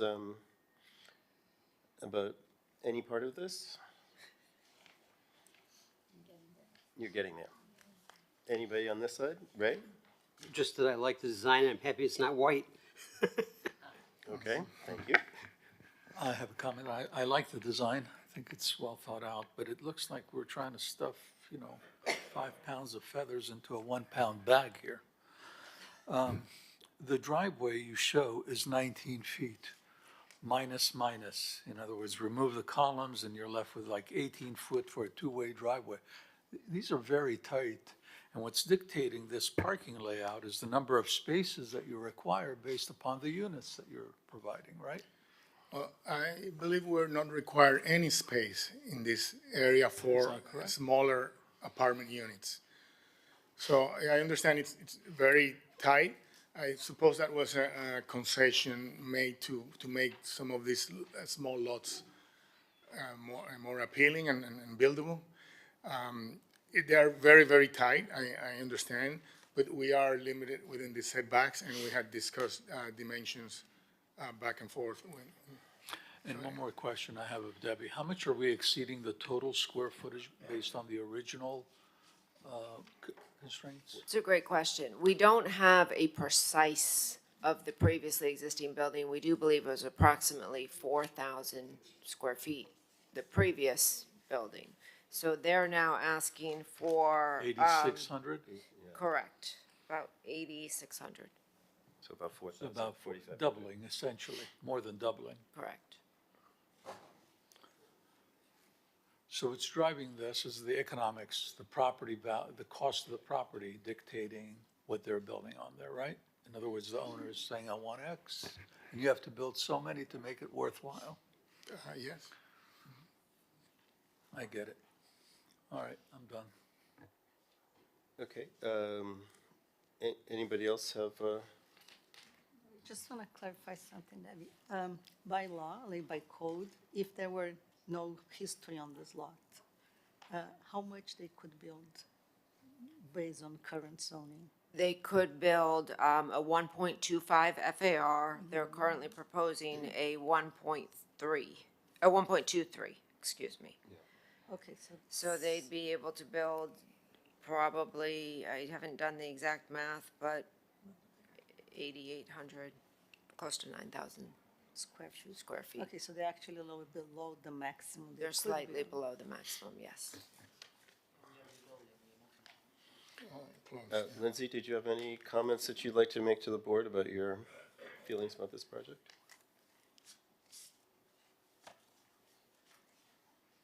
Okay, then I guess I'll just add that I understand this. I understand the challenges to you place an order on a site and you expect that order to be in place when the next owner comes along. I think we often expect that to be relatively soon and not wait a decade, after which codes have changed, requirements have changed, and a number of other, and the site has been empty for a long time, which is obviously a big challenge. So I would be inclined to support the staff's recommendations, and it sounds like the applicant is also inclined to support staff's recommendations with the changing of the addition of the waiver, the changing of the reduction of the overhead cover, and then the detached cover on the first floor. And I think that I'd like to give these guys a chance. I think they've studied the existing structures and kind of have something, I agree with staff, that would be compatible with what's there, and would encourage a motion to support it. It doesn't require any variances besides that, which is not a variance, but besides the change. Why is that not a variance? If you have a limitation, it's just you can just do a four vote approval. Yeah, I think both of the intent of having it be a waiver was to increase its flexibility of use. Right. Whereas variance, the standards for variance are very strict. A waiver is more of a flexible design choice that could be made. But I meant to change the square footage allowed on the site. Well, that's not a variance. That's not a variance, right. That, because they're, I mean, and remember, they're not asking to exceed what would be allowable if it were a vacant lot. Right. This is just the board can modify conditions in any Right. of their previous orders Right. if the if the request is made. Got it. Okay. Thank you. So I would like to see that, but I don't know what you guys are feeling about this, so.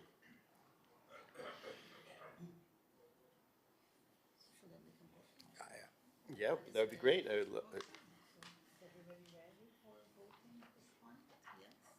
Okay, so I'll make a motion to approve the project, including the comments and requests from the Historic Preservation Board staff. Is there a second? Ray? So how many do we need? I think we need two separate motions because they're yes, two we do. different file numbers. Okay. One to change and one to approve. And I would think that we would probably need to take up the modification first. And that is HPB 250647. And how many votes do we need to approve that? Five votes. We need 5. Yeah, because it was a modification for an after-the-fact demolition. That's what I was, okay. So it's like a variance. You'd need the same number of votes. You as need for the same variance. number of Okay. votes. Okay. So I'll rephrase should I rephrase my motion? So I'll make a motion for approval of HPB 25-0647. And there were no requirements additional here, it's just an approval, okay. Is there a second on that? Ray? Okay. Okay, that's a motion and a second. Let me call the roll. Mr. Meyer? No. Ms. Lovell? Yes. Ms. Camargo? Yes. Mr. Breslin? Yes. Mr. Stewart? Yes. Okay, that's only 4. Right. So that So fails. Did not pass. And there are really no conditions there to change that. So we will have to perhaps continue this as we said we would do before and continue it to a time presumably May or June. If we're going to continue, if it's the will of the board to continue the application, we would need to reconsider the previous vote and then change Oh, and then that. change that, yes, exactly. Correct. I get it, yes. We should have made that a straw vote. So we need, So I ask if you guys are ready to vote. Yeah. Mr. Chairman, on a motion to reconsider, the motion must be made by a member on the prevailing side. Right. So that would mean the motion would need to be made by Mr. Meyer. That's it, which is your call, but Pardon me? it's up to you whether you make that motion, but in order to propose a motion to reconsider on a. I just want to clear the air. What I see here happening here is I understand the lot has been vacant and I support your efforts. We're trying to cram so much into such a small property. At the end of the day, I'm looking at these floor plans. These are tiny, tiny units, 10-foot by 8-foot rooms, 6 units on this property. I just don't agree with going about building such structures in Miami Beach. No, just wait 1 second. I'm sorry. So what are you asking me to do now? Because it's going against what I believe I'm not in terms of voting for this project. I'm not asking you to do anything. I'm just advising the board, if the board wishes to reconsider the vote on the first application, which is the modification to the prior certificate of appropriateness, that motion to reconsider would need to be made by a member who voted on the prevailing side. Only you. Can I? in order to Can I continue ask it? In order Can I to ask for continue or do clarification? anything in the future with this project. Can I ask? That's fine. If we have the ability to come back, they can come back and modify their plan. I'm okay with that, to make that motion. So you have to make a motion to reconsider. So the motion sounds like has been made. Is there a second to the motion to reconsider? There's I will nothing- second the okay, motion to and then reconsider. we'll talk about Okay. this. Yeah. Okay, fine. all, do you want to do the All roll? those in favor of the reconsideration? Aye. Okay, great. All right, so go ahead, Elizabeth, Lindsay. Oh, Lindsay. Well, I mean, I think my question was going to get us where we are. So now I think we've taken a step back, right? Okay, we haven't denied it, but now it doesn't look like we're going to get an approval today with 5 votes. And so I would move that we continue the application until we have a full board. And do we then have to give feedback or Both applications. both applications? I would move that we continue both applications. Yes. Until we have a full board, where you might have the opportunity to get your 5 votes that you need in order to move forward. I believe the date that we would be looking at would be at least June 17th. Thanks, Ray. Do we need to give them feedback in this instance? I was only gonna recommend that you listen to what my colleague said about how you talk about the apartment sizes, compare it to other apartment sizes that you're looking, I mean, just give some context for that, so it's understood, because you're not asking for any variances on the site, and you're not, it is a neighborhood of small apartments, so maybe you kind of look at that and kind of tee that up a little, tee the presentation up a little bit, so it's more, you understand where you're coming from, and you have the redesigns that the staff are requesting already in the new drawings, because these questions will come back up. Right, we will address it. Yeah, you'll be, yeah. So, let's go for can I have a motion to continue until the June 17th meeting, the first, the first, can we do both at the same time? Yes. Oh, perfect. Then, Second? I didn't do it, I didn't motion, No, anybody? Oh, you did? Lindsay made the motion. Yeah, I made a motion. Okay, There's a perfect, motion on the perfect. table. I'm seconding the motion. Okay. Okay, and that's to continue both applications to the June meeting. All those in favor? Aye. Thank you. Yeah, thank you.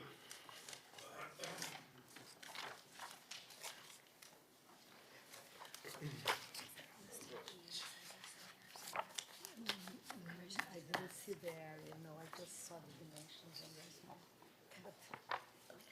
Okay, the next application on the agenda is HPB 230571. This is 321 Jefferson Avenue. An application has been filed requesting a certificate of appropriateness for the substantial demolition of the existing building and the construction of a new multifamily residence. Subject site contains a 1-story structure. It's a contributing building constructed in 1935, designed by Lester Avery. In what appears to be the masonry vernacular style, it's a very simple, relatively unadorned building.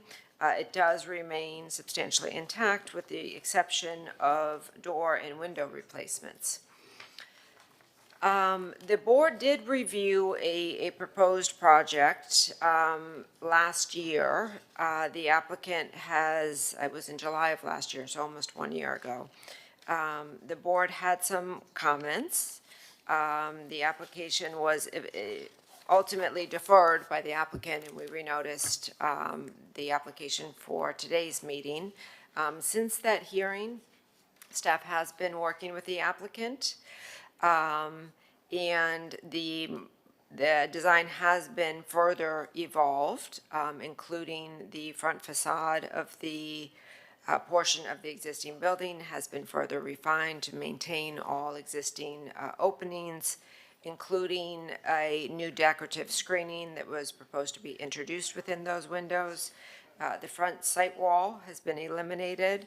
The design of the addition has also been further developed, including the introduction of an eyebrow at the roof level facing Jefferson Avenue and the introduction of a decorative louver screening and composite wood cladding.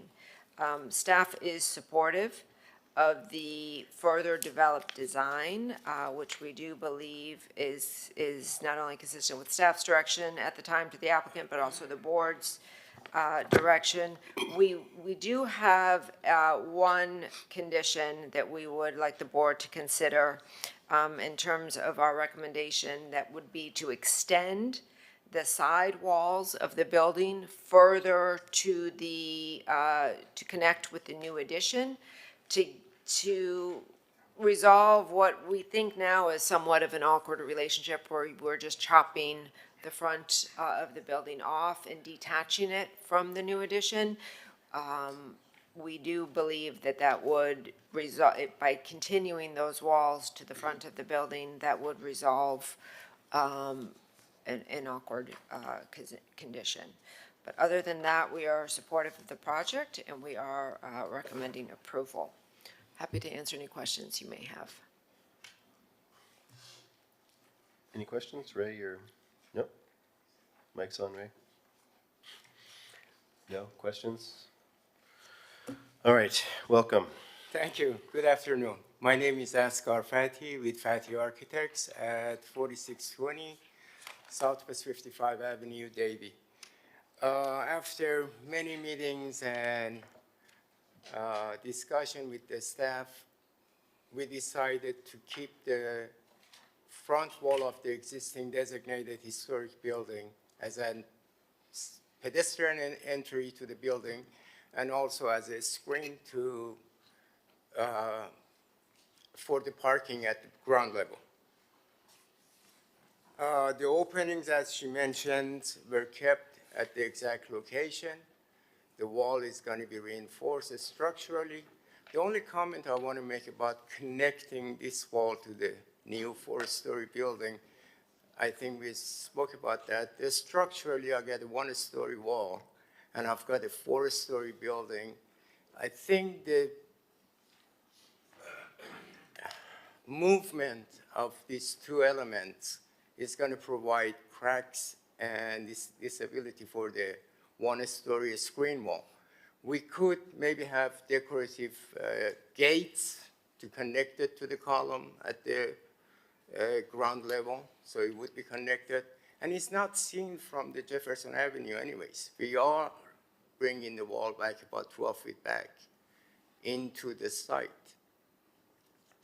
The building is a 4-story apartment. Ground level is parking. Second level has 3 units, 2-bedroom units and 1 bedroom, an area for gym. The third floor is got 4 units, 2 2-bedroom units and 2 1-bedroom units. On the third level, we have 2 units of 3-bedroom each, and the roof is designated as a roof terrace.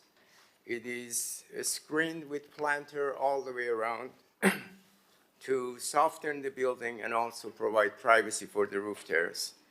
The side facade, because of the lengthy wall of 92 feet plus, it's been broken on both sides with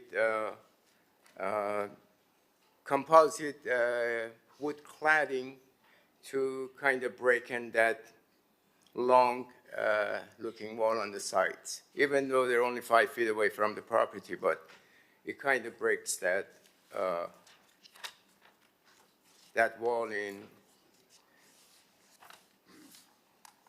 And they're accented by composite wood cladding.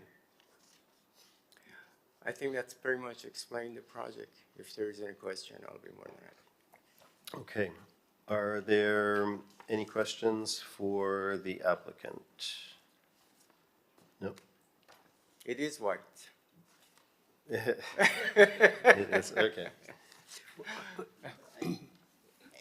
Yeah.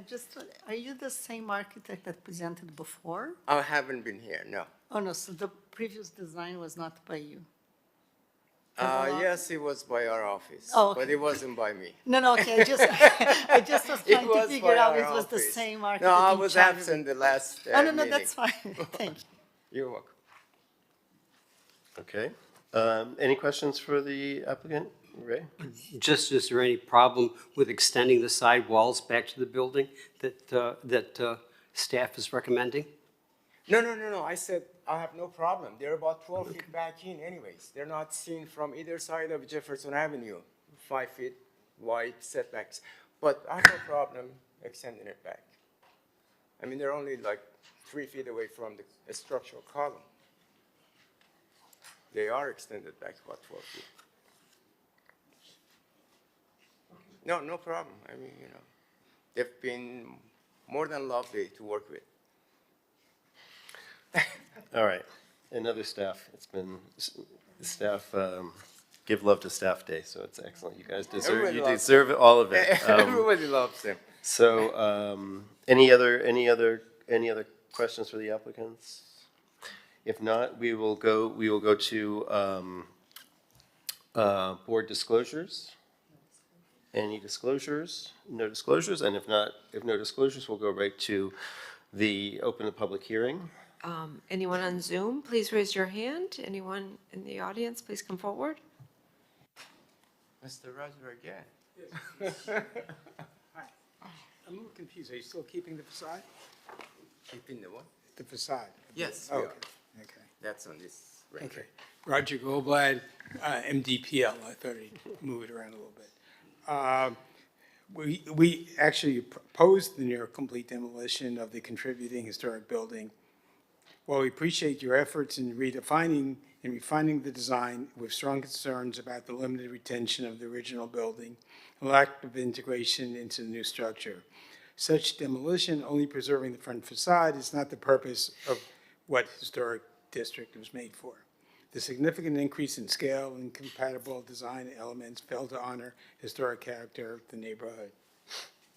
You have to understand, I'm with the Miami Design Preservation League. Thank you very much. Thank you. Thank you. I don't see any other members wishing to comment. All right. Then we have, did you have anything you wanted to say in response to the MDPL? No? I'm fine with that. Okay. Then now, thank you very much. You're We'll go to board comment. Lindsay? No? Okay. Any board member like to comment on this project? Yes, Lindsay? Not a comment, but when you're done with comment, I have. No. Elizabeth? Please make suggestions, yes. No, I think, this design is much better than the one we saw before. I'm very happy that, unfortunately, we made you go back and think again, but it was for a good cause. So the only thing when I look at the drawing, I feel like there is this modern building sitting behind this one-story structure.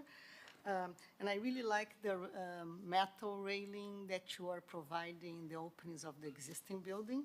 So I think I would like to see, if possible, some kind of language connection between the one-story building that you see there and the new building that you're proposing. So you have all these very linear and modern railings on the building. So maybe if you could add a little detail on the corners or somewhere to have some relationship with the structure in the front, I think that would be a positive change. Actually, we are keeping it totally separated to show old and the new.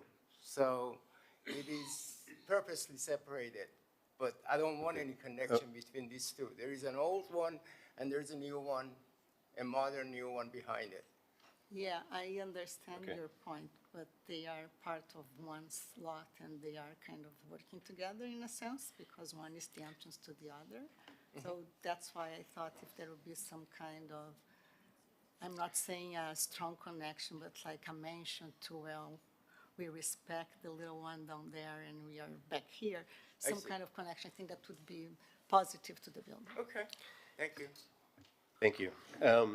Yes, Lindsay, did you have anything you want to add? Anybody else? I'd like to make a comment. Please make a comment. Your drawings show the building height to be 39.5 feet tall, Correct. but in reality, in relationship to the other buildings, it's more like 60 feet tall, almost, correct? No, they're 6-story next door to us. I'm looking at your drawing A5, right? Yeah, that's two buildings right next to us.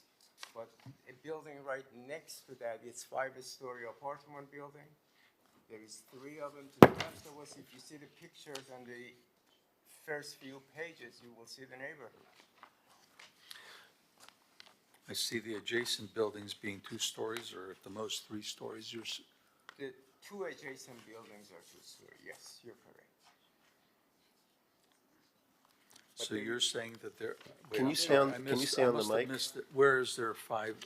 You're talking about on Jefferson? On Jefferson, 401? yeah, Or on 301? Jefferson, south of us, next to that 2-story building, there's a 5-story, maybe about 500 units apartment there. And right behind us, there is few other, off of Meriden, there's a few other about 4 or 5-story apartments. No, I see it. I see it on 301. Those were the Correct, those are the neighborhood pictures. buildings built in the 70s or late 60s Correct, that yes, were allowed to go yes, to that height. yes, yes, Those correct. atrocious buildings, yeah. So now we're repeating that with all these tall buildings in the area in a very, basically low-rise buildings, 2 to 3 stories, and we're coming in with essentially a 5 or 6 I story building. totally understand Okay, your thank you. concern. You're welcome, thank you.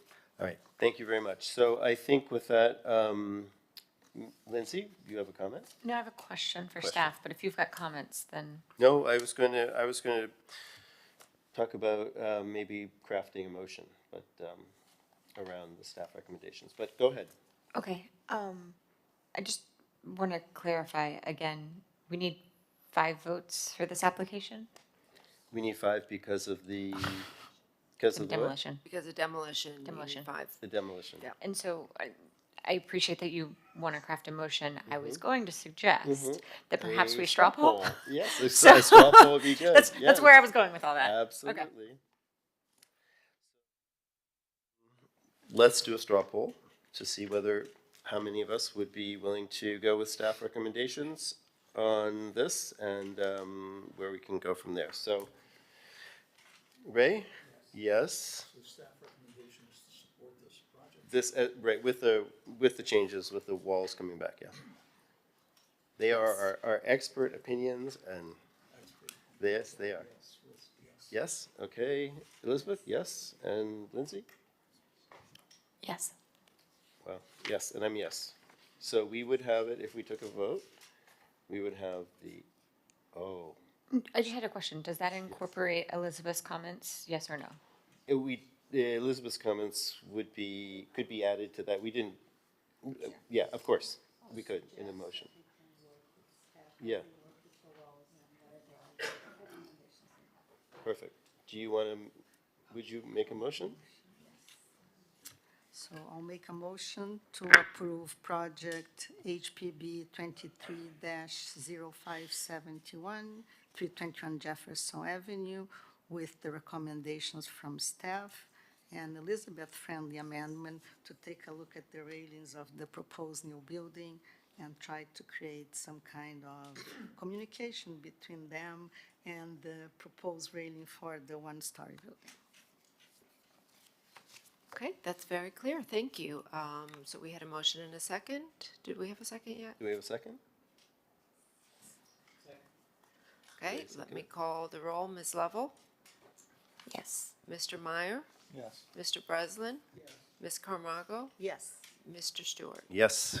Okay, thank you. Thank you. Thank you.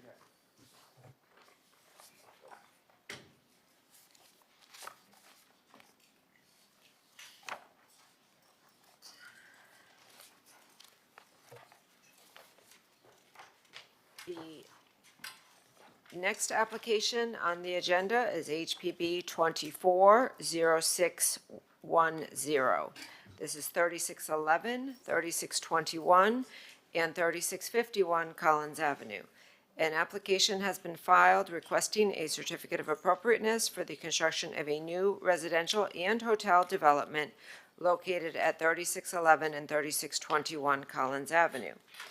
The subject unified development site currently contains 3 buildings.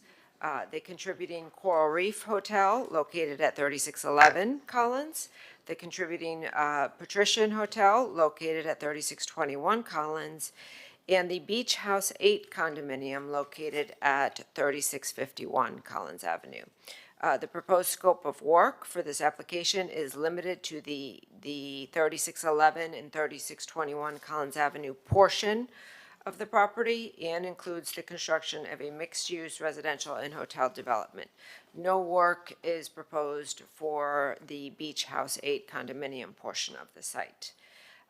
Staff has provided a significant amount of background information with regard to the Resiliency and Safe Structures Act. This application, it has been filed in accordance with that, which is why the applicant is not before this board requesting the total demolition of the existing structures at 3611 and 3621 Collins Avenue. Both of these properties are qualifying under that state law, and the building permits for the demolition of those structures are currently being reviewed at an administrative level.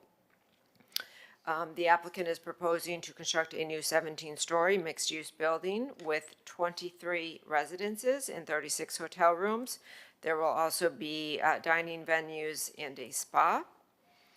The proposed building is composed of 2 main parts, a 2-story podium and a 15-story tower. The podium is proposed to be clad in a natural stone material. It features fluted 2-story decorative columns around the perimeter. The primary glass tower features wraparound balconies with guardrails composed of fluted terracotta panels topped with fritted glass. Staff is supportive of the design of the building. In particular, we think the pedestal portion really helps create a more pedestrian scale along Collins Avenue and is consistent with the surrounding historic district in terms of scale and massing. We do have one concern regarding the location of the service areas along the south side of the property. This is fronting on 36th Street. This area includes building services, including a generator, an FP&L vault room, and loading docks. There's also a substantial amount of curb cuts along this area, as this, as this is an important pedestrian corridor that runs to the beach itself. We do believe that this area, that there's an opportunity to create a more pedestrian-friendly, active use portion of the site, and we are recommending that the applicant, at a minimum, look at redesigning this, which could include the relocation of the FP&L, and certainly the generator. The generator can be, almost anywhere on the site. Just to introduce some more active uses, this would also reduce the number of required curb cuts and create a better urban condition. Finally, staff would note, and we've just noted this, this is not for the board's consideration today, but some of the side yard setbacks for the property will require relief. They are currently seeking that relief in the form of a city commission warrant. The city commission is authorized to reduce the setbacks up to 25%. The reduction in the setback is really a product of the Beach House 8 condominium. I know they, as a unified site, they've been working together to find an appropriate location for the tower. The tower has been separated 9 feet from the Beach House 8 condominium. But since Beach House 8 currently has a non-conforming setback, taking the sum of the side yards, which is a percentage of the lot width, taking the Beach House 8 setback into consideration has the effect of not meeting the sum of the side yards, even though their south side setback for their tower does meet the single side setback. So I just wanted to clarify that because this is a relatively new process in terms of the commission warrant process, but they are not requesting any variances or any waivers from this board. And I'm happy to answer any questions you may have. I had a quick question for you, Debbie. It may, and just as you may not, maybe the applicant should answer, but just for you, how so the property ownership, it's a combined lot, but it's not. Can you describe for me the property ownership with the condominium on the site? The proposal is for a unified development site, Yes. which would be the Beach House 8 condominium is one owner, and then the owner for the other two parcels is the second owner. That's who is going to be coming before you today. However, they're both co-applicants. They have both authorized the application. And are before you today as a proposed unified development site. We will require an actual covenant in lieu of unity at the time we review the building permit. That's what I was wondering, because haven't been familiar with that before. Didn't we recently have a unified, wasn't that a unified development site? That's what I thought, because there's multiple owners. We've had unified sites, but I thought this was with the condominium on it as one of the co-owners was a little slightly different. Just the difference between that and like a unity of title where they, Yep. Okay, great. Any other questions for Debbie? All right. All yours. Welcome. Good afternoon, Chair, members of the board, Neeson Kasdan and Cecilia Torres Toledo of Ackerman LLP, as well as Tracy Slavens of LSN representing the applicant. With me today as well is the CEO of the principal developer, 13th floor, Arnaud Corsenti, as well as the COO, Ray Melendi. We have our architecture team here, led by Brandon Haw of Brandon Haw Architecture, and also Barbara Perzoli of Luis Revuelta Architecture, who is the architect of record, Ivana Becker of Anea Landscape, as well as our traffic consultants, Adrian Dudkowski. First, I would like to take a moment to thank staff for working with us on this very important project for the city of Miami Beach. I'd like to begin our presentation, if we can have it put up there. There we go. This is a very exciting new project which is being brought to this city. It is the Cipriani brand that is being brought here. Let me just see how I advance this. Okay. I'm trying to advance this. Do I? Is that not it? Do it that way. Let me move microphones. Okay. And so first, I think you may be familiar with the location. This is the 3600 block of Collins Avenue. It consists of the three buildings, as Debbie described, one at 3611, 3621, and also the Beach House 8, which is included by unity of title. First, it's important to understand the neighborhood within which this sits. This is an area of Collins Avenue, really from 23rd Street north to the Fontainebleau, which was largely developed in the late 1930s into the late 1940s with grand oceanfront hotels, including famous hotels such as the Cadillac, the Crown, the Versailles, the Sea Isle, the Saxony, now the Faena. These hotels, in distinction from the hotels developed earlier in South Beach, were larger. They were oceanfront properties. They had grand entrances. And that was the characteristic look of the neighborhood. Since then, new buildings of great character and quality have been added to the neighborhood, improved by this board, including the Faena House, which Brandon Hall was the architect on, and more recently, the Aman by Kengo Kuma, as well as other buildings of equivalent stature and feel in that area. This is a look looking up north in Collins Avenue. The first building you see in the foreground is the Faena House by Hall, followed by Kengo Kuma's Aman, and then you see the restored Versailles, which will be the Aman Hotel, which is in process now. And as you can see, historically, this was the character of this portion of Collins Avenue. It is what people think of, the grand hotels with beautiful entrances, vehicular entrances, and gardens in front. This is another view. Again, this is looking south down on Collins Avenue, looking towards the Saxony, the Faena, also the Versailles, the old Whitman Hotel, which is no longer there. And so today, what we have on this property are three buildings. The beach house is in the foreground, and then you see 3621 and 3611.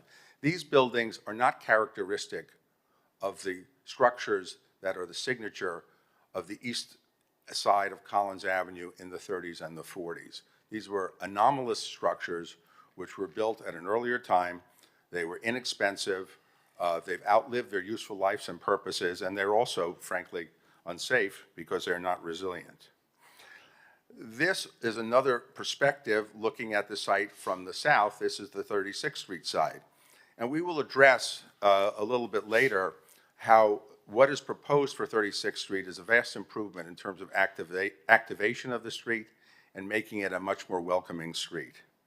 And in that regard, we will later ask you to consider our approach towards the 36th Street side, because there is no other feasible place to locate the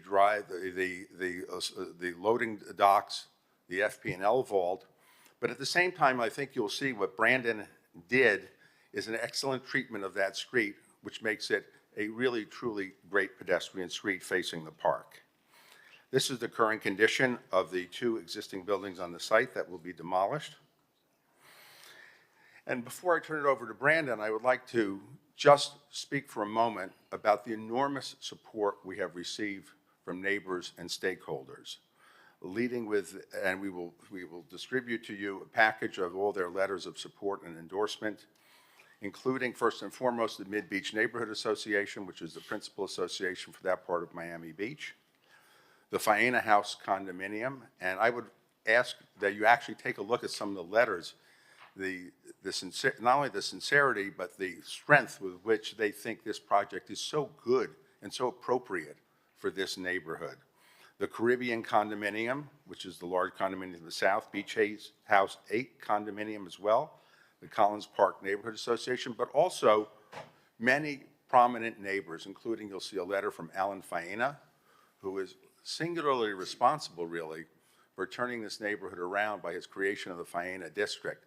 And he views this project as being a next step in the further positive evolution of the area, as well as, by the way, Jimena Caminos, who is obviously famous architect and has had a lot to do with the creation of the district. So with that, I'd like to turn it over to Brandon. We will need, Mr. Chair, a little bit more time. I see the clock is running down, but we'll need about another 15 minutes, I think. Thank you. You want 15? Thank you, Neeson. Chairman, members of the board, staff, it's a great pleasure to be here once more. Just do the technical aspect. Yes, okay, so. The Cipriani brand, 1931, Giuseppe Cipriani in Venice, created Harry's Bar, very famous. It's a place that's classic, timeless. Queen Elizabeth visited, Elizabeth Taylor visited, many dignitaries. There's a picture there on the bottom left of Ernest Hemingway with Giuseppe Cipriani. It's a brand that's international. It's known throughout the world for its timeless elegance of service and excellence in a quiet and yet beautiful way. And that goes all the way through not only to their service, but also to their environments, their buildings. And we're very lucky and privileged, I feel, to be part of bringing the Casa Cipriani brand to this part of Miami Beach. It's the third Casa Cipriani project to be undertaken by the family. It's one of three, two of which are in historic buildings in New York and in Milano, and this will be the first new build, entirely new build. It only has 23 apartments. It only has 36 high-end hotel rooms. It has a private members club. And as Nisan said, if we look at a historic district, I've worked virtually my whole career with historic districts and historic buildings, from London to throughout the world, here in Miami Beach through New York. And you need to know a good historic building or a historic district when you see one. And I think when you work with history and the layering of history urbanistically and in architecture, one has to look at the past and yet celebrate the future. And I take that very seriously. So if we look back to these postcards that Nisan showed, the exclusive hotels on Collins Avenue, and we see the bougainvillea, we see the setback gardens, the lush planting, the generous driveways. That was the character of a historic district back in its heyday, the glamour of Collins Avenue in Mid-Beach. Again, that same postcard looking south, we see Roy France's Sea Isle, 1941 pre-war building, and yet Roy France post-war in the Saxony Hotel, now the Finer Hotel, a streamlined, modern, international style building. So Roy France himself, the doyen of architecture of this part of Miami Beach, very soon after the Saxony was built the Sanssouci, 1949, with Lapidus, who did some conversion work with it as well. But again, a modern building. So they were moving with the times. Architects do move with the times. So what would Roy France do today, for example? And if we go to that other photograph looking down, we see the porte cochere, the driveways, the gardens, the generosity of those spaces. And as Nisan showed, there is no generosity to our current site at all, currently. And we see here on the left the Versailles building, again, 1941, pre-war, by Roy France, with its stone base, the coral stone bases, the driveway, the porte cochere. And those coral stone bases quite often extant in the various different large Grand Dam hotels that lined the east side of Collins Avenue of the time, of the heyday time. Why do people come to Florida? Why do people come to Miami Beach? For its lifestyle. So here now we look at the Casa Cipriani proposal. Looking north, you see in the foreground the Aman, the Versailles by Roy France with its stone base, the driveway, the porte cochere, and then you can see just mid-picture, mid-view, the porte cochere of the current design. A two-story high building with a grand entrance. You'll see it in a couple more slides. The gentle curvature of the tower that's set well back from Collins Avenue, facing the ocean and giving light and air and space to Collins Avenue itself. So the front elevation, you see the gardens, you see a building which is now lower, set back, more than 30 feet back from Collins Avenue property line. You see a green mansard roof, you see lavish, good quality materials. This is zoom in. You have a green mansard roof, which I'll come back to, that slowly, gently steps back from the facade. And there you see the porte cochere, the driveway, very generously dimensioned. The elegance of entering through to the private members club. There are no public restaurants in this building. The stonework, the fluting, echoing the legacy of architecture in this part of the historic district. The fluted columns. And we have some material samples, but we're looking at stone from Italy or elsewhere with coral shells, but not the local coral stone necessarily because it's very friable. And then bronze trims, and fluted details. So there's a view looking from the corner of 36th Street and Collins Avenue. There you see the green mansard stepping back. And we'll take a little walk around the building, but as Roy France said, let in the air and sun. That's what people come to Florida for. And so addressing the view, for example, from Beach House 8 and the rather unedifying view of that building, the side of that building. If I was the architect of that building, I wouldn't be particularly proud of this. And the proximity of that building to Beach House 8. That very same shot with the new building, as of right, no variance is asked for. Now opening up all the way down Collins Avenue, you see the space that's given over to the porte cochere, stepping the building back with that drop-off and driveway. You see the greater amount of space between Beach House 8 and the new tower. So we're actually moving the building further south to enable those views to be enjoyed, and more light and air between the two buildings, echoing Roy France's little quote and mantra there. And then the private swimming pool just for the 23 residences. The pool for the 36 hotel guests is on the oceanfront side.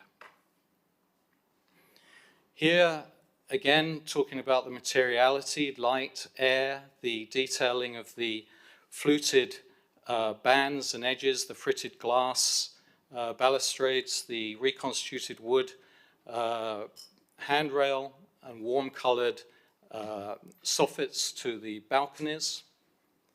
And again, the materials and the shapes that we're developing for all of these details throughout the building. And then the attention to detail carries through to the way the inside follows through to the outside of the building. So the first 4 floors of the tower are hotel suites, and they have a certain rhythm that steps back, again, a sort of an homage or an abstraction of many of those rhythmic shapes and forms from the better examples of Roy France's buildings. And then the stone base you see there, the setback with the green garden, and then the entire facade, you start to see the way the rhythm changes when it comes to the apartments above. In the foreground of this, you see the step terraces of the gardens, and the gardens and landscaping are very important. So this coming round to 36th Street and the commentary on activation. This facade, and we have many supporting pieces of information, but this facade is now set 16'6" back from the street. The current setback is 4'9". We're landscaping the entire length. This particular length of facade along here is actually 42 feet shorter than the existing Coral Reef building. So, and of that, nearly 50% of that is an active drop-off and porte cochere for the 23 apartments above that you see just to the left. You see next to that the loading bay and the FPL vaults, and these will be detailed, again, the same stone, the same terracotta, the same bronze detailing, the activation of the upper floor with the private members club with the little Juliet balconies, the landscaping, the curb cuts are non-existent where the FPL vault is, and the generator room. Those are only serviced once a year or once a month, very rarely. The materials and finishes along there, that's how it exists today. And this is how we're turning it. It's very active. We have bike parking along there as well. So that's how it is today, inactive 4'9" setback. And there is a quick comparison. There you see 223 feet in length of the Coral Reef. Ours is 181 and change feet long, of which nearly 50% is active drop-off with the bike walking. And then we'll have landscaping where the access needs to be afforded to the FPL and and to fill the generator. The adjacency of the generator needs to be next to the FPL, which needs to be next to the electrical room. So there are adjacencies that need to be maintained, and all of these elements need to be at street level. The drop-off, the gardens and drop-off, and the building itself is at BFE +2. In the application, it's BFE +1. We've actually listened and amended that in our current drawings to +2 to take account of FEMA requirements and to give greater resiliency to the building, which means the drop-off is very high. Collins Avenue is important. We don't want trucks, and traditionally along this part of Miami Beach, the side streets are often where the activities take place to support buildings in their function, particularly when we don't have any street access on the northern side. So again, this is the view today. That hedge, actually, I was just there earlier today, and it's more than 6 feet high, that hedge. And this is how we're turning it. You remember the postcard images with the bougainvillea, and here the flowering plants and the grasses. And that sense of landscaping, as I said, runs all the way through to the gardens and the setbacks, the greenery, and the beach walk. Again, just to reinforce the quality of materials on 36th Street. But going back to landscape, we think of the Italian Riviera, we think of Lake Como, we think of Venice, and that elegance of Italian style and excellence and design being brought through with Enya into the landscape. So there you see the rather formal Italianate garden design, but using resilient planting, using local planting, to bring it into the context of Miami Beach is the other aspect that's been very important throughout the design of this project. You see the levels that tear down, almost like the old-fashioned ha-ha devices of English landscapes. So this pool deck is at +14.5. The beach walk is at +9. And how do we make that transition between the two levels with the gentle terracing of the landscape, as you see in this section?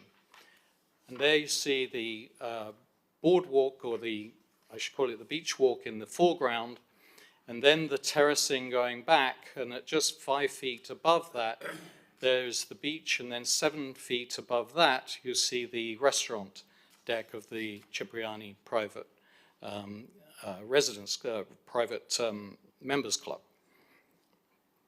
And this is from the pool looking back.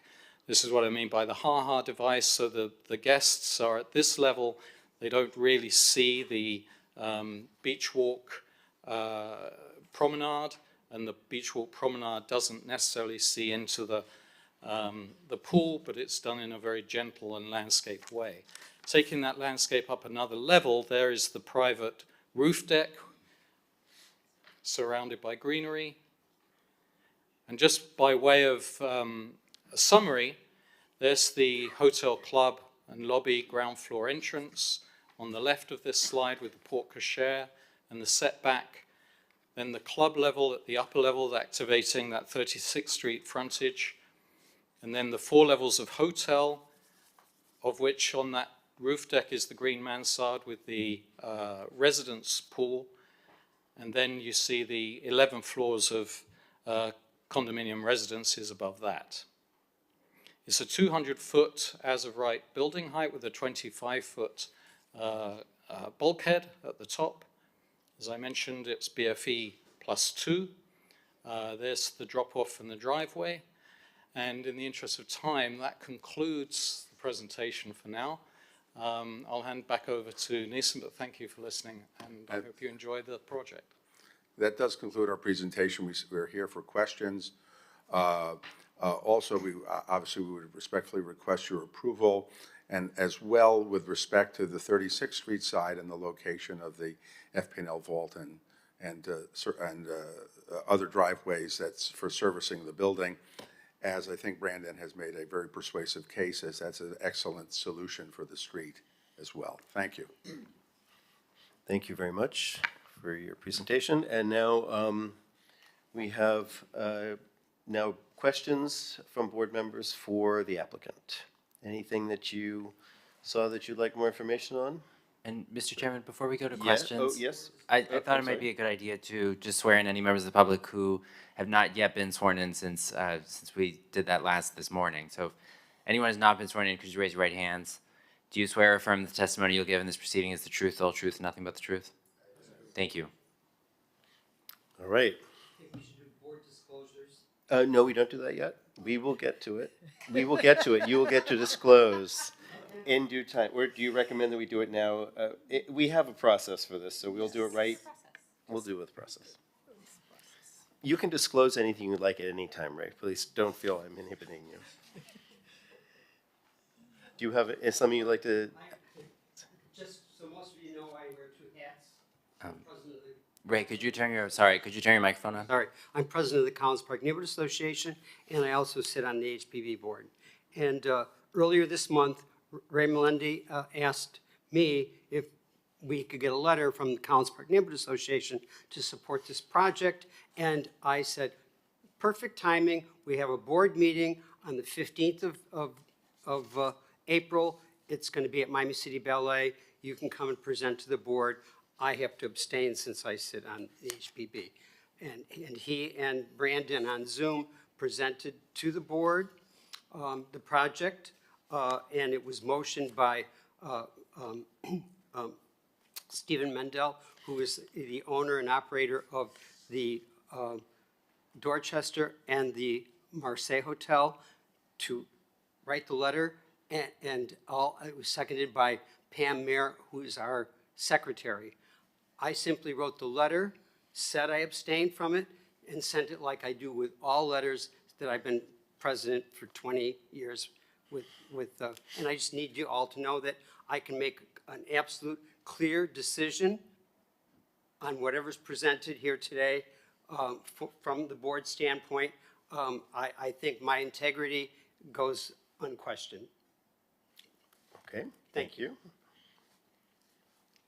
No questions? All right. Any questions for the applicant? Not at the moment. Not at the moment. Lindsay?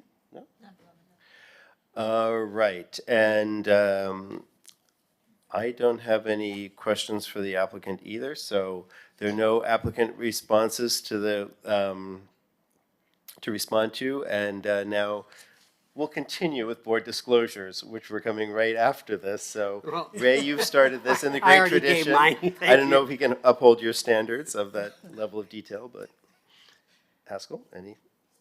I have met with representatives of some of the project previously. Anything? I have met with the developer and the architect. Okay, I met with the applicant. you met with the applicant, and I've been contacted by the applicant, but haven't met on this project. Okay, so with that, I think we'll open it to public hearing. Oh, yeah, Lindsay? And I think all of the letters that we received everyone was copied on, but right. just to the extent that they weren't, I received numerous Yes, emails. yes. Yeah, they're all Yeah, here. They're I all just- in the record. that's Because they fair. go through the board staff. Correct, but not, I mean, some of them went to my work email rather than my HPV email, so I just wanted to raise that, that's all. And I would just remind the board, any emails you receive about individual applications should be forwarded to staff so they can be made a part of the record. Any emails that were forwarded to staff have already been uploaded to the city website. Perfect, thank you. All right, I think we're on to the public hearing. Please, I guess, Debbie, do you want to, there are Yeah, people I think on Zoom and there are people have here? been here for a long Yes, time, yes, so please maybe start. we could have people in person speak first, and then anyone on Zoom, please raise your hand. Sounds good. Okay. So we sent this letter out this morning to the city clerk. I'm not sure if you've all read it, but I'm going to read our statement. It's about 2 minutes. The Mid-Beach Neighborhood Association. And sorry, could you first state your name for the record? Alicia, Alicia, Casanova. I'm the Vice President of the Mid-Beach Neighborhood Association. Thank you. The MBNA represents condominiums and hotels located within the geographical boundaries of East Mid-Beach, encompassing Collins Avenue and Indian Creek Drive from 24th Street to 63rd Street. Our members include residents living adjacent to these properties and the hotels operating within the vicinity, all directly affected by their current state and proposed redevelopment. These stakeholders have chosen to invest, reside, and operate within a nationally recognized historic district, deeply valuing community enhancement that aligns with our neighborhood's character. The MBNA deeply appreciates the rich history of Miami Beach and would not support actions that would compromise genuinely cherished landmarks. We regret seeing community-wide petitions that inaccurately portray the Coral Reef Hotel and the Patrician. While the proposed design does not replicate the existing historical structures, it respectfully aligns with the broader architectural heritage of our community. This alignment is essential to MBNA as we advocate for thoughtful development that complements our community's context and identity. Additionally, over the past 18 months, the MBNA has actively and consistently engaged with 13th Floor alongside associations, property owners, and individual residents directly impacted by this project. Stakeholders have expressed both their support and their concerns after considering perspectives from various organizations and opposing viewpoints. All concerns raised have been thoroughly addressed prior to today. Project details and presentations have been readily available through our website, midbeach.net, through YouTube channel, and regular member communications. Throughout this process, 13th Floor has demonstrated responsiveness by incorporating significant community feedback into their evolving design plans. On behalf of MBNA, we respectfully request that the City of Miami Beach and the HPAB formally recognize our association's preference and fully support and approve this beautiful project. Thank you. Thank you. Okay, Roger again. No, you're not going to do that. Roger Goldblatt, Maryland, Miami Design Preservation League. We haven't had the opportunity or offer yet to get a presentation, but we strongly oppose the total demolition of the historic Coral Reef and Patricia hotels. The Patricia is a Roy France design, as mentioned before, just like the Versailles down the street, which is getting a complete renovation. This early example of Roy France's work must be given the opportunity to grace the streets of Miami Beach for another 100 years. We encourage the applicant to return to their earlier concept that preserve the facades. It's funny I'm saying preserve facades now, but it's a different situation. Preserve the facades of these structures while allowing for new development behind. The towers would work well. While the recently enacted state law preempting local review of demolition for coastal structures would allow for total demolition, we believe it would serve the community interest and protect the integrity of the historic district to incorporate the facades into their development program. We urge that this item be continued to allow for further exploration of alternatives to determine the fate of these significant historic structures. Thank you. Thank you.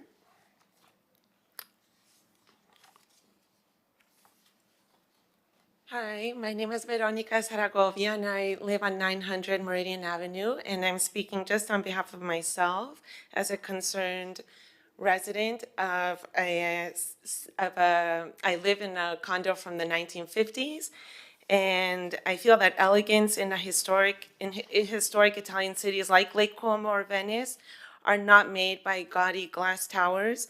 That elegance is found in the tasteful design of the buildings that we have, like the Delano, like the Cadillac, like what the Raleigh was.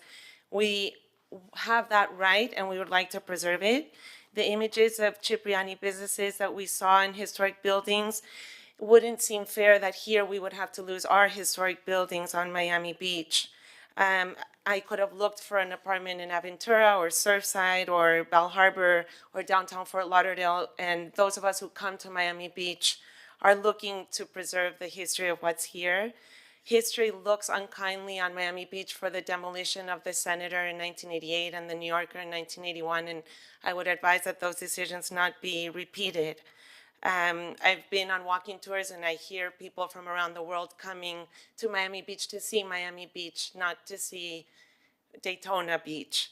And we understand that the decision to potentially demolish these buildings is based on a law that was passed in Tallahassee with lobby money. Tallahassee is about 8 hours away from here by car if you don't stop, and about 500 miles away. It just doesn't make it right historically. Thank you. Thank you. Hi, good afternoon. My name is Steve Gombinski. I'm president of the Caribbean Condominium Association. We have we occupy the block immediately to the north of this project. We also have a historic building and new tower that I think works quite well. I have a background. I studied at the Pratt Institute School of Architecture.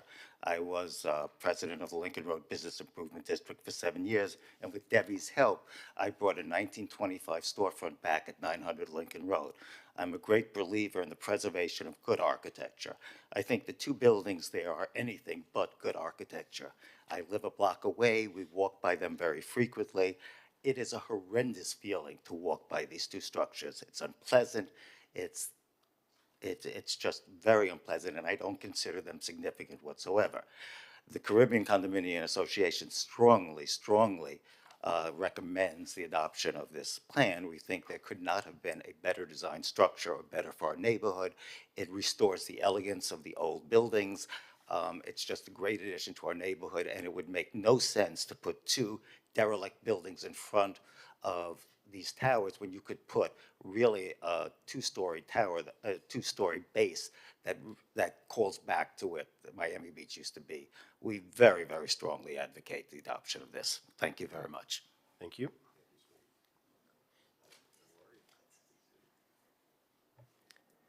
Okay, Mr. Chair, we do have members of the public on Zoom.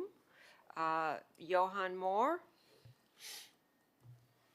Good afternoon. Johan, do you swear or affirm that the testimony you'll give in this proceeding is the truth, the whole truth, and nothing but the truth? I do. Thank you. Thank you. You have 3 minutes. Good afternoon, board members, yet again. It might seem strange for me to be commenting on this, given that it's not my neighborhood. And I want to thank Mid-Beach Neighborhood Association and Ana Marie Ferreira for generously engaging with me on this subject. My jumping in was motivated by the, at that point in time, to me in any case, unclear status of Miami Design Preservation League's engagement on these issues. I've since been reassured by that, including by the two presentations today. I very much am taken with Mid-Beach Neighborhood Association's general design guidelines. I am very much taken with the green step back of the proposed building. Granted, 3621 is a little harder to love, though that's not the determining factor for contributing buildings. But I want to urge the developer voluntarily to retain, that is to say, now upon further information being presented today, relocate the facade of the coral reef back to where it could serve as a component of the porte cochere. And I have in fact written to the commission asking that it approve any requested setbacks only on that condition that that facade be preserved. I really think it is important that all neighborhoods and neighborhood associations commit to a collective responsibility for preserving contributing buildings, especially one that lies on the coastal limestone ridge, i.e. higher above sea level rise than those in my less fortunate neighborhood in terms of elevation, my neighborhood of Flamingo Park. So I encourage the developer to take the community's preservationist requests into consideration, and I thank Mid-Beach Neighborhood Association again for its engagement. Thank you very much. Thank you. Okay, Mr. Chair, I see no other members of the public on Zoom and no one in the audience. All right. Would the applicant like to respond to any of the comments made by the public? No, Mr. Chair. If there are any questions about it, we'd be happy to address them, but no response, I feel, is necessary. All right. Then I guess we turn it over to board member comment and discussion. Anything you'd like to add? The only thing I can say, like I've actually been inside of one that was a timeshare, and I had a friend visit several years ago and invited me there, and he said I traded my timeshare in Orlando for this heap of junk, and I said, well, you should have known what it was like before you came, but that was my only inside of the building. When the boardwalk was there, I would quite often walk by and be able to see the outside of the property. It's very well, it's not maintained at all. It's run down. And this board doesn't have the right to decide whether the building gets torn down or not. Tallahassee's taken that away from us. So from my standpoint, all we can look at is the design you brought us today, and that's what I'm going to be evaluating. Thank you, Ray. Haskell? I think the project is beautiful. I think it's a great asset for the community, and I applaud you for your design. However, I have a concern about the maneuverability analysis. On the south side of the property, you've effectively taken over 36th Street, whereas today one can access the beach, a pedestrian can access the beach on the north side of 36th Street as well as the south side. The way you have it laid out with accessibility to the building, it's going to prevent people from accessing the beach. What consideration are you giving to residents of the area where you're effectively taking over 36th Street to improve the south side of 36th Street? If I may, I think Brandon and Adrian can address it. There is, of course, a full sidewalk as well as the landscaping, as well as the activation on the north side of 36th Street, which is a better condition than there is today.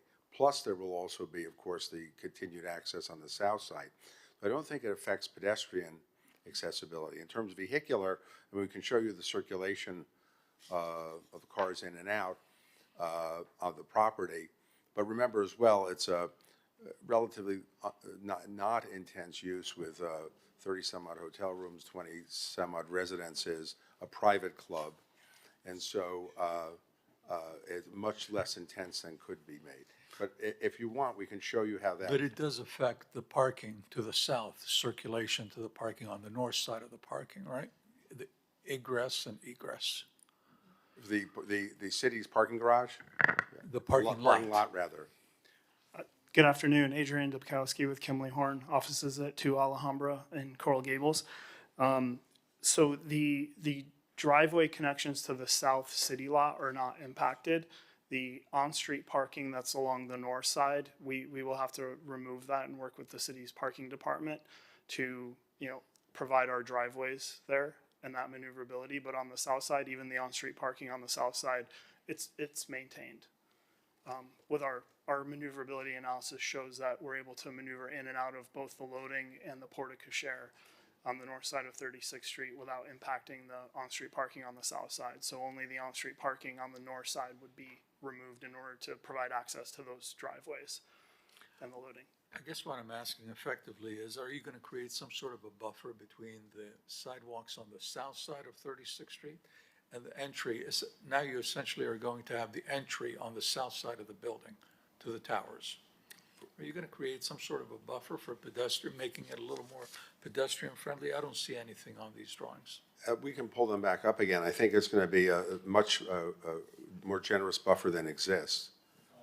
Currently, there's that hedge. Right. You'll need to be on the mic. You need a If you're going microphone. to explain anything, you'll need to be on the mic. So maybe just pull that drawing up on the screen. I'm looking at HPBA 300-020. Do we have the remote mic down here that they can use? The maneuverability analysis. Is it at the lectern? Neeson, is the remote mic at the lectern that could be used? I did not see a remote mic here. Staff? Here they come. Thank you. Okay. While we're waiting, just to also repeat, the only vehicular entrance for the south side is the residences are on the south side. The club is on Collins Avenue. So The residences themselves should not create that much traffic in and out. But you'll see, we'll show it again. Here we go. That's the south side view, that's the Yes. south elevation? That's Yeah. the south elevation. With the 16'6" setback. And then, you know, obviously the landscaping is on the north side for the city parking lot.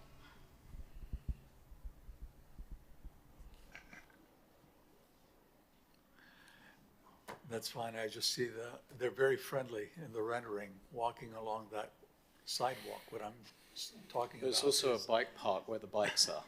Is the south side of 36th Street, creating a buffer there for the vehicles coming in and out, because that's your primary entrance now to the building.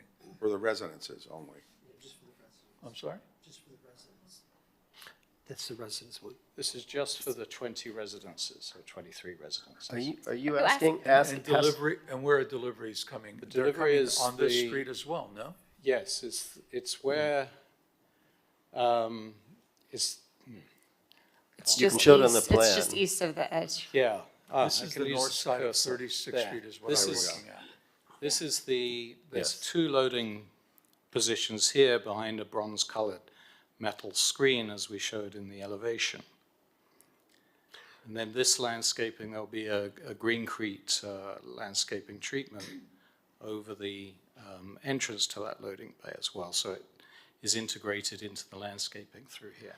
Haskell, are you asking about the south side of that street? Correct. Right, so they're not looking at, he's We're looking actually at talking about the We're other, looking at the north side of 36th Street. he's asking about the currently. south side of The 36th south Street, side which is about not your creating property. Some sort of a buffer Yeah. for any pedestrians, because Well, to no, me, we're- that side is gonna be useless in terms of a pedestrian. You've got so many curb What cuts. the south side has today, and Adrian can elucidate more on this, is there is there's parking along the south side. That's going to remain.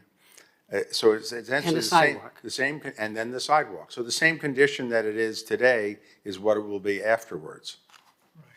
No, I understand that. Right. And what I'm asking is, are there any considerations for improving that south side of the Yes. street? Thank you.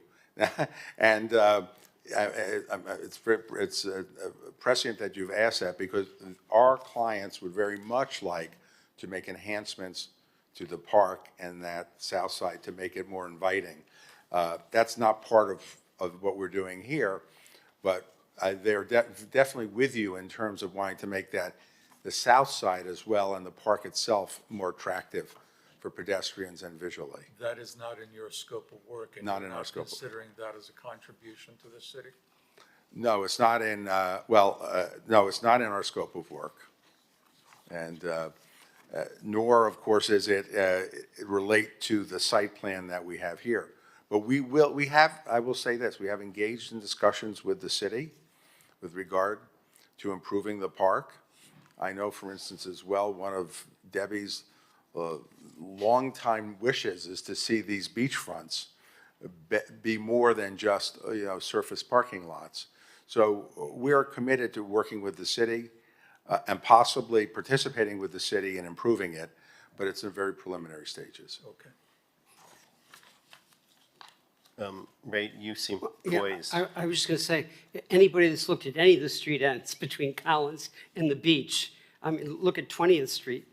You've got the Settai on one side, that's always all blocked up. And then on the other side, you're gonna have the Shore Club. Even on 24th Street, you've got everything on one side for one hotel and homes. Then you've got the entrance to the condominium. On the other side, there's always trucks at the end, all turning around and whatnot. There's certain things you're not gonna be able to, totally satisfy, because there are things that need to be done for these buildings. Thank you. Elizabeth, any words of, No, Any since, thoughts? yeah, since we're talking about the ground floor and accessibility and so far, I was just curious to understand where the deliveries that you mentioned are next to the entrance. That's the deliveries of everything, like all the food produce, all the materials that are needed for the residential and the hotel and the club. And the other question is, the garbage dumpster is located where? I didn't see in the plans, but. Right, so going back. to this plan, you see just here, there's 2 loading docks. The trash room is downstairs. There's a designated trash elevator here. There are cold trash rooms downstairs. The private members club is a private members club, so the public throughput of trash is somewhat limited in terms of there's only 36 hotel rooms. So all of the studies are pointing to the fact that this provision is totally adequate for the incoming and outgoing, both trash and deliveries. And it's just located here. Thank you. Lindsay, did you have anything? I don't have any questions, no. No. Well, this is just comments. This is because we're wrapping up, and next is going to be asking for motions. Yeah, so no questions, obviously. I would say, I appreciate, and I know like I said, I met with the applicant. One of the things that I asked that was important to me on this project was knowing what it looks like from the beach walk access, because I know that's come up before in front of this board. You know, what that looks like and whether it's a wall next to the people that are walking down the beach walk or whether they have, you know, some sort of pleasant view. And so I appreciate, you know, you incorporating that and explaining that in your presentation today. But that's all I have right now.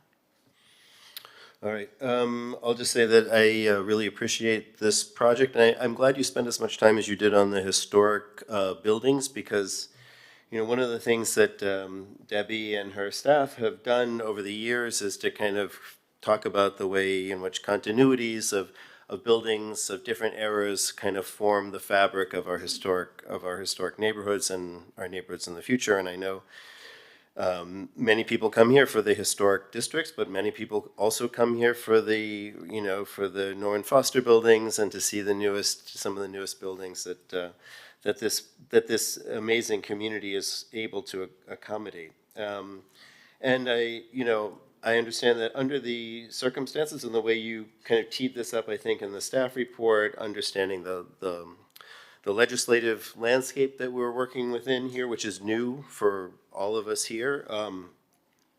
So given that, I appreciate the amount of detail you put into your plans.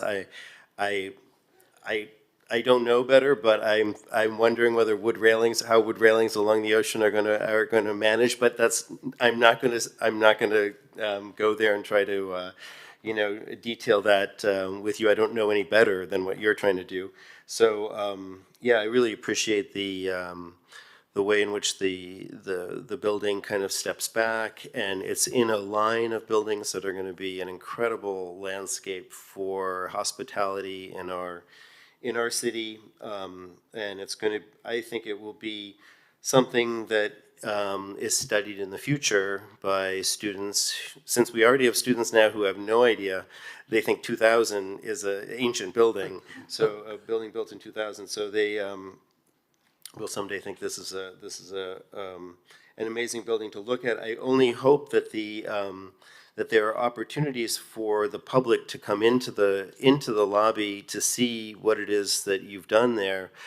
I know it's going to be a private club, and the fact that there's no public restaurant, because that's how I usually get into some of these places, is just make a reservation. I'm beginning to worry I might be like locked out of this with all of my neighbors, but it would be great if there was a way for this lobby to be able to be publicly accessible, if not for to view it and to understand it. Or to give tours or something like that, because I think that would be important.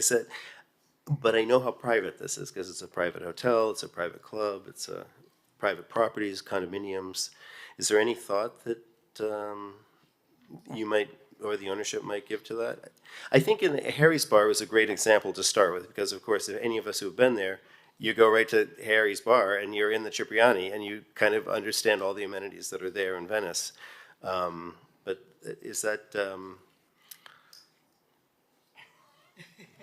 It's a question for ownership. The same, No, of course, I understand. The same It's not a- question came up on the Hearst Tower in New York, and which I was involved intimately with that. Mhm. Everybody wanted to go in, and Right. people could go in. They couldn't go any further, and just look Right. and come Right. out again. Right. But I've heard this argument before. Good afternoon, Ray Melendi, 13th Floor Investments, 2850 Tiger Tail. The lobby is open to the public, and we do have a breezeway that's on the north side of the property that will be open for events. We're not looking, yes, it's an exclusive club, but we're also not shuttering the doors, so it's not that type of location. Okay, it was just a question. Thank you for I thought your next question would be, how much does a martini cost? Exactly. Where's the bar? And I don't. Bellini, excuse me. The Bellini, right, exactly. Yes. All right, with that, I would entertain any motions. Debbie, can you just confirm what we would need and the votes we would need? So this is purely a certificate of appropriateness for the design of the new proposed building. It requires 4 votes. Okay. We would ask, Mr. Chair, again, that though with respect to 36th Street, that the design be as we have presented to you. We will, though, be happy as well to work with staff on, the final detailing and such.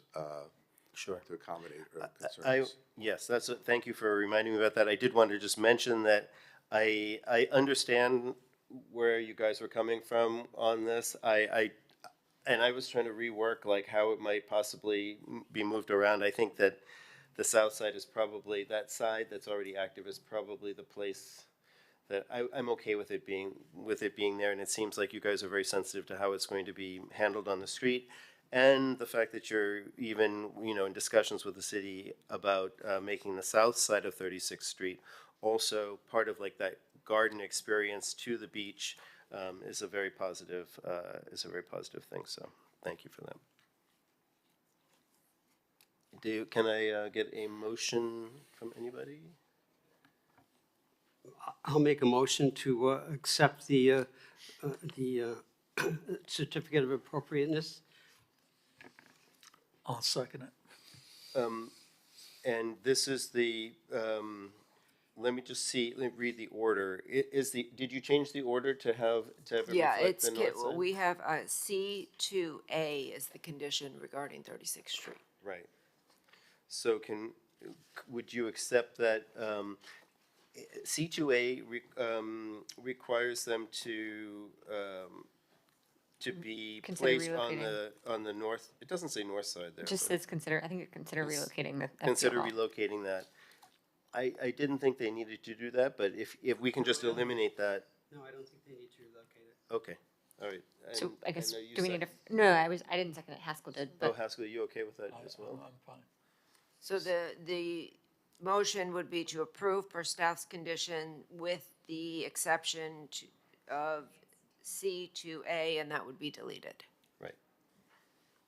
And that leaves the south side of the building Yes, as it the is. way it currently is. as proposed. I'm fine with that. They've already addressed the issue of working with staff to improve the south side of 36th Street, and that's encouraging. Staff is, well, The south side, no, South side of we're 36th we will work with the We'll work. city. I don't know exactly what that means, whether you're going to contribute anything to the improvements of the south side of 36th Street. I'm hoping that it does.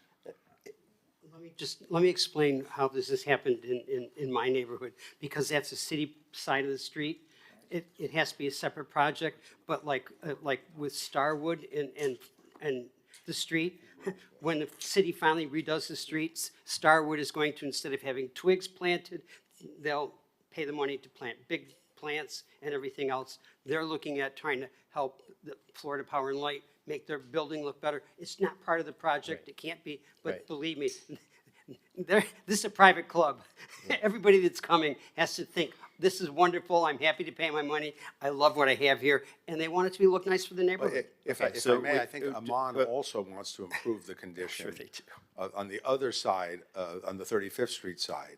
So there's a lot of interest in working with the city to make that park and pedestrian entrance better. Yes, so we have a motion and a second for excluding C2A Correct. on So the table. if there's no further discussion, I'll call the roll. Ms. Camargo? Yes. Mr. Meyer? Yes. Ms. Lovell? Yes. Mr. Breslin? Yes. Mr. Stewart? Yes.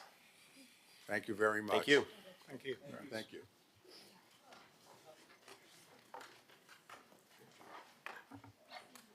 Next month, I'm bringing a parka. I sit right by the air conditioning duct. I'm freezing.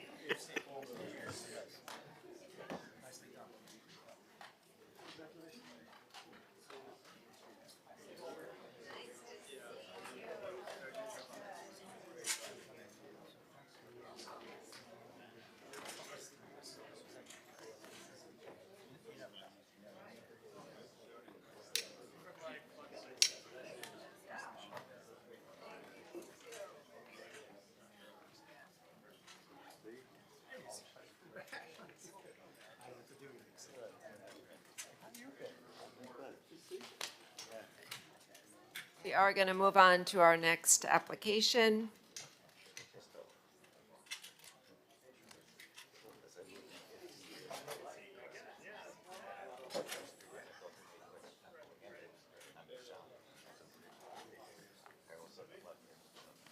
The next application on the agenda is HPB 250648. This is 1700 Washington Avenue, a possible designation of a historic site.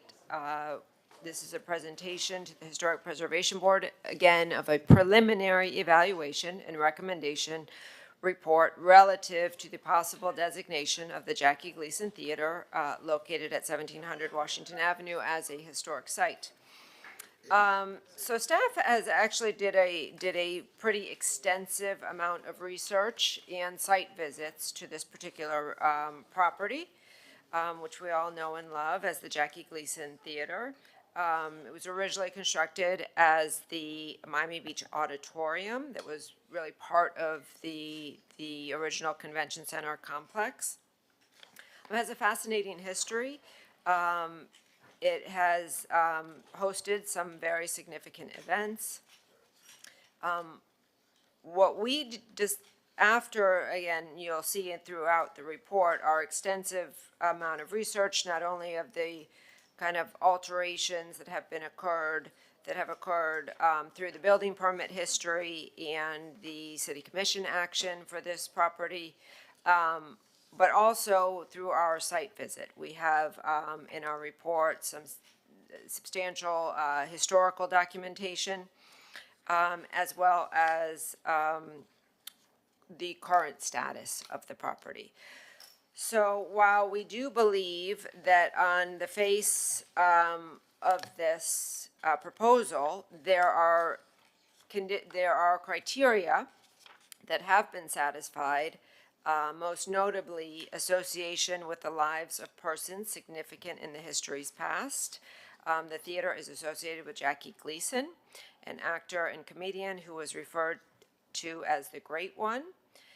His show, The Jackie Gleason Show, was filmed in the Miami Beach Auditorium between 1964 and 1970.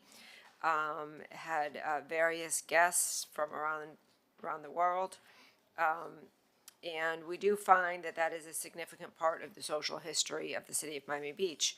Unfortunately, based on our research, there is virtually no original design elements on the exterior or within the interior.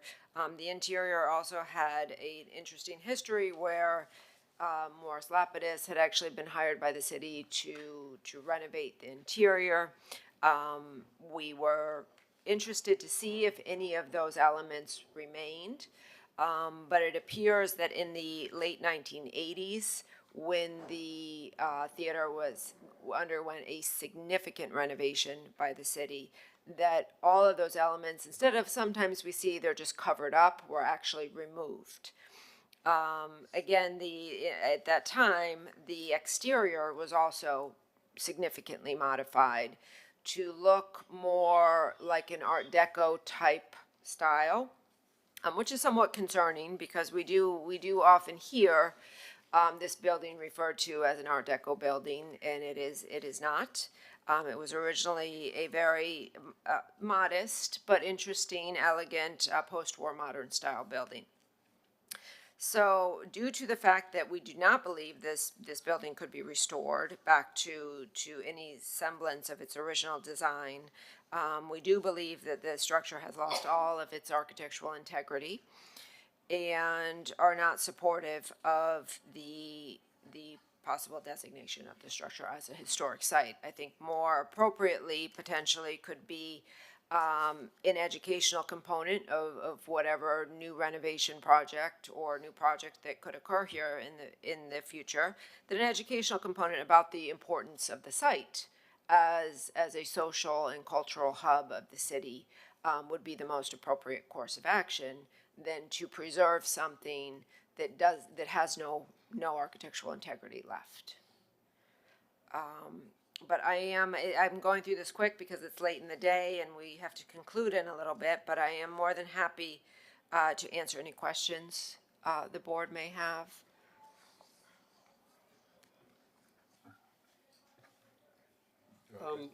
Alongside the Jackie Gleason, there is these lovely little handprints that have been put on by many stars. I don't know what, the city might plan to do with those. Like my friend Harvey says that, could take pictures of them, make wallpaper. You could also make vinyl on the floor someplace. But currently, that's not like the Walk of Fame that you see in Hollywood. I mean, this is really pretty poorly maintained by the city. It's almost embarrassing. So I don't know what would be done as part of that.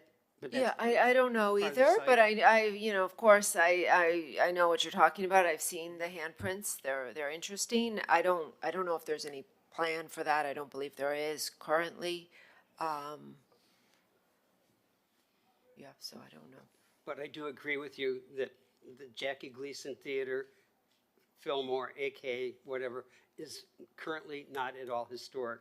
The original twin sister of the Miami-Dade Auditorium is totally gone. And that was what was the historic part. There's, I think, 3 different additions by 3 different architects, and the integrity of the sound, everything inside, I don't think it's savable. I mean, to me, you cannot name this a historic building and give the opportunity to be able to build something that is state of the art and can be as good as New World right across the street.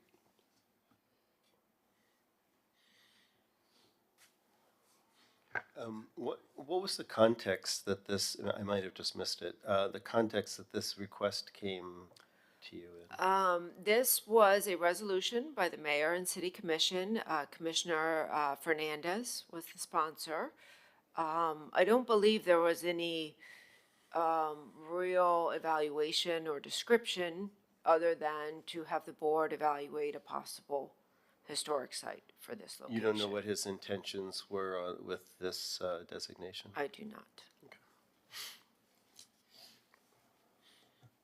Any comment on this? I'm inclined to follow your recommendation. I think it's very logical and thought out. And of course, if there was anything about the site that needed to be explained to future generations, that should be built into whatever happens there. But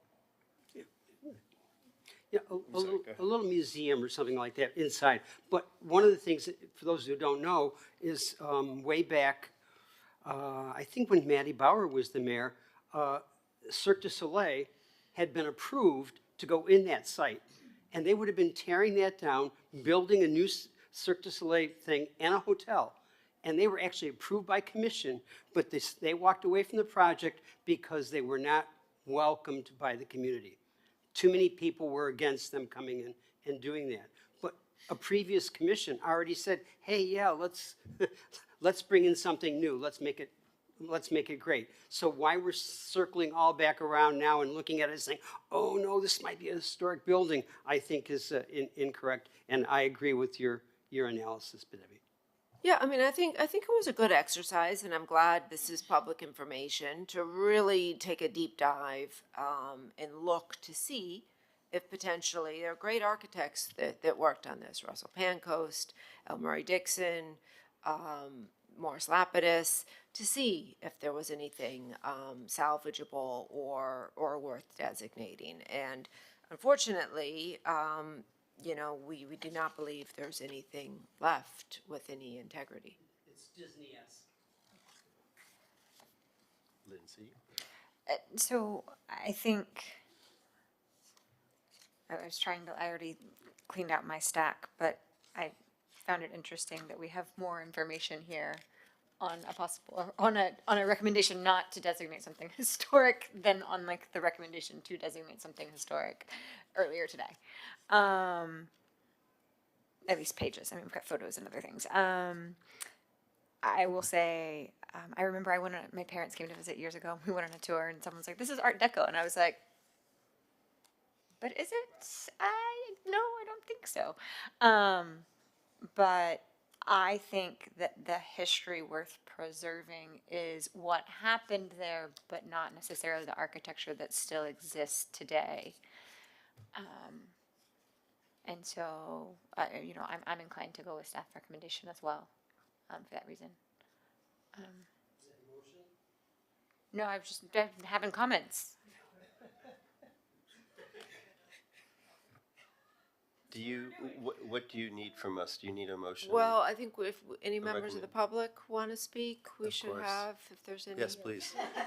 Roger, I Anyone haven't heard on from you Zoom, forever. please raise your hand. Roger again. No, Roger Goldblatt and DPL. I'm actually not going to read because I heard Debbie said in the counter there's a lot of things that were written. But there should be somewhere that places of cultural interest. Like I came here because I watched the Jackie Gleason show and I saw them coming in from the water and I said, I want to live there. And 100 years later, here I am.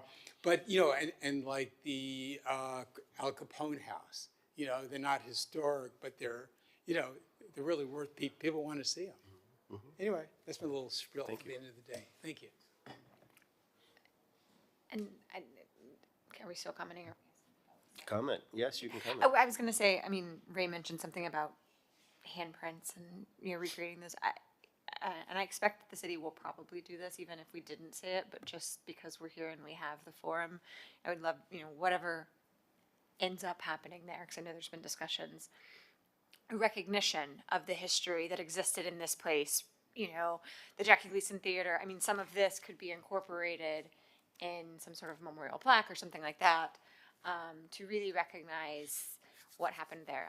You know, because when I first saw that this was on the agenda before I had a chance to look at it, I was like, no, but Jackie Gleason and this, that, and the other, and it to me it evokes like the Deauville and the things that the issues that we had there, and historic performances that happened there, and so on and so forth, and not wanting to lose something else, but learning more about it. Like I said, I'm inclined to go staff recommendation, but I would like to see a recognition. You know, and so I have no doubt that we could ask the commission that later on, but I just want to put that forward. You know, we could put out a QR code, but like I feel like in 10 years QR codes aren't going to be a thing, you know. So, but anyways, so I just wanted to mention that while we're here. Okay, so what did you say you needed? A recommend? I think vote? a motion to support staff's recommendation. Okay. To not proceed with a formal historic designation report. I will move that we support staff recommendation and not proceed with a formal historic designation report. Okay. Okay, let me call the roll. Ms. Camargo? Yes. Mr. Meyer? Yes. Mr. Breslin? Yes. Ms. Lovell? Yes. Mr. Stewart? Yes. Okay, thank you. Thank you. Board members, that concludes our regular application, but we do have a discussion item. Real quick, Graham Penn is on the line. This is an update regarding 2901, 2911 Indian Creek Drive. I did advise Graham to participate via Zoom, so it's not out of any disrespect for the board, but I knew it was going to be a long day, and I thought it would be more efficient for Graham to participate via Zoom. I see he is with us, and he does have a positive update regarding the properties. Graham? Afternoon, everybody. Can you hear me? Yes. Perfect. I apologize again for not being there, but sitting there for 6.5 hours for this does seem like a little bit of a waste. As you may recall, the last time we were here in February, we had a circumstance we were waiting for the construction fence permit to issue, and we were still working on the master building permit application. Good news, as Debbie indicated, and I do have slides, which I'm sure you do not want to see, but we could put them up if you're interested. The fence permit is issued. The fencing has been installed around the property. We're waiting for the steel panels, but the frame is up. So we anticipate the fencing being fully installed this week. It's a nice tall fencing, which should protect the property moving forward and avoid the intrusions that this property has been suffering with for 12 years at this point. The property's condition remains good, and we are at the final stages of getting the master building permit, after which we can proceed to demolish as approved and move on to new construction. So we've made a lot of progress since February, and I'm here for any questions you may have. Obviously, if the board wants us to return again, I'll gladly come back in person or in cyberspace, whichever you're interested in, but we are now hopefully on the glide path to being done. That's And all 200 very- South Biscayne Boulevard, by the way. I don't think I put my Yes. email address. That's good. Good news. Did you get the graphics figured out on the fence? Yes. Yeah? All right. All right. Excellent. Thank you, Graham. He's gone. Okay. That's our last item. Motion to adjourn? Yes. Okay, thank you all you. very much. Thank you. And I need it next week.